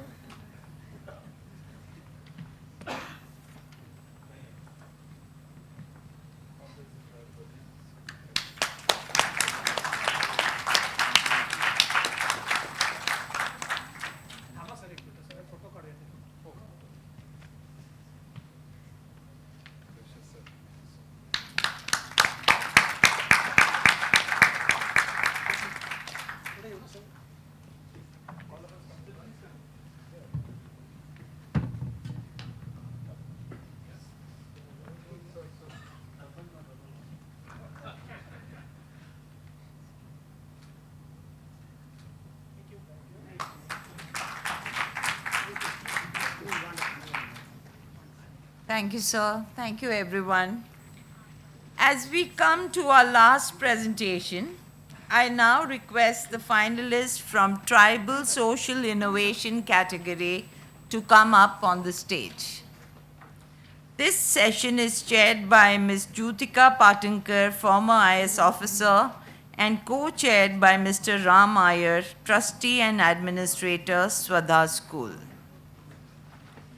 Juries for this category are Mr. Vasant Lime, Chairman, High Places Management Limited, Mr. Anil Sharma, Head Digital Impact Square TCS Foundation, and Ms. Falguni Gokhale, Director, Design Directions.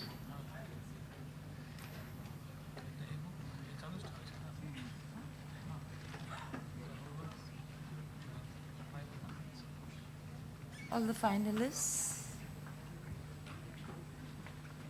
Please proceed. Hi, good evening, everyone. The last but the most critical part of the innovation program.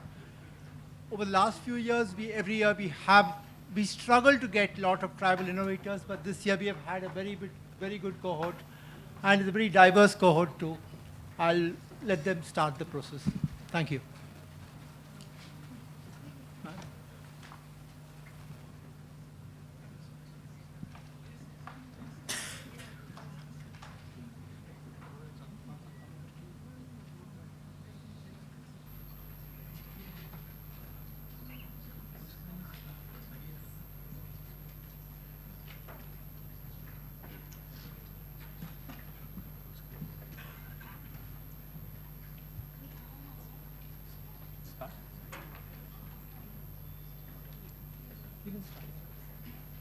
Namaste.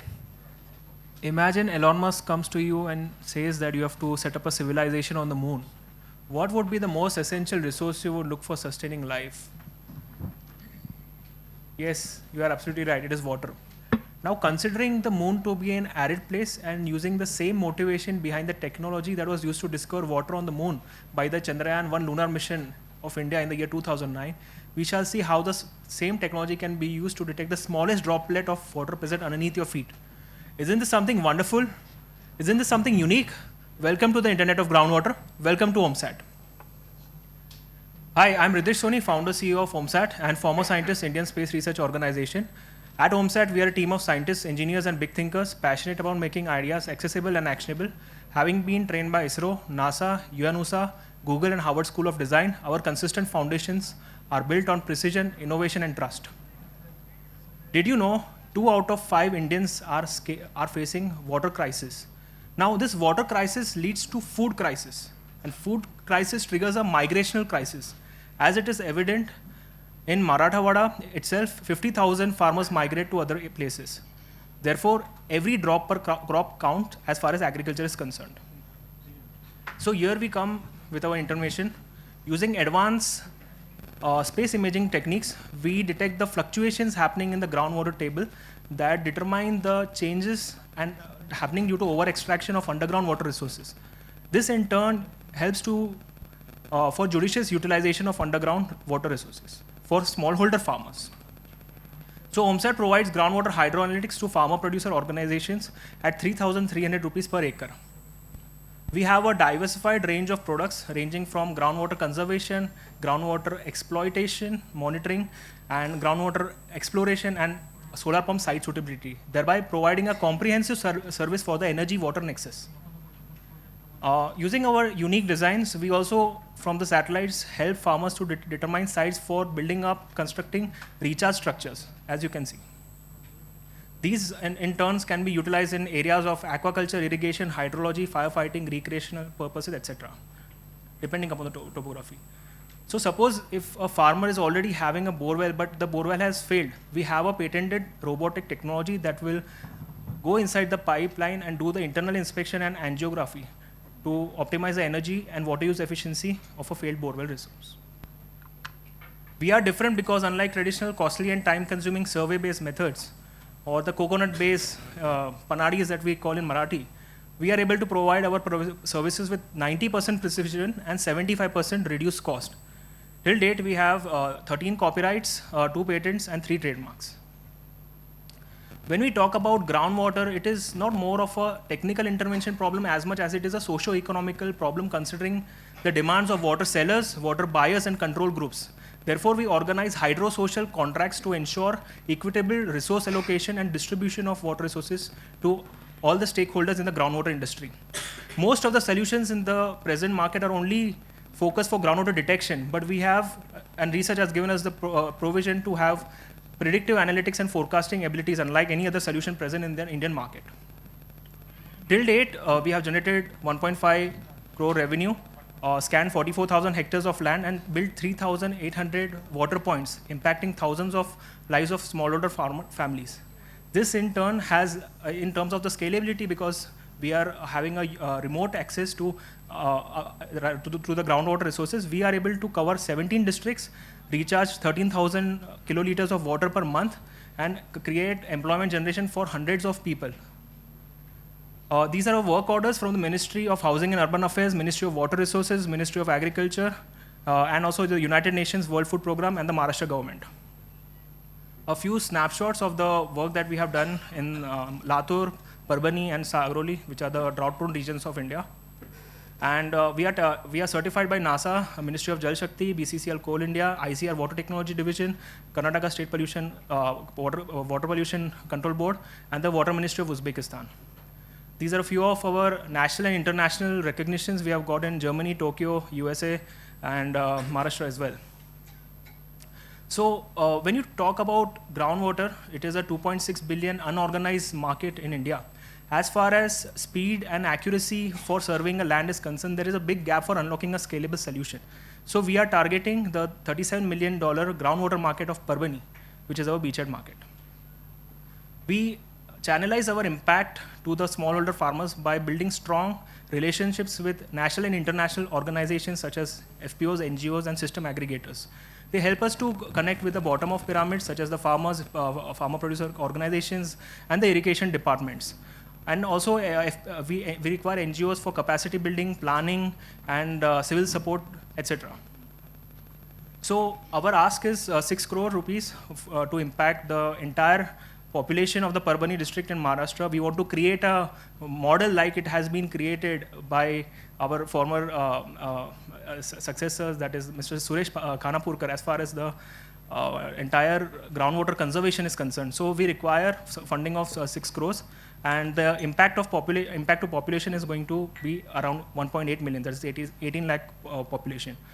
Hunger, poverty, farmer suicides are on a rise and climate change continues to affect millions of people. By incorporating OMSAT solutions into the existing ecosystem will improve the basic socio-economical water supply and demand and ensure equitable distribution of underground water resources to all. Come join us in making the groundwater infrastructure of Marathwada resilient and sustainable. Thank you.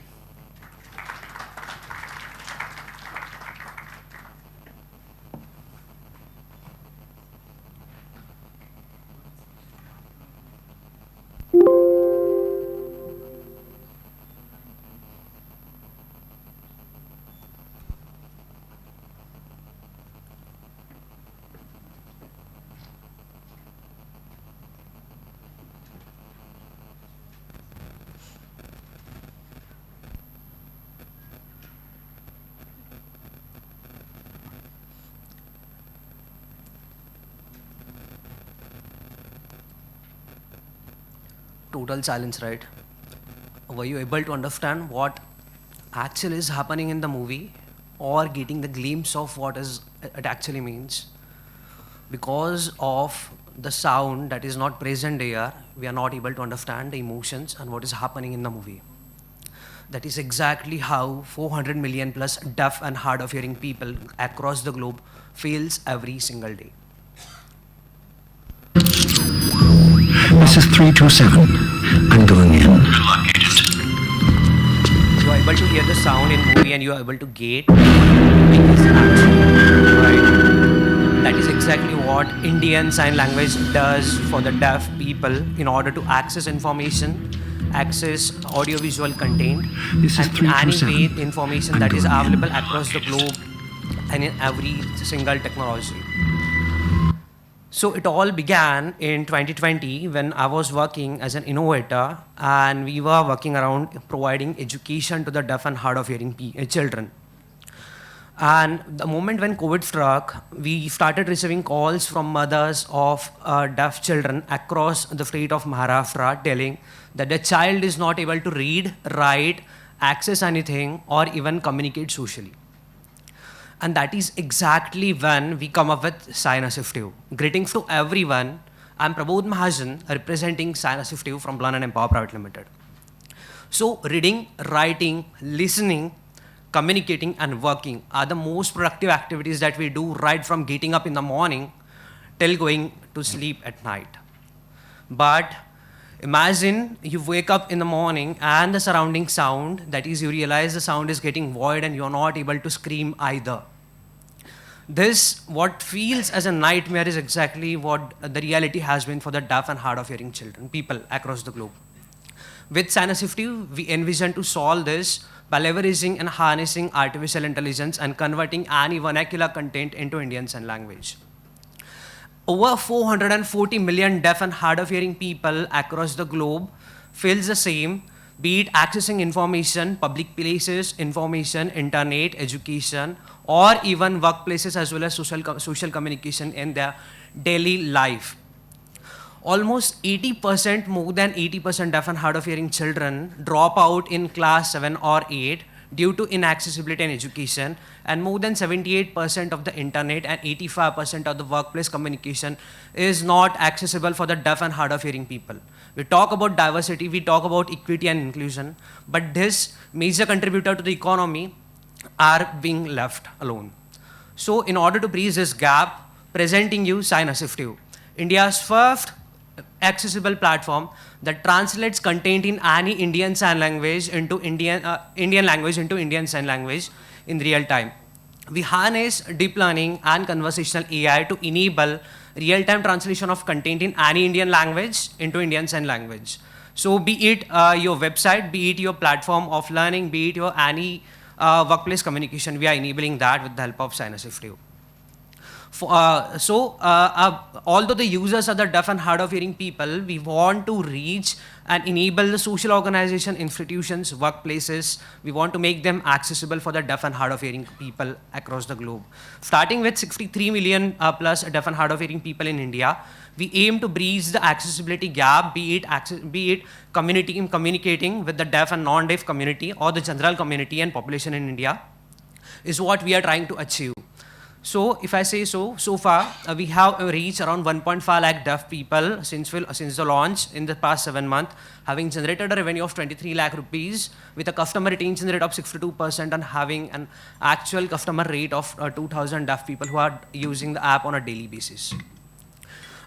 In terms of global, we have HandTalk, we have Signly, we have Signy, who are major competitors. What separates us is that with the help of an advent of large language model and motion style transfer algorithm, which are copyrighted by the company itself, we are the only platform that are doing it in real time with regional languages across India as well as the globe.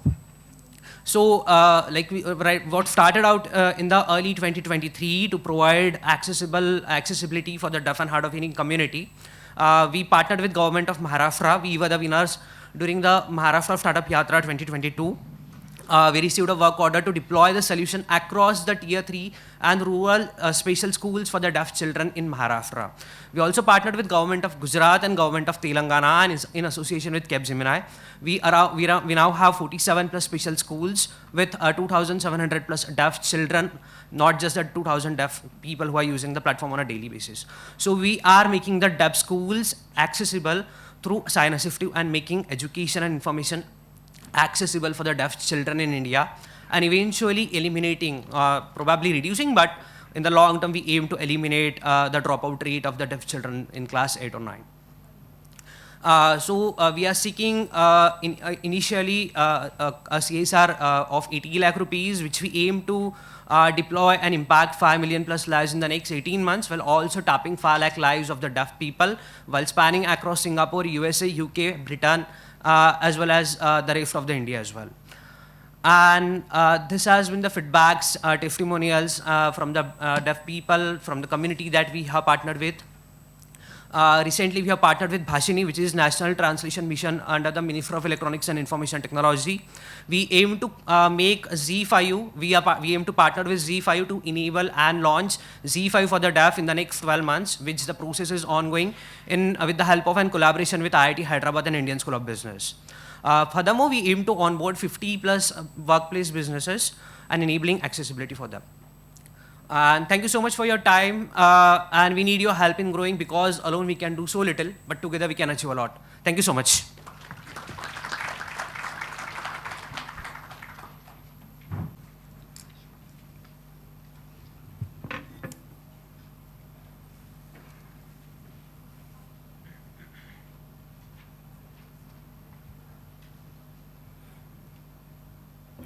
Yeah, hello, I am Chandrasekharan from Watson Envirotech Private Limited.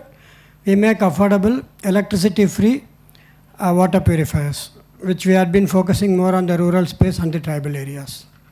So if you look at the problem, the tribal area is mostly rejected. It's not in the radar of the government at all for plans. Thanks to the recent announcement from the Prime Minister, just 2 days ago, he had a grand plan and fund allocation for the tribal areas. But where we have seen, they seldom have anything good called drinking water. They have water, plenty of water, but no drinking water is there for them. So we have come out with this product. It's just 2 buckets, one above the other. It is there in the basement. You can go and see the product. The standalone filter, which has a nano clay candle fitted onto the top vessel. There are these holes are nano pores, so it will not allow any other contaminants to pass through except water. Water will just percolate and go down. That's it. So no electricity, no wastage of water, no need to change the candle or the media because you have to only rinse, wash it and backwash, and all are do it yourself. So this is the product. This is from CSIR, but as somebody said, the innovation or the patenting or the publication of the paper doesn't matter. In fact, this license was given to 138 entrepreneurs across the country from CSIR, and 137 failed. I am the only person who has taken it up for the past 10 years and have been able to reach 4 lakh households pan-India. So what makes this product unique, as I told you, more than the other benefits like no electricity or no chemical or wastage of water or anything, this is the only water purifier which retains all the good mineral and salts, which is very essential for your body and for your immunity. That is the biggest problem with the so-called RO machines. They don't know the good, bad and ugly. They remove everything, and that's the pain. So going into this journey, I was not aware that there are region-specific issues like fluoride and arsenic and whatnot. So we collaborate. And again, I am a good reader of publications from various great institutions of IITs. So I converted IIT Madras arsenic publication into a publicized product. Same way, PSG College came with a fantastic publication on fluoride removal. I converted into a product.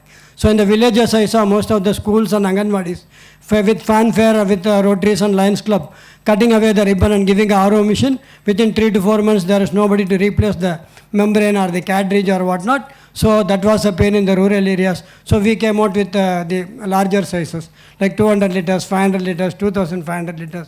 We have reached to almost 2,000 schools, mostly in rural areas. Here in Maharashtra, we have done Thana, that is the Adivasi school in Thana, working for the past 7 years without any problem. And we trained the local plumbers or the people to maintain and run it. No AMC in my business. So one short brief about why Watson. It is short form of water and sanitation. We have used the waste glass fiber dumped by the windmill companies to completely convert into superstructure. So again, no cement, no water, no sand. These are all like Lego toy. Every panel can be separated. You can fit it and start using it. This we are given to a lot of rural schools where the girls are able to come back to the school when they come of age. So that's complete the story of why the name is Watson, my company name, Water and Sanitation. And my team is having 100+ years of experience. Both I am a chemistry graduate, post-graduation in plastics. Before the advent of computers, I had been doing product manufacturing. In fact, I am helping a lot of startups who don't have a clue of how to make the product, what material to choose and what process to go for. I am also helping them. So we have a very strong team. Rajalakshmi is from TCS. 23 years she worked in TCS. She found that the charm of working was not there. She jumped into social sector. PNS, in fact, is a senior with the BE MBA combo. The best thing is the women team I have. Are all rural women, tribal women in my area, in my factory. We adopted an abandoned rice mill, giving the farmer some 15,000 rupees per month as a rent, so that the rice mill was converted into my factory of making this nano clay candles. All are women there, you can see. And the assembly shop from the nearby Jopdipatti. They are a very decent life today because they are working that 9 to 5 culture, no forcing work on them, and they do the complete job, perfect job, and it is 99% woman driven. And we have done enough carbon credits because we avoid electricity being used and also avoiding the firewood and coal being burnt in the rural areas. Started a pilot plant for carbon credits in Madhya Pradesh right now in a tribal belt. 15,000 households are given the product at just 200 rupees, subsidized totally. My water filter standalone cost 2,700 rupees. The arsenic and fluoride variant costs only 4,000 rupees, and it can go for on and on for any number of years. I myself am a user for the past 1 decade. So a lot of testimonials, in fact the Kerala flood, Chennai flood, wherever there is a flood, even in COVID time there was a flood, we took a special license, gave it away to a lot of people. This is the tribal area I am talking about. 3,000 tribal people were given this product. In Rajasthan we have done complete village where fluoride removal has been done with help of some CSR partners. And can you click on those two? Just 1 minute to show how the rural people are happy carrying the water filter on their heads, walking all miles to the tribal village, and then they are able to deliver. The second one is the, the second one is the water purifier. You can show the second one. Where the water is totally muddy in Andhra, the tribal area, they were believing that water is in orange color. They never knew that water is transparent. So when they saw this, they were saying in Telugu, "Hare neelu tellaga undira." So this was something shocking to me. That's why I started focusing more on the tribal bulk, connecting with NGOs. So we were able to do 3,000 tribal households so far. We have done Palghar, we have done Raigad. Now the carbon credit program I am trying to do in Raigad and Palghar tribal belts. Hopefully that should come out. See, you can see this. It's a very amazing picture. This gave me a lot of revelation. Why should I focus more on the tribal? Even though I am doing urban, I have a lot of Pune customers, a lot of customers in Bangalore and rural areas. Just pulls out the top bucket, the bottom you see crystal clear, transparent water. So he's so amazed seeing that water first time in transparent color.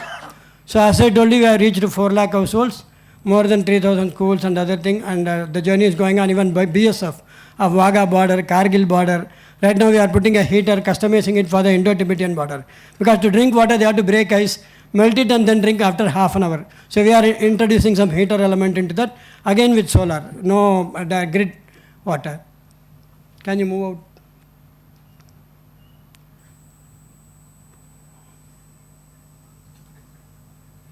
Move karna. So we have got a lot of grants and awards and things like that.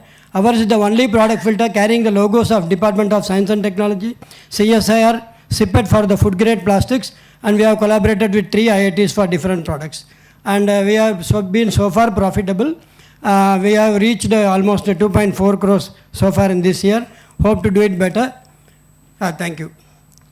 So my ask is very simple. We want to take the government policies to just refocus on the Har Ghar Jal scheme. How do you do it in a tribal area? You cannot put pipeline everywhere. You have to make sure that you have to have individual households having this product. And the other one is the GST.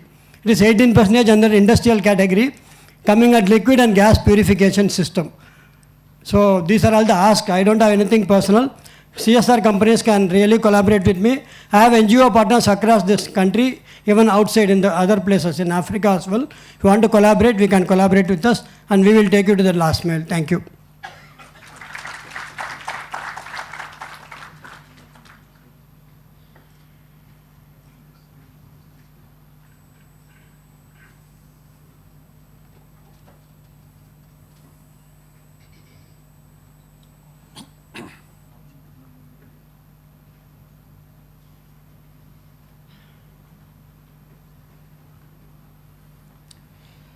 Good afternoon, ladies and gentlemen. It is a real moment of pride for us at Neev Jeevan Foundation to present our work in front of such a large, august audience. Neev Jeevan Foundation is an NGO working in the area of skill development and vocational training for tribal women in rural Maharashtra. Before we get into the details about our work, let me take you back in time, about 3.5 years ago. It was March 2020. I'm sure you recollect that time. The pandemic had broken out and a nationwide lockdown was declared. While we were all sitting at home trying to figure out what exactly is happening around us, there was one community on the roads, the migrant workers. They were walking thousands of miles back home. Heart-rendering scenes were splashed across the media, overcrowded buses, auto rickshaws, bicycles. And that is the time when we thought that something must be done for this group of people so in their villages so that they do not have to migrate to the cities in search of greener pastures. Agriculture is the primary source of income for all the rural areas in India. However, there is something different for the people that we are working for in Jawar, Dahanu, Igatpuri and similar places.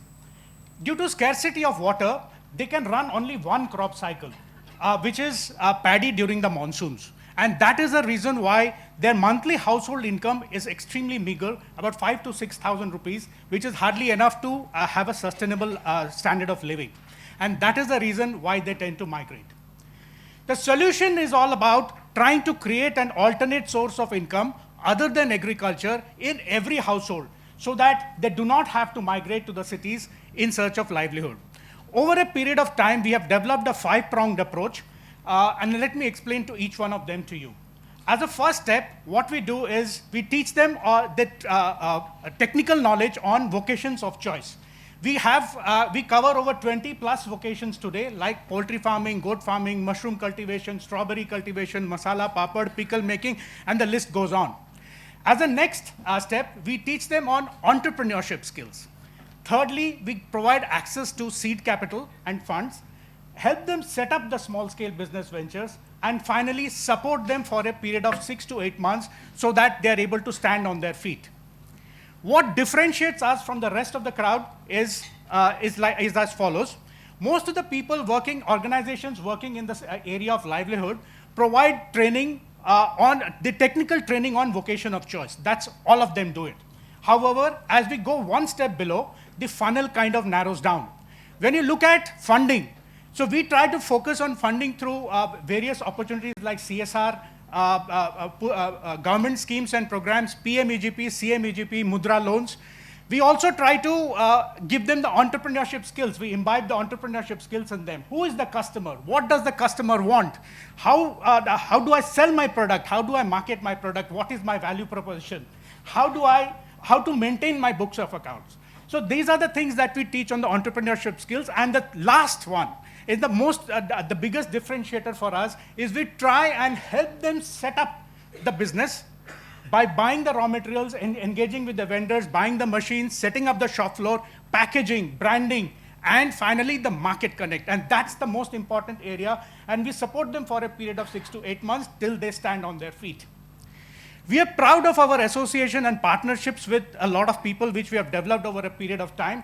I'd like to special mention with the government vertical.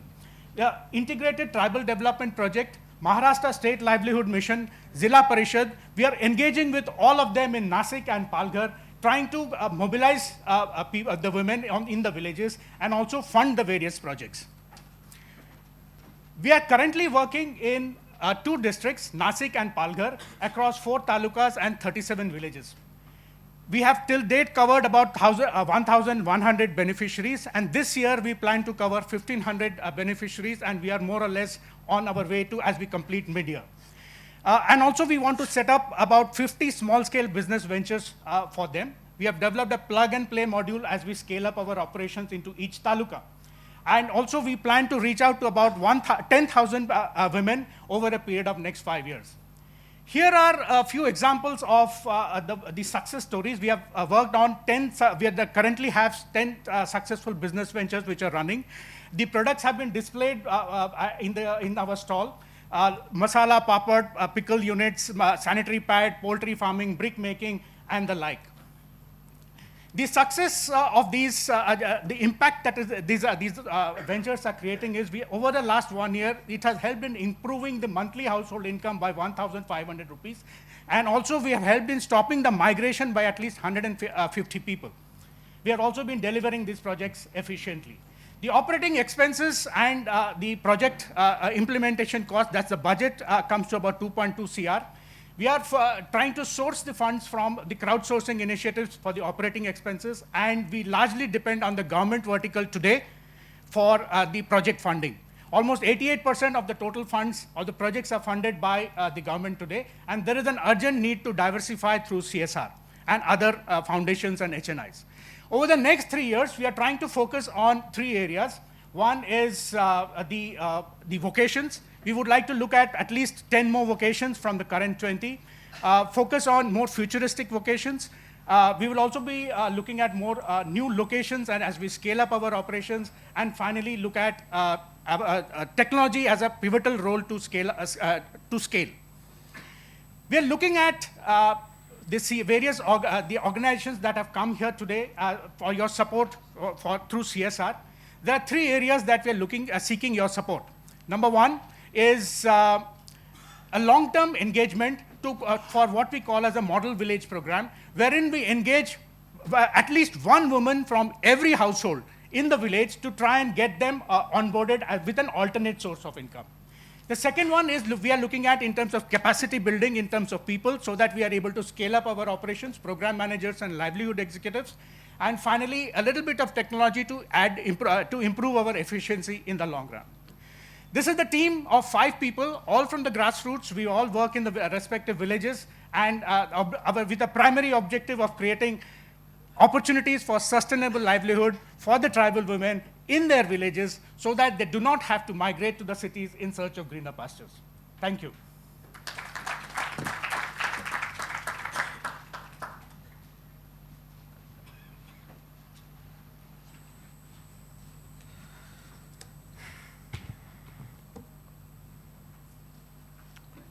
Good afternoon, everyone.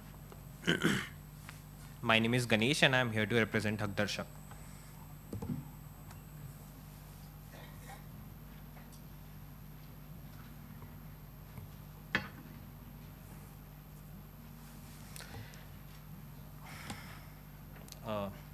Let me start with a story that exemplifies our impact. Meet Kusum Nimbol. She is a 55-year-old woman, tribal woman from Gadchiroli, Maharashtra. She was suffering from kidney stone and didn't had enough money to get her treatment done. One of her support agents, who are called Haq Darshaks, introduced her to Mahatma Phule Jan Arogya Yojana. It's a state health insurance scheme, and helped her with the entire process. She got her treatment done free of cost at one of the government hospital in Nagpur. She is just one of the 4 million citizens that we have impacted so far. So, can you guess how much budget is allocated every year for social sector expenditure? Last year, it was 8.28 lakh crore. But due to lack of awareness, limited access to application process, and deficiency in the necessary documents like Aadhaar card, ration card, they are not able to get access to them. So, which leads in low application rates, unutilized funds, and exclusion of the vulnerable section of the society from the security net that they are for whom it is intended for. To bridge this, Haq Darshak was born 7.5 years back. It is co-founded by Aniket Dogar. So it's a for-profit social enterprise that helps citizens and MSMEs with government welfare schemes and documents. We do this with the help of our assisted tech model, basically where we have created an app which has a repository of around 7,000 plus central and state specific schemes, which is supported by our on-field agents who are called Haq Darshaks, who reach out to citizens in the community and help them with understanding what all schemes they are eligible for, and then helping them with the end-to-end application support for the same. The schemes on our platform are listed in 12 plus local languages as well. So the entire solution that we have built revolves around our flagship product, that is a Yojana card. So this is a digitally enabled card, which is QR based card, which will have basically when a citizen, when we approach a citizen, we do their process called a screening process. We ask few questions to them, and basis which is fed into our app, and the app gives out the list of schemes that the citizen is eligible for. That data is fed into the card, which is there with them throughout. They can track the application of the scheme that they have already applied for, and they can also book a Haq Darshak in future if they want any additional support from us. Along with that, these agents who are there, they also earn a livelihood and earn an income after with this entire model. We are also establishing something called Yojana Kendra. This is a physical centers where any citizen can walk in and get any of our services for a service cost directly from us. So how the entire operational model works is basically we reach out to the citizens in the community, identify and train these agents on how to use our application, how to screen the citizens, how to talk to the citizens and make them aware of it, how to do the end-to-end application process for different schemes, and also how to liaison with them. Then these agents go within the community, do the applications for them, and also track the application till the point they receive the benefit. We have also established helpline channels and chatbot for further assistance. some of the schemes that we can assist tribal citizens in particular and in general to anyone is Ayushman Bharat Yojana, Sukanya Samriddhi Yojana, Atal Pension Yojana, income certificate, etc. How basically our business model works is right now we primarily work with CSRs, philanthropies and businesses where we reach out to them to create a larger impact within the community. And now we have also ventured into B2C channel where we are, through our Yojana Kendras, we are doing this directly. Some of the work that we have done specifically with tribals are with LTPCT, where we have been working with them in Vikramgarh and Talasari in Palghar for last 5 years and have trained to 56 Hakdarshaks and reached out to almost 20,000 citizens. And most of them are tribals. Max Life Insurance, again, we are working with them in Haridwar and East Singhbhum in Jharkhand and have been able to reach 1,16,000 citizens. So many of them are tribals. With NASCOM Foundation, we are doing a huge project where we are establishing 39 Yojana Kendras in 39 aspirational districts across India. We intend to train 2,000 agents who are called digital ambassadors, and we intend to reach 9.5 lakh citizens using this model. Long-term impact of the work that we do includes basically increase in uptake of welfare schemes, in sustainable livelihood generation specifically for women, and also increase financial inclusion. We have already created a significant impact. We have reached 4 million citizens till date. We have trained 48,000 Hakdarshaks. We have unlocked benefit value of 5,000 crore by the work that we have done. We have already raised 25 crore worth of funding. 21 crore is in equity and 4 crore is in debt. We have set an ambitious target for ourselves to basically reach 100 million citizens by the end of 2030. To reach this ambitious target, we intend to raise $10 million in next 24 months. This will be utilized in strengthening our product, market expansion, and team building. What is the ask that we have today? Basically, to reach this ambitious and humongous target, we want to partner with more and more CSRs, more and more corporates, more and more philanthropies. We need funding support to achieve this humongous target, and also to do the kind of work that we do. We need to have a very strong and passionate team which does this on ground and take this to the last mile when it is needed. That is all that we ask for. So come join us. We are creating a significant impact. We are dedicated to building an inclusive society and bridging the gap in social security access. Join us in transforming lives and creating a financially secure future for all. Thank you.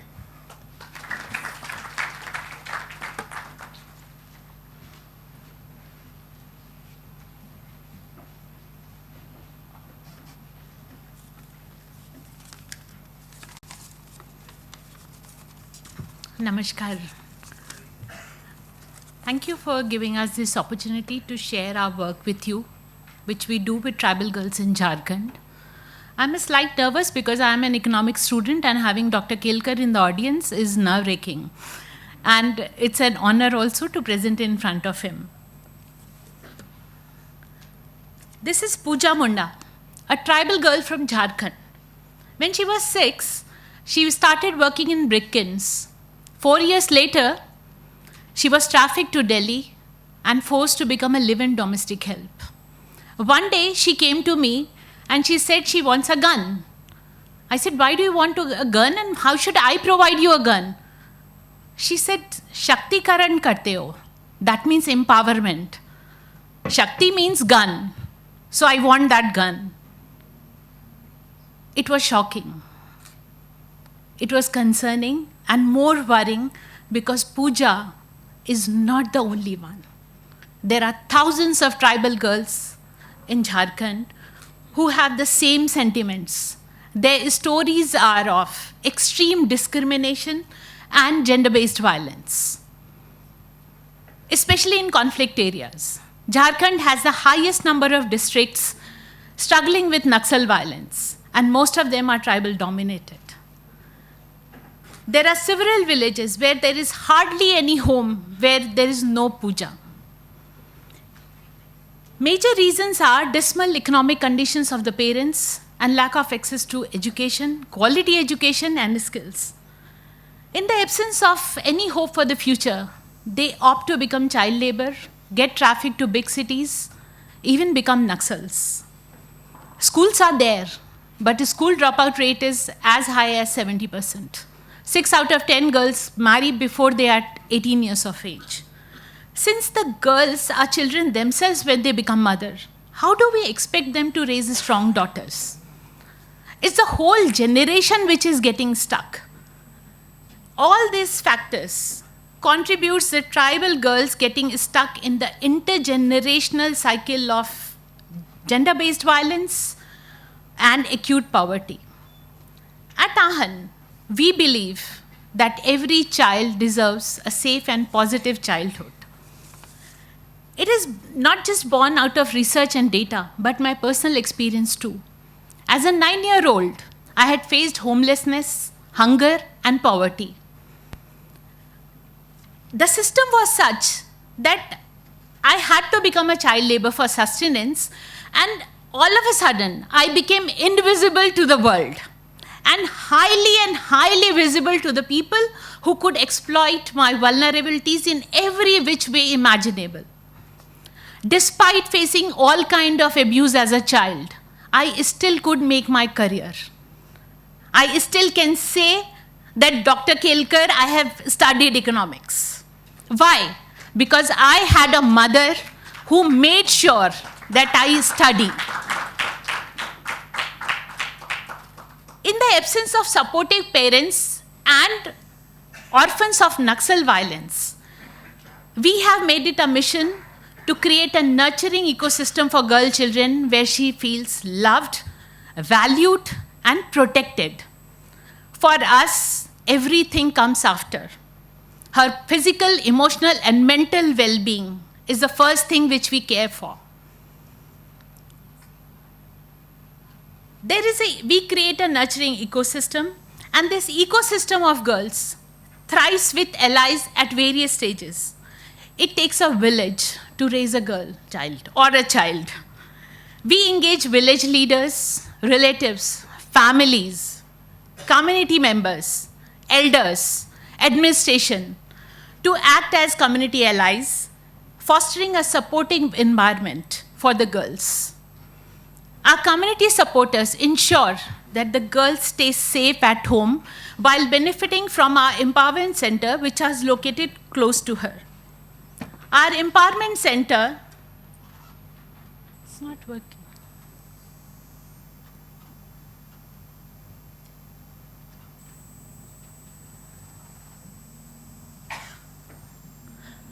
Our empowerment centers act as a catalyst for change. Girls embark on a journey at 3 stages. Ahan means new sunrise. So the stages are also of the sunrise. The first is a kiran, which is just a ray where the girl comes to us and is equipped with trauma healing, basic education, and life skills. Second stage is the enabling stage where she becomes a Urja fellow, and she starts spreading her Urja around her as a youth leader. She also starts goal mapping and career planning for herself.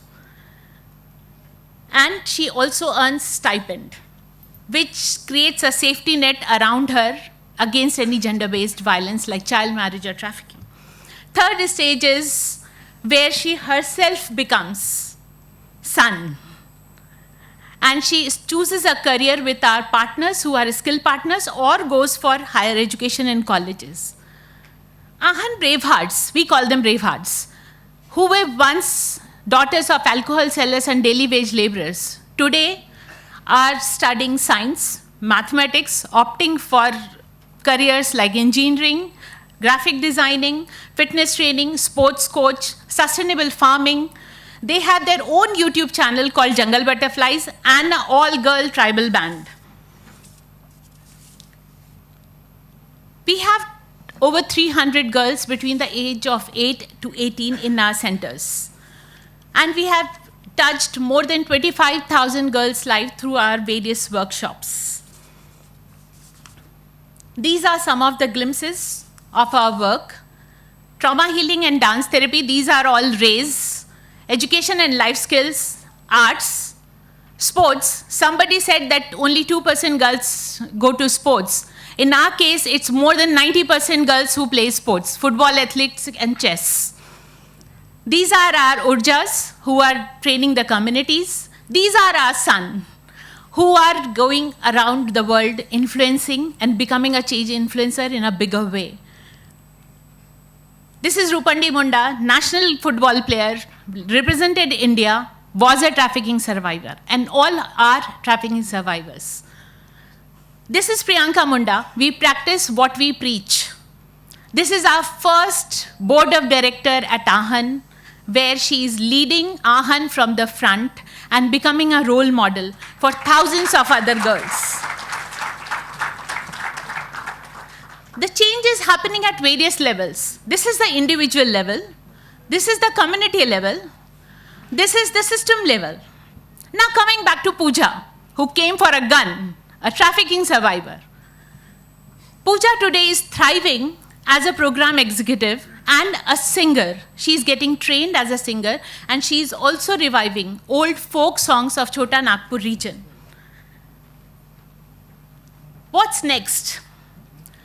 Next for our girls, they are going to expand their Jungle Butterflies brand to a social enterprise where they will sell their own products, farm products, handmade products, and artwork. And for AHAN, it's time to scale up. As trafficking has created a puja in every house, we want to create a reformed puja in every house. And to bring the system and change the system and equal system, we want to touch boys now, who are anyway complaining a lot that why I just working with girls. So we want to create programs for them. We want to create entrepreneurship program for tribal youth. This is our team, mostly tribal girls. Some of them are AHAN alumni only. They are the backbones. They lead the organization. You can say I'm just the face. They are the ones who work. Besides them, we have lots of volunteers from top business schools, colleges, schools. We also have sports coaches. What's our ask? Our ask is that please be aware of this dark India. Please. We can raise money anywhere. But I want this platform to recognize these girls who are bringing sunrise on their own. Naxals are not on any bit CSR radar. Jharkhand girls are suffering. By the time I finish this speech, one girl will be trafficked. This is the rate. We want to scale up. We want to reach to the girl to the last mile, so that she can get access through our online program. That's why we want to start an app.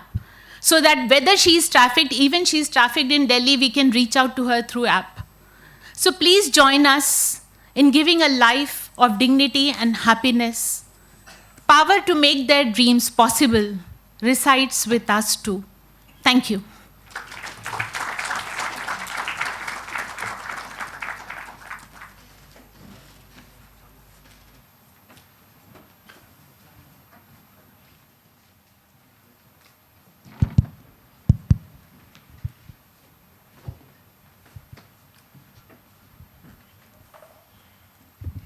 So I have a question to Watson. See, how do people know across the country that you have this product, and how do you distribute this across the country?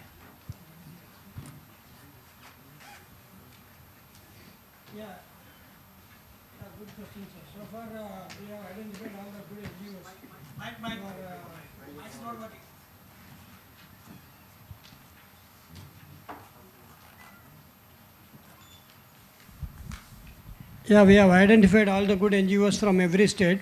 We understand the regional water alleviation. So we collaborate because they are already in the grassroots level. The local people know them, so that gives them the belief of delivering something new. So we have collaborated close to 1,200 NGOs, small and big. In fact, all the big NGOs like WaterAid, World Vision, Water.org, United Way, they all are my regular customers. They have an annual agreement.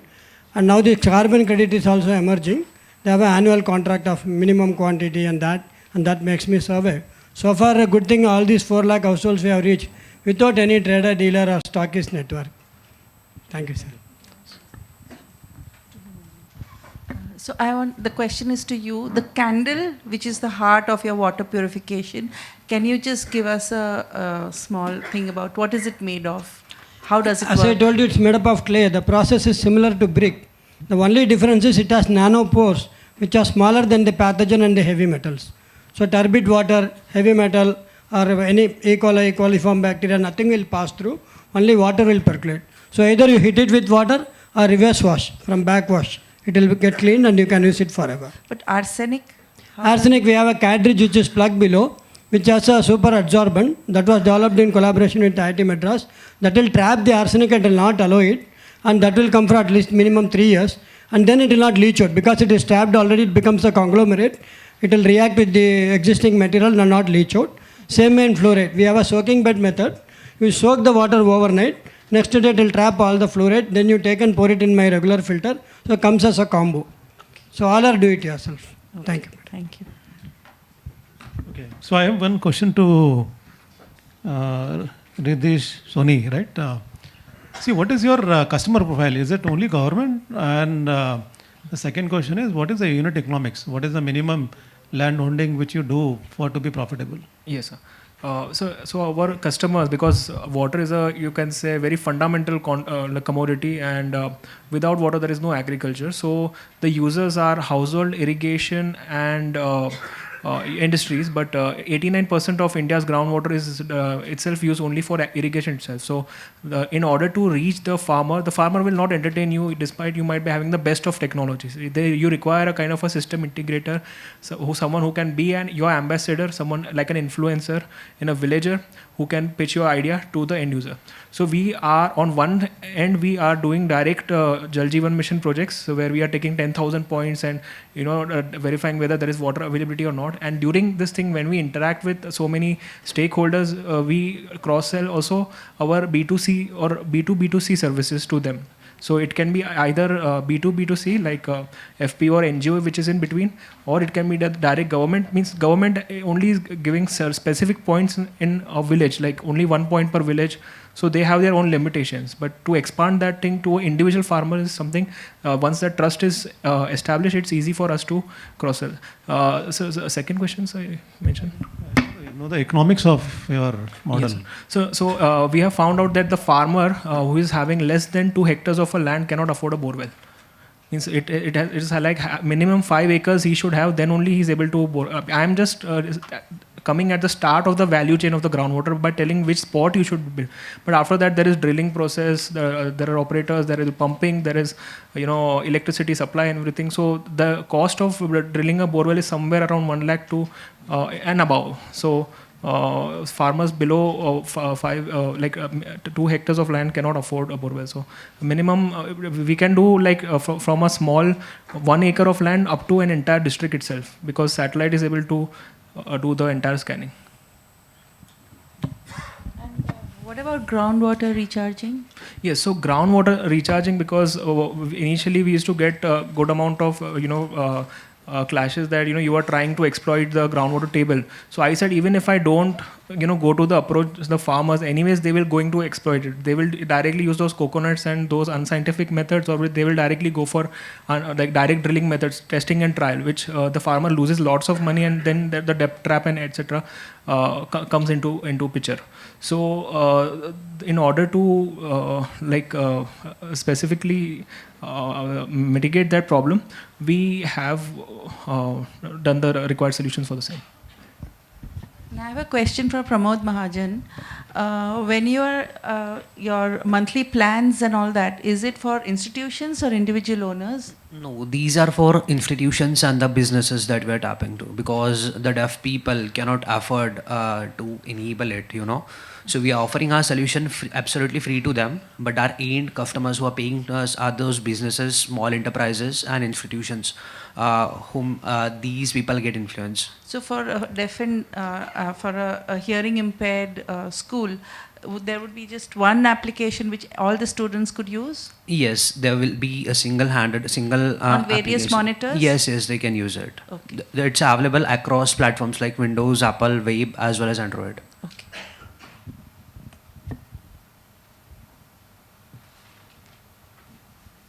Any more questions?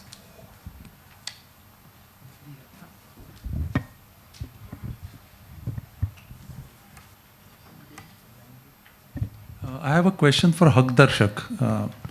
How much will Bhashini address the issue of reaching out to the masses? Do you think language is the only problem over there, or there are other things? The question is, there's a lot of investment happening in Bhashini. Correct. So will it take care of the challenges which are there? That is part of it, sir. So it is two parts, right? The model itself we have is assisted tech, right? So basically, tech will solve a part of it with respect to the information being available in local languages. But we also need that many people from the same community who can deliver that service to the larger masses. So to answer your question, that has to be supported by the agents from the same community who also understand the same language. So yeah.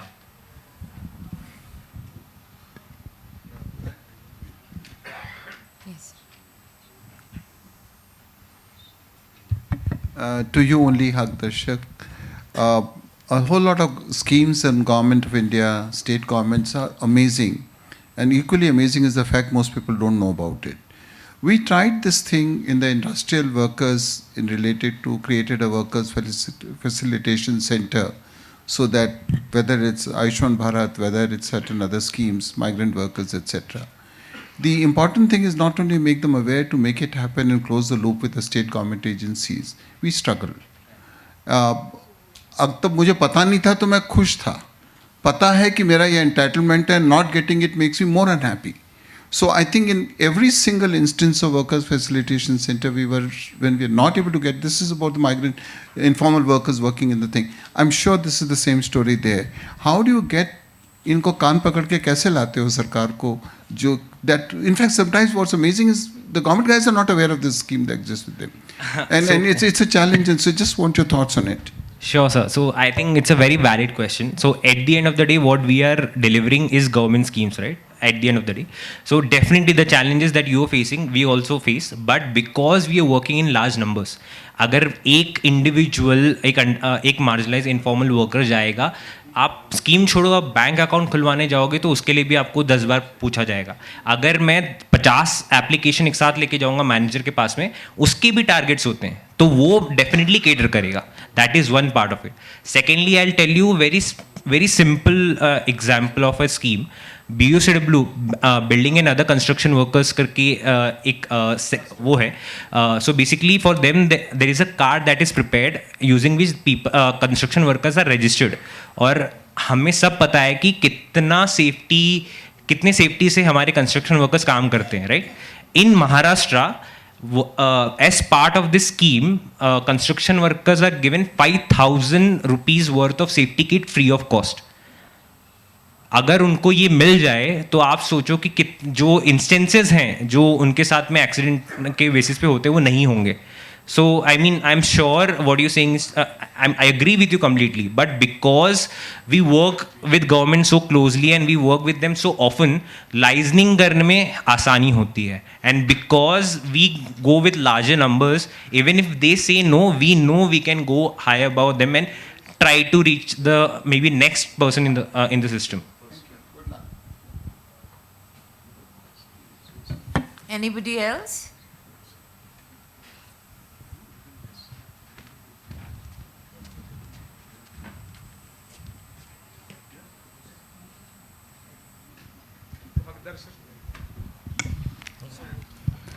Hello, I'm Santosh More. Do you have some schemes, specifically your apps working for the handicaps? Definitely, sir. You know, there is a card that is prepared called UDID card, which is specifically for disabled people. And using that card, there are multiple like benefits that are delivered to them. So right now, central government itself is running a huge campaign to promote and register each and every disabled person in this process and program. So yeah, we do have multiple schemes. Yeah, most of the handicaps do not aware or they don't know or their parents are also unaware about it to how to get the UDID card. So that will be more helpful. And the second thing is Maharashtra government, that is Mr. Suresh Khade, who is the minister of that portfolio, they are just launching that scheme that 5,000 rupees of equipments to the constructions workers. So it is not the duty of the developers or those who are the vendors to provide this type of safety materials and whatever it is. So it's not a duplication of that. The government is doing the same and or they are not providing it. So sir, it's two parts, right? Ideally, in ideal world, it is supposed to be the developers because it is their work that is being done. But that is not what happens. And construction workers is a huge segment of the workforce, and as part of that, central and I don't know if you know, a part of the money that flows in as part of the taxes that are paid by the real estate organization goes for the welfare of the construction workers. तो उससे जो पैसा आ रहा है वही यहाँ पे utilise हो रहा है. तो ऐसा कुछ अलग नहीं हो रहा है कि it is सरकार को मतलब करना है, because that is also flowing in from the people and it is going to the people. So there is nothing new that is being done. It is just that जो facilitation है वो some level पे जिस scale पे होना चाहिए वो नहीं हो रहा है.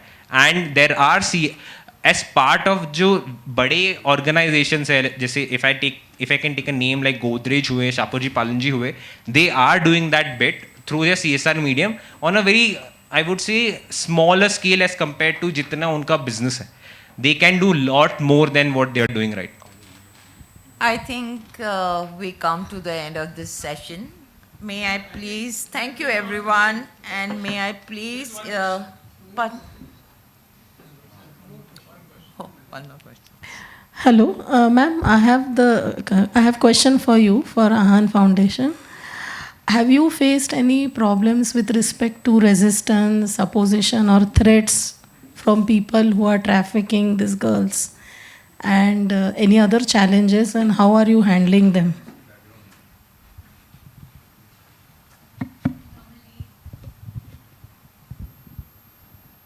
Am I audible? Yeah. So when I started, of course, there is a lot of resistance, and that's why we focus on building community supporters. We work with community because they are the one who not only support the girl, but also support us in removing the roadblocks. But when I started, I had directly jumped into the Naxal areas. From corporate sector, I came across a girl who was being sold by her own father, 6-year-old. And he didn't know me, but he was willing to sell her to me. And that was what led me to start Ahan Foundation. And I was badly beaten up by Naxals, and then badly beaten up by the traffickers. So ultimately thrown on the road. Still face resistance, but that doesn't stop, because ultimately it's my responsibility too. Thank you.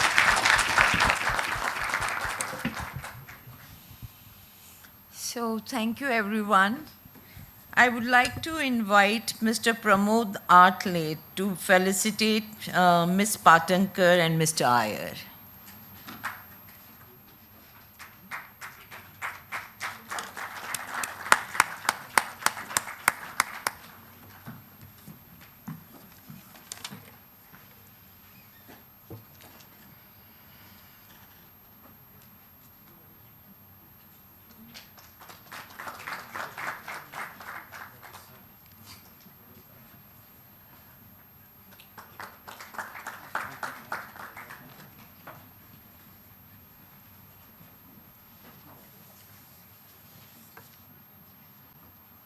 Thank you, everyone.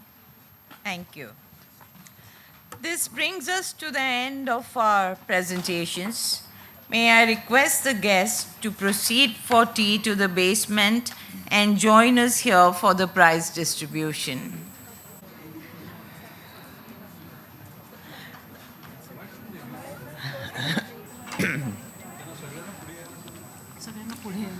Ask everybody to move forward. Everybody, can you please move forward? There are so many rows empty. Please come forward. Move forward. सब आगे आ जाइए, यहाँ पे बहुत जगह खाली है.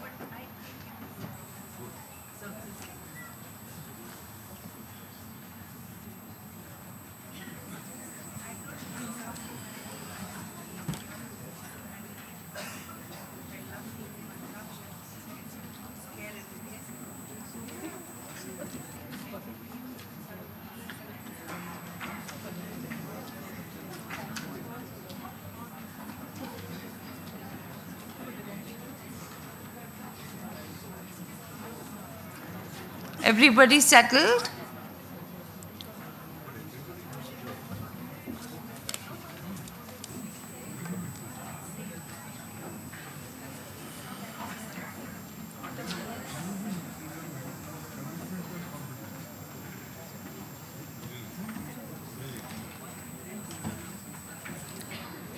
I now request Padma Shri Professor Anil Kumar Gupta, founder of Honeybee Network, and Srishti to give the valedictory address.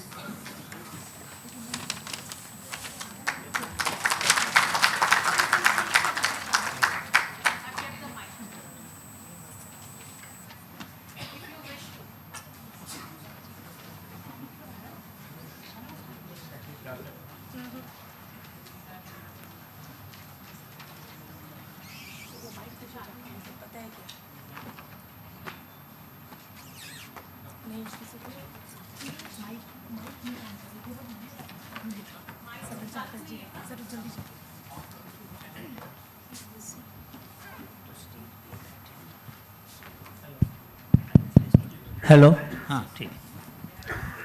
Respected Dr. Kelkar, Dr. Mashelkar, Abhay Vaidya, and dear friends, I'm very proud that the little small light that we had, a lamp that we had lighted up social innovation seminars many years ago, has acquired such a great eminence now that country's most outstanding social innovators are recognized at this platform. I'd like to begin with the history of some of the major social innovators that we need to remember on this occasion so that our imagination can be fertilized by the extent of great achievement they made. And I'll begin with a lady, Ganga Bhen Yagnik. She became a widow at the age of 14. But her relentless pursuit of filling the gaps that market and state both leave unfulfilled. Which are these gaps? The gaps are in terms of such recipes, formulations, formulas by which I can start my livelihood. So she wrote a book in 1898 called as Hunnar Mahasagar, 2080 Solutions for Self-Employment. She was a pioneer of social enterprise, isn't it? And this book, it is said that 1,000 copies were sold in 3 days. So much so that even Gandhiji drew inspiration about Swadeshi from this. And this book has all kinds of solutions. Most of them, or rather all of them are DIY solutions, do-it-yourself solutions. So not only innovation, but open innovation was the hallmark of this great contribution. She was from Mansa village near Gandhinagar, and it is said that this book inspired many other efforts on self-reliance. I would like to talk about second person, the king of Gondal. There have been many kings, obviously, during pre-independence time. There were kingdoms all over the country. So he was once going with his minister, and he noticed women carrying load on their head. and walking. So he asked his minister, what happens when they get tired? The minister said, sir, they keep walking. Because if they sit down, bring their load down, if they're alone, they can't lift it up. Women, physiologically, it is not possible, you know. So they need to wait for another lady who would come or somebody else will come. Only then they will be able to carry the load on the head and go. So what did he do? He got Visamo, that means a platform of shoulder height, built at every mile. In Gondal, you can still find that, Shri Bhagwan Singh Ji. He was a social innovator.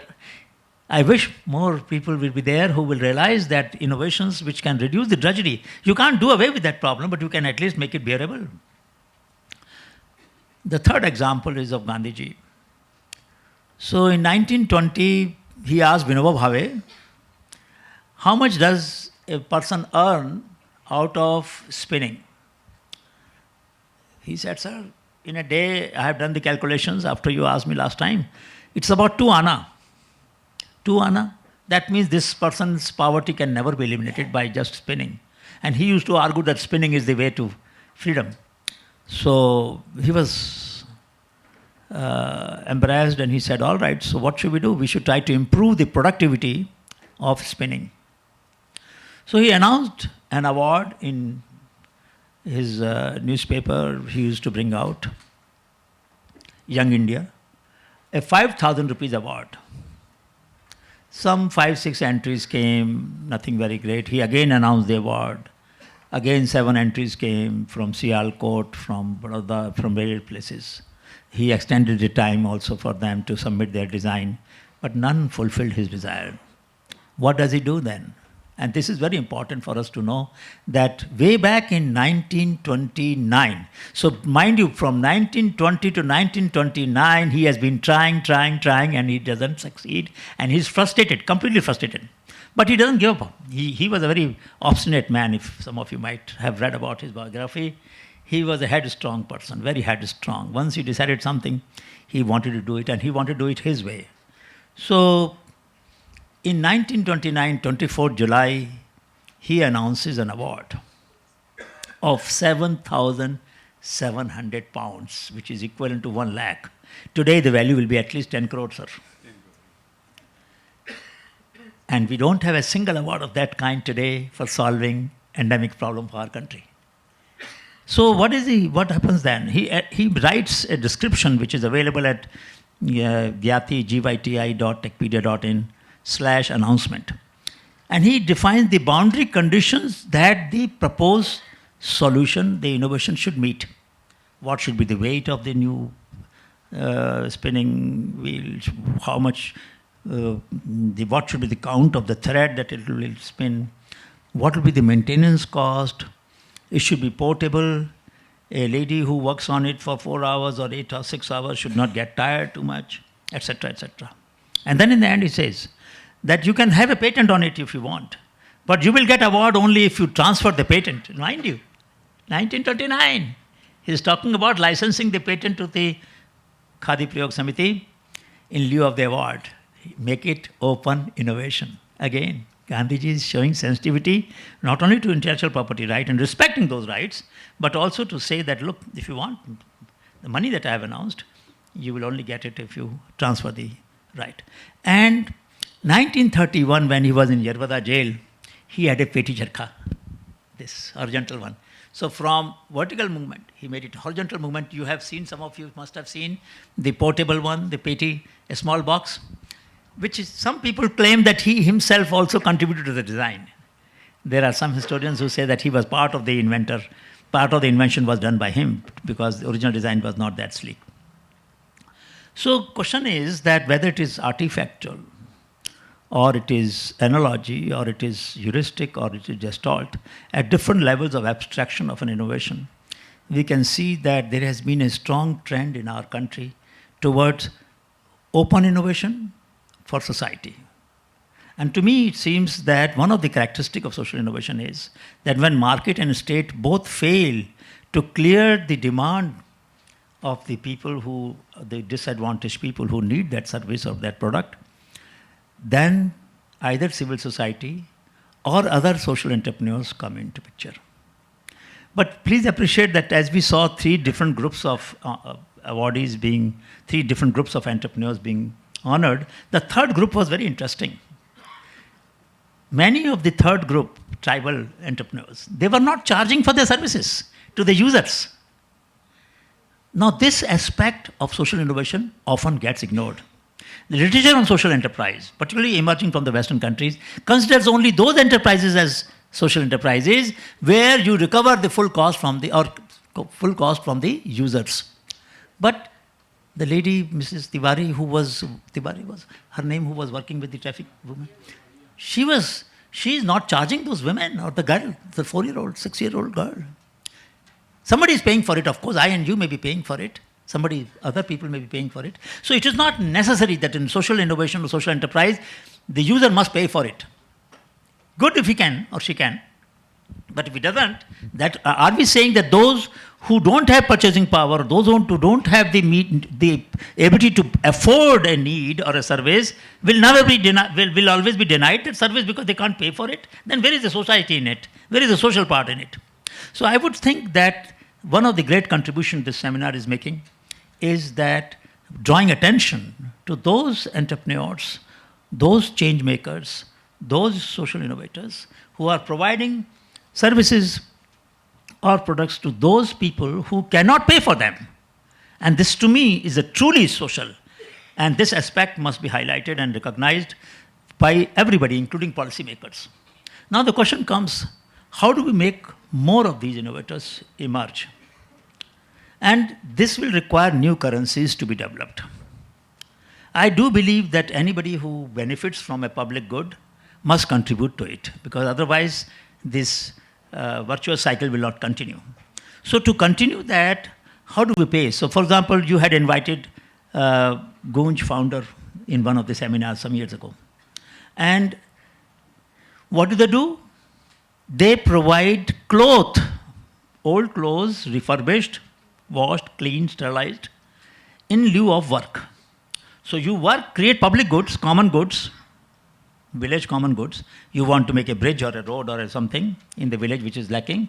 In the flood, there is no access to the village, so they will get a small bridge made. And you will be paid in form of cloth rather than money. Now this is one currency where cloth for work, a new thought has come about. There could be many other currencies. I give you seeds to grow in your school. You distribute these seeds to 10 other schools and the mission goes further. So there are many other forms of currencies, but remember one thing very clearly, that there is an obligation. Dr. Mashelkar got a scholarship after his school for college studies. Now he is helping many more innovators getting similar scholarships, so to say, in some symbolically speaking sense. So I think every one of us who has benefited from a public good or from somebody's generosity, somebody's social appeal, social consciousness, must contribute to multiply that social consciousness in our own actions in a way that it can. I will conclude by bringing some personal references to some of the effort that we have made in our Honeybee Network, essentially to argue as to how do we search social innovators and what kind of social innovators we have met who have made deep impact on me. So we do Shodh Yatras. Every summer, every winter and every autumn, 3 times a year, we walk. Our golden jubilee of Shodh Yatra will be next year from January 18 to 24 in Kifere district of Nagaland, the farthest district on the farthest border, on the border of Myanmar. It takes about 12 hours from Dimapur to reach that place. The roads are so awful. And you cannot drive more than 10 to 15 kilometers in many patches per hour. Now, what do we learn from these? We learn from 4 teachers. One teacher is within us. One is among our peer, fellow travelers. One is among common people. And one is in nature. These 4 teachers we learn from in every walk. And there has been no walk when we did not meet somebody who had solved problems in a magnificent manner. To give you an example, last Shodh Yatra was from Balia to Ghazipur. Some of you might have heard about that region. Ghazipur was one of the revolutionary hotbed during pre-independence time. There were 5 districts which had declared their independence from British before India declared independence. Ghazipur was one of them. very place of revolutionaries. And there we met farmers who had added value to what you call, popularly called as flaxseed. Now I'm giving you an example how innovations sometimes emerge merely by characterizing a product of its virtues. So earlier flaxseed was eaten by horses and it was sold at 100 rupees a quintal. Today you buy flaxseed 100 gram for 100 rupees. Oh, so much value? How has it been added? By scientists telling you that it has omega-3 and 6 fatty acid that vegetarians don't get from their diet. You need to supplement it by some of the sources. Flaxseed is a good source. Mere characterization can make a product more useful. The people who grow it are very poor people in eastern India. Now their economy is bouncing, and Ram Kumar, one of the person who has set up a farmer producer organization there, is bringing light to the houses of these people who earlier were famished. So social innovation is also to see those opportunities where sometimes markets are willing to respond, provided we are able to show to the people the value in that resource. So suddenly flaxseed became so valuable by just giving the information. Nothing more was done. Same seed which was grown as earlier, it is grown the same way as today. Second example, we met Karan Mehar and his wife in Bargar, Orissa, in Barpali, near Barpali. This was a Shodhyatra where we met an innovator almost every day. So they have woven a kurta without a single stitch, sir. No stitch. Imagine now, how would you weave a kurta without a stitch? What kind of loom you will have to design? Cylindrical weaving is not a joke. And he has done that. He and his wife have done that. They are proud and have solved. They have created a benchmark. Many social innovators, when they create benchmark, it acts as a source of inspiration to many more people to try harder, try better, and try different, so that they can come out with very good solutions. We have come across teachers who teach children in a manner that many of us will feel envied. In Assam, there is a school where you can pay fees in the form of plastic. Collect the plastic from your neighborhood, and that deposition will be taken note of every day, will weigh how much plastic you brought, and will be adjusted against your fees and other expenses in the school. No charges to be paid. It serves a social sanitation purpose, but it also gives pride to the children that they are earning their education, they are paying for it, they are not being given a grant or a merciful charity by somebody. They're working for their education, they're earning their education. And it's not a big task. Few hours or a couple of hours, they can earn their enough fees. So there are many models being tried in the country where different kinds of currencies are being developed. Some are based on science and technology, some are based on social networking, some are based on collective action, some are based on new business models in which people are paying forward. For example, every beneficiary has to pay forward. Seed, I've given you seed, you give seed to others. And there are many grassroots innovators that we came across who distributed their innovation, their innovative seeds, innovative varieties, innovative technologies openly. Out of 400,000 recorded innovations in Honeybee Network and NIF and Gyan and Srishti, hardly 1,200 are covered by intellectual property rights, sir.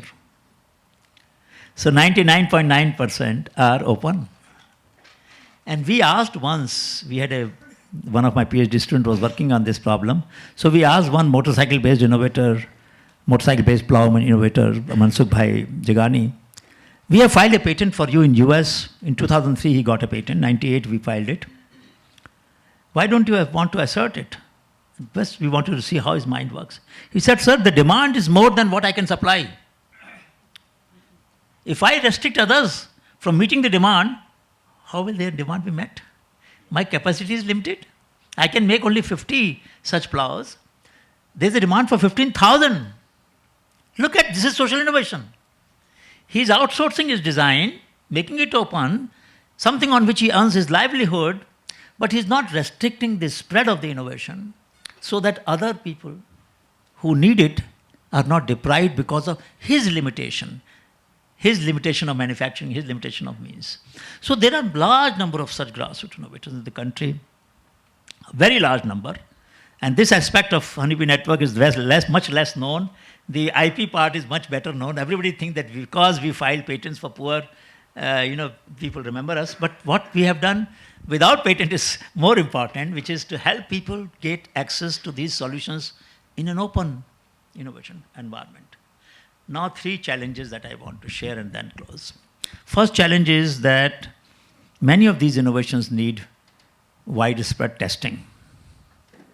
Even the device for which you gave an award in the morning will need testing maybe in 100 primary health centers.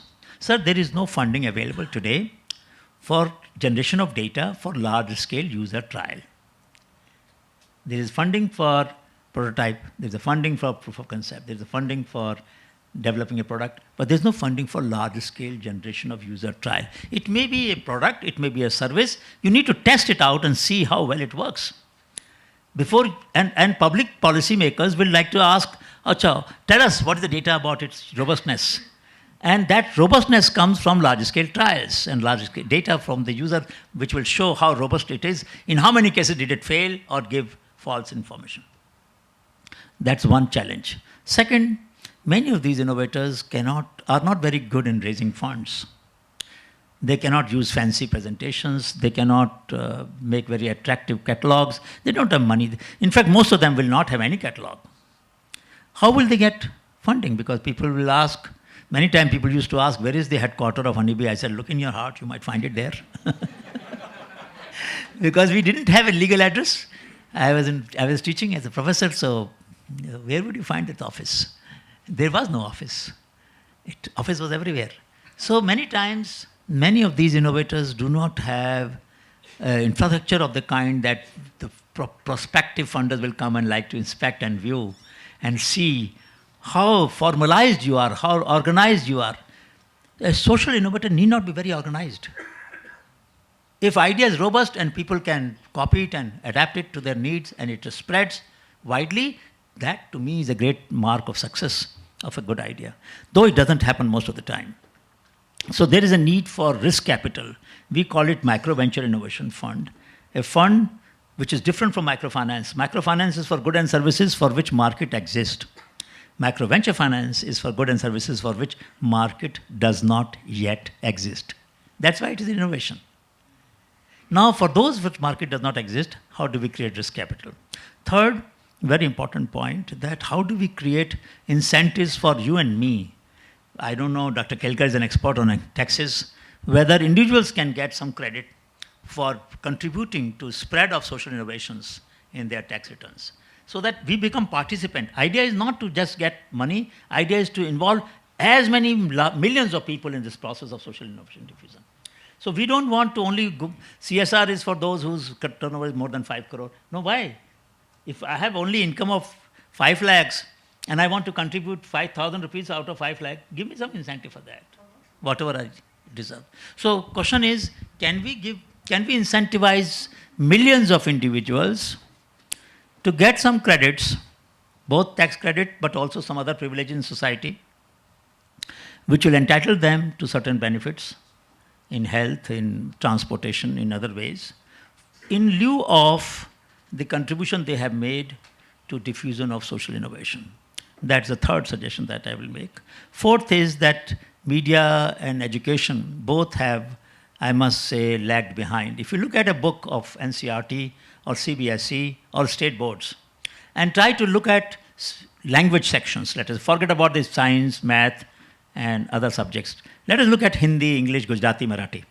Now, when we are teaching language, we can teach language with examples of their stories. So you don't increase burden of learning on the children. I don't want extra content. Same content, same subject that you're teaching, Hindi language, Marathi, Gujarati, teach them through these stories of social innovators that we have heard today. The last session, at least I was present there.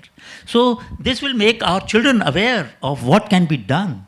And their imaginative space will be expanded to think of what they can be in their life. And why shouldn't a young person inspire to be a social innovator or social entrepreneur or a social change agent? Just like many other careers that children look forward to, this is also one of the fields that many of them might look forward to if they're exposed at an early age to these stories. In the entire CBSE book analysis, we found only 3 lessons that were there. So let me conclude by saying that this is a great occasion, great platform, and we are very proud that Pune International Center has kept the flame alive by bringing these innovators from all over the country. And Dr. Mashelkar, Dr. Kelkar, Abhay, and all entire your team deserves appreciation for not only bringing them to attention, but also creating stakeholding among all of us. And my only suggestion is all of you must share their stories which you have liked today in your social media. Create a buzz about it. One area where I find a lot of procrastination is people share trivia. But when it comes to sharing these stories, people feel shy. Why? That is not fair. It's not a fair exchange. All the effort that PIC team has put in organizing, searching, bringing them together must be reciprocated at least. As a teacher, I am demanding a small fees for this cause, that please, each one of you must share today these stories in your social media. Thank you so much. Thank you, sir. I now request Dr. Mashelkar to felicitate Dr. Gupta, Professor Gupta.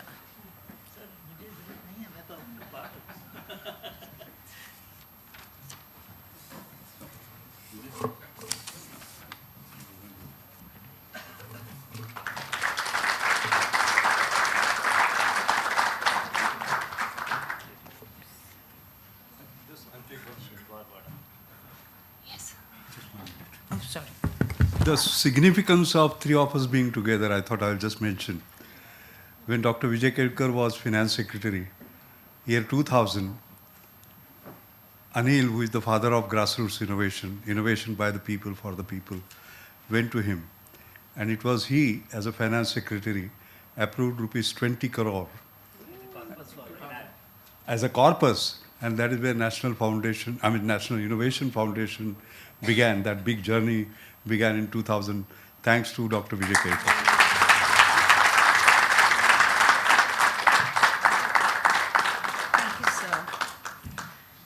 So अब वो घड़ी आ गई है जिसका सबको बहुत ज़्यादा बेताबी से इंतज़ार है. The prize distribution and who's going to be the winner.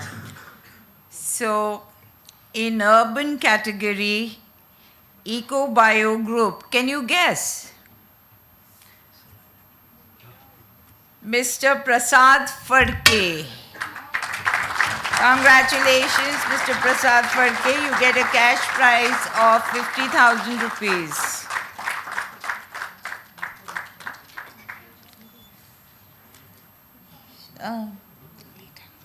In the rural category, Cowbit Technologies Private Limited, Mr. Anand Mishra.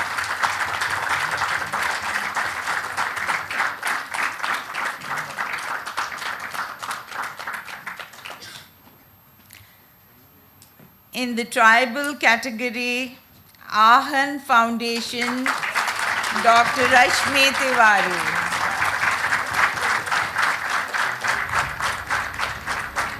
I would request the President and the Vice President to give away the prizes, please.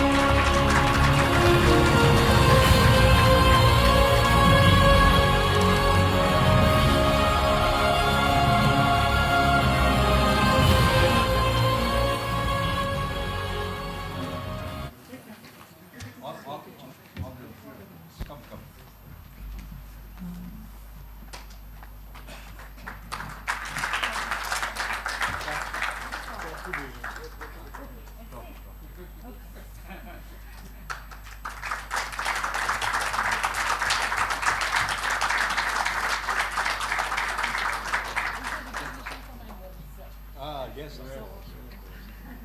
It's all the sunrises which we are creating. Thank you, ma'am, for your You're time. most welcome, most welcome. Thank you so much. We now conclude this evening with vote of thanks by Dr. Vijay Kelkar, Vice President, PIC.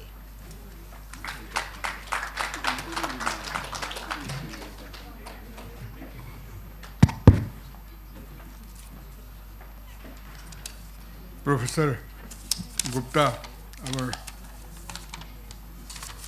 chief guest, Dr. Mashilkar, my colleague Abhay Vaidya, all the winners, all the presenters who participated, all the judges and other colleagues who helped us to organize this, and friends.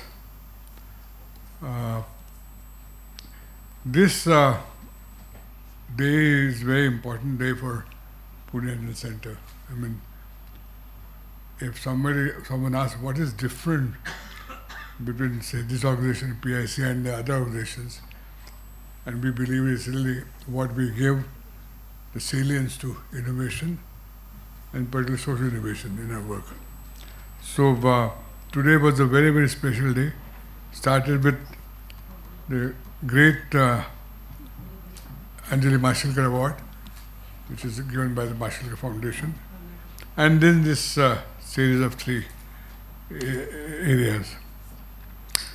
I mean, it is to me it was a very moving experience. I mean, I don't feel good these days. You know, I see what's happening in the world. People are dying. People are, for no fault of their children, are dying. For instance, just now you find everywhere is violence. But what I saw today is really gave me some side of rainbow possibilities. Some rainbow is there in terms of human life, and what our innovators have done, their passion and their commitment to do things which neither market does or state does it. So it's really they've moved enough to employ their intelligence, their creativity, and this is what makes makes a life worth living, to see this set of stories and examples. So I want to thank all of you by making brighter my day in this what's happening in the today gloomy world. I also thank all my colleagues led by Abhay Vaidya, who this was a bit of this to organize this takes a lot of effort by many people, and they do thankless job, long hours, and unlike in the private sector, we don't give any overtime to our colleagues, but they do out of their commitment. So I want to thank Abhay and all colleagues for making this success. But most importantly, I want to thank once again all the innovators who really make this day very, very special for me personally, but also to our organization. And I think we probably saw, some of us, or many of us actually, some hope still we have for some certain good things still exist, certain goodness still exists in this our country. And so finally I'm going to tell you that because of this, I probably will sleep tonight a little better. That because of this experience. Thank you very much, and unless there's anything to be added, we'll bring it to close, or you want to? Yes. So with this brief remarks, this 2023 NCSI I declare as closed. Thank you very much.